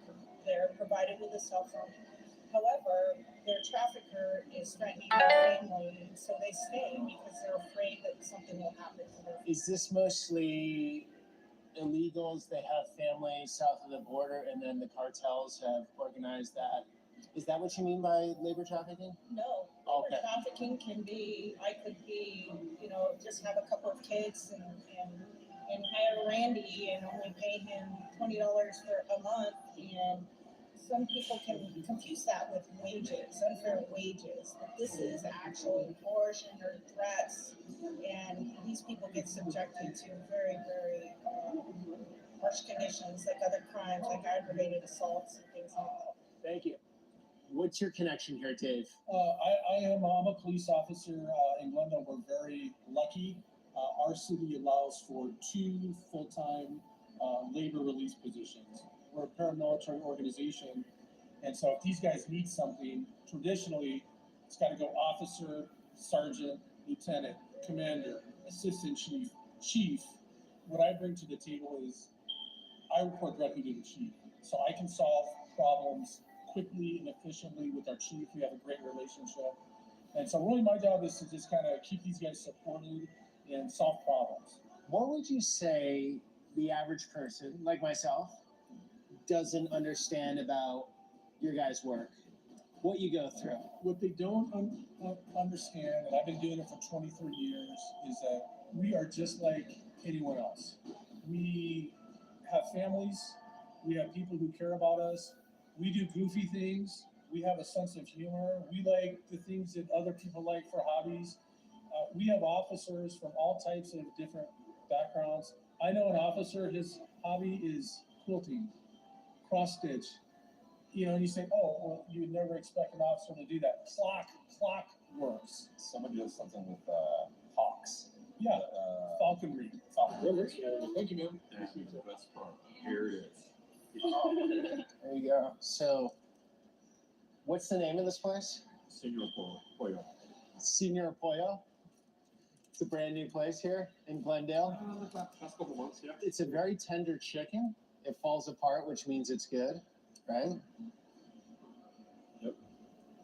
Cooks it out on that charcoal grill out there. Very nice, very nice. Officer Ellis, how is that? Fantastic. Dave's never going to be the same. He's a good sized burrito. So did you tell him to call you Officer Ellis? No, I told him to call me Jared, but Isn't that respect? You're such a nice guy. You're such a nice guy. And now I'm calling you Dave. Sorry. Because we started with Dave. no, I'm not that far away. What do you Yeah, but what do you guys like? Officer, right? Why not take the respect? It's nice to stand his job. I'm fine with I'm fine with Dave. Yeah, You find a lot of meaning in the work? I do. I really do. And I mean that truly. I really Is do. that why people do it? I like to think so. Why do you do it, do you think? Why do I do it? It's something that I've always been drawn to, the camaraderie here. And I don't mean just in general, but in this line of work is something you won't find a lot of. I've gone through some of the worst times in my life working this job, through personal health crises and other things, and everybody in this department has been here for me. And literally, there isn't a day that goes by that somebody doesn't check on you or send you a text, hey, how you doing, that kind of thing. And so what's happened in policing, I came back to the country in 2020. I was out of the country for some time. And so a lot of things had changed. And I saw this narrative, this anti-policing narrative, sort of sweep over the country. Being in 85 countries, traveling 85, living in 4, I know what really bad policing looks like. So with that said, what percentage give the bad name, would you say, that we saw in 2020, like the bad name in policing, that guy in high school that everyone hated, that you knew he's going to become a cop and give everyone hell down the road? Peter, it's such a small percentage. This is what I tell people. I've been a cop for 23 years. I was a school teacher. I was a social worker. In 23 years, I've never heard an officer that I work with, off duty, on duty, use the N-word. I've never heard an officer say, I'm going to go out and target a certain group of people. I've never heard of an officer taking a bribe or the corruption that you see like on TV. I've never seen it. What you tend to see is you see officers who get involved in a use of force and, excessive force allegations. These officers are trained. If you don't use enough force, you're dead. But if you use too much force, right, you're out of policy, you can be sued, you can be prosecuted. They're always walking a line. You're always trying to walk a line to use enough force, but we get sensitivity training, we get training on racial profiling. We get that training so often that it's just ingrained in us. And if we knew an officer that was doing those things, we would be the first ones. You want to know something, Peter? In our police department, we have investigators who investigate officer misconduct or policy violations. More complaints come internally by a factor of about 10. By a factor of about 10, it's another officer who's identified a policy violation or a supervisor that initiates that complaint. And so we police ourselves. We would never allow for somebody doing, taking bribes, corruption, shaking. But it does help to have a good chief too, right? Oh, there's absolutely. Yeah, good leadership helps. Good leadership and good people in general. Yeah, and good officers want to come here, right? Good people want to come work for Glendale. We can be selective to make sure that we get the good candidates.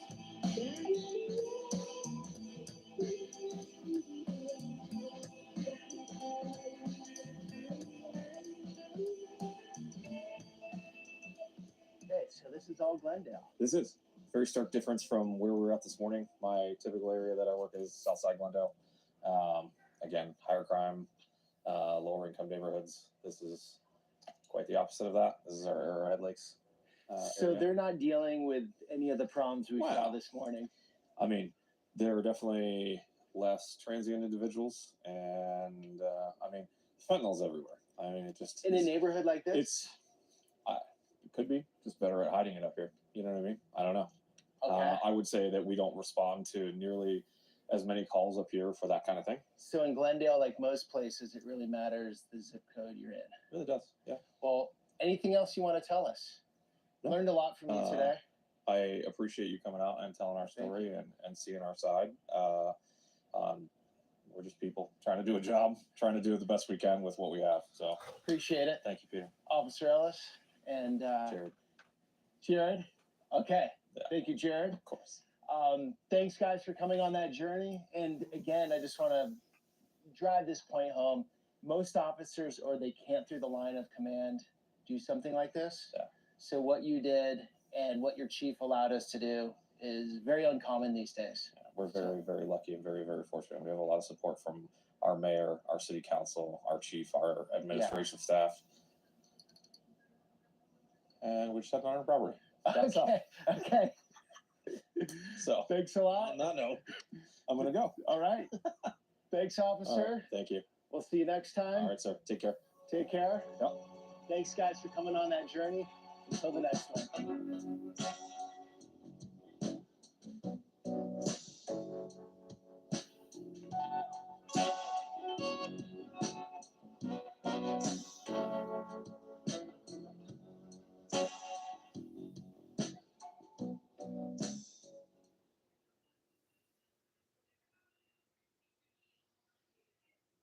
Oh, go. Wow, Dan, how'd you get your tires so shiny? It's Black Magic. Black Magic, the techno band? No. Black Magic, midnight. It's Black Magic Tire Wet. For tires that shine better than new, Black Magic. Take pride in your ride.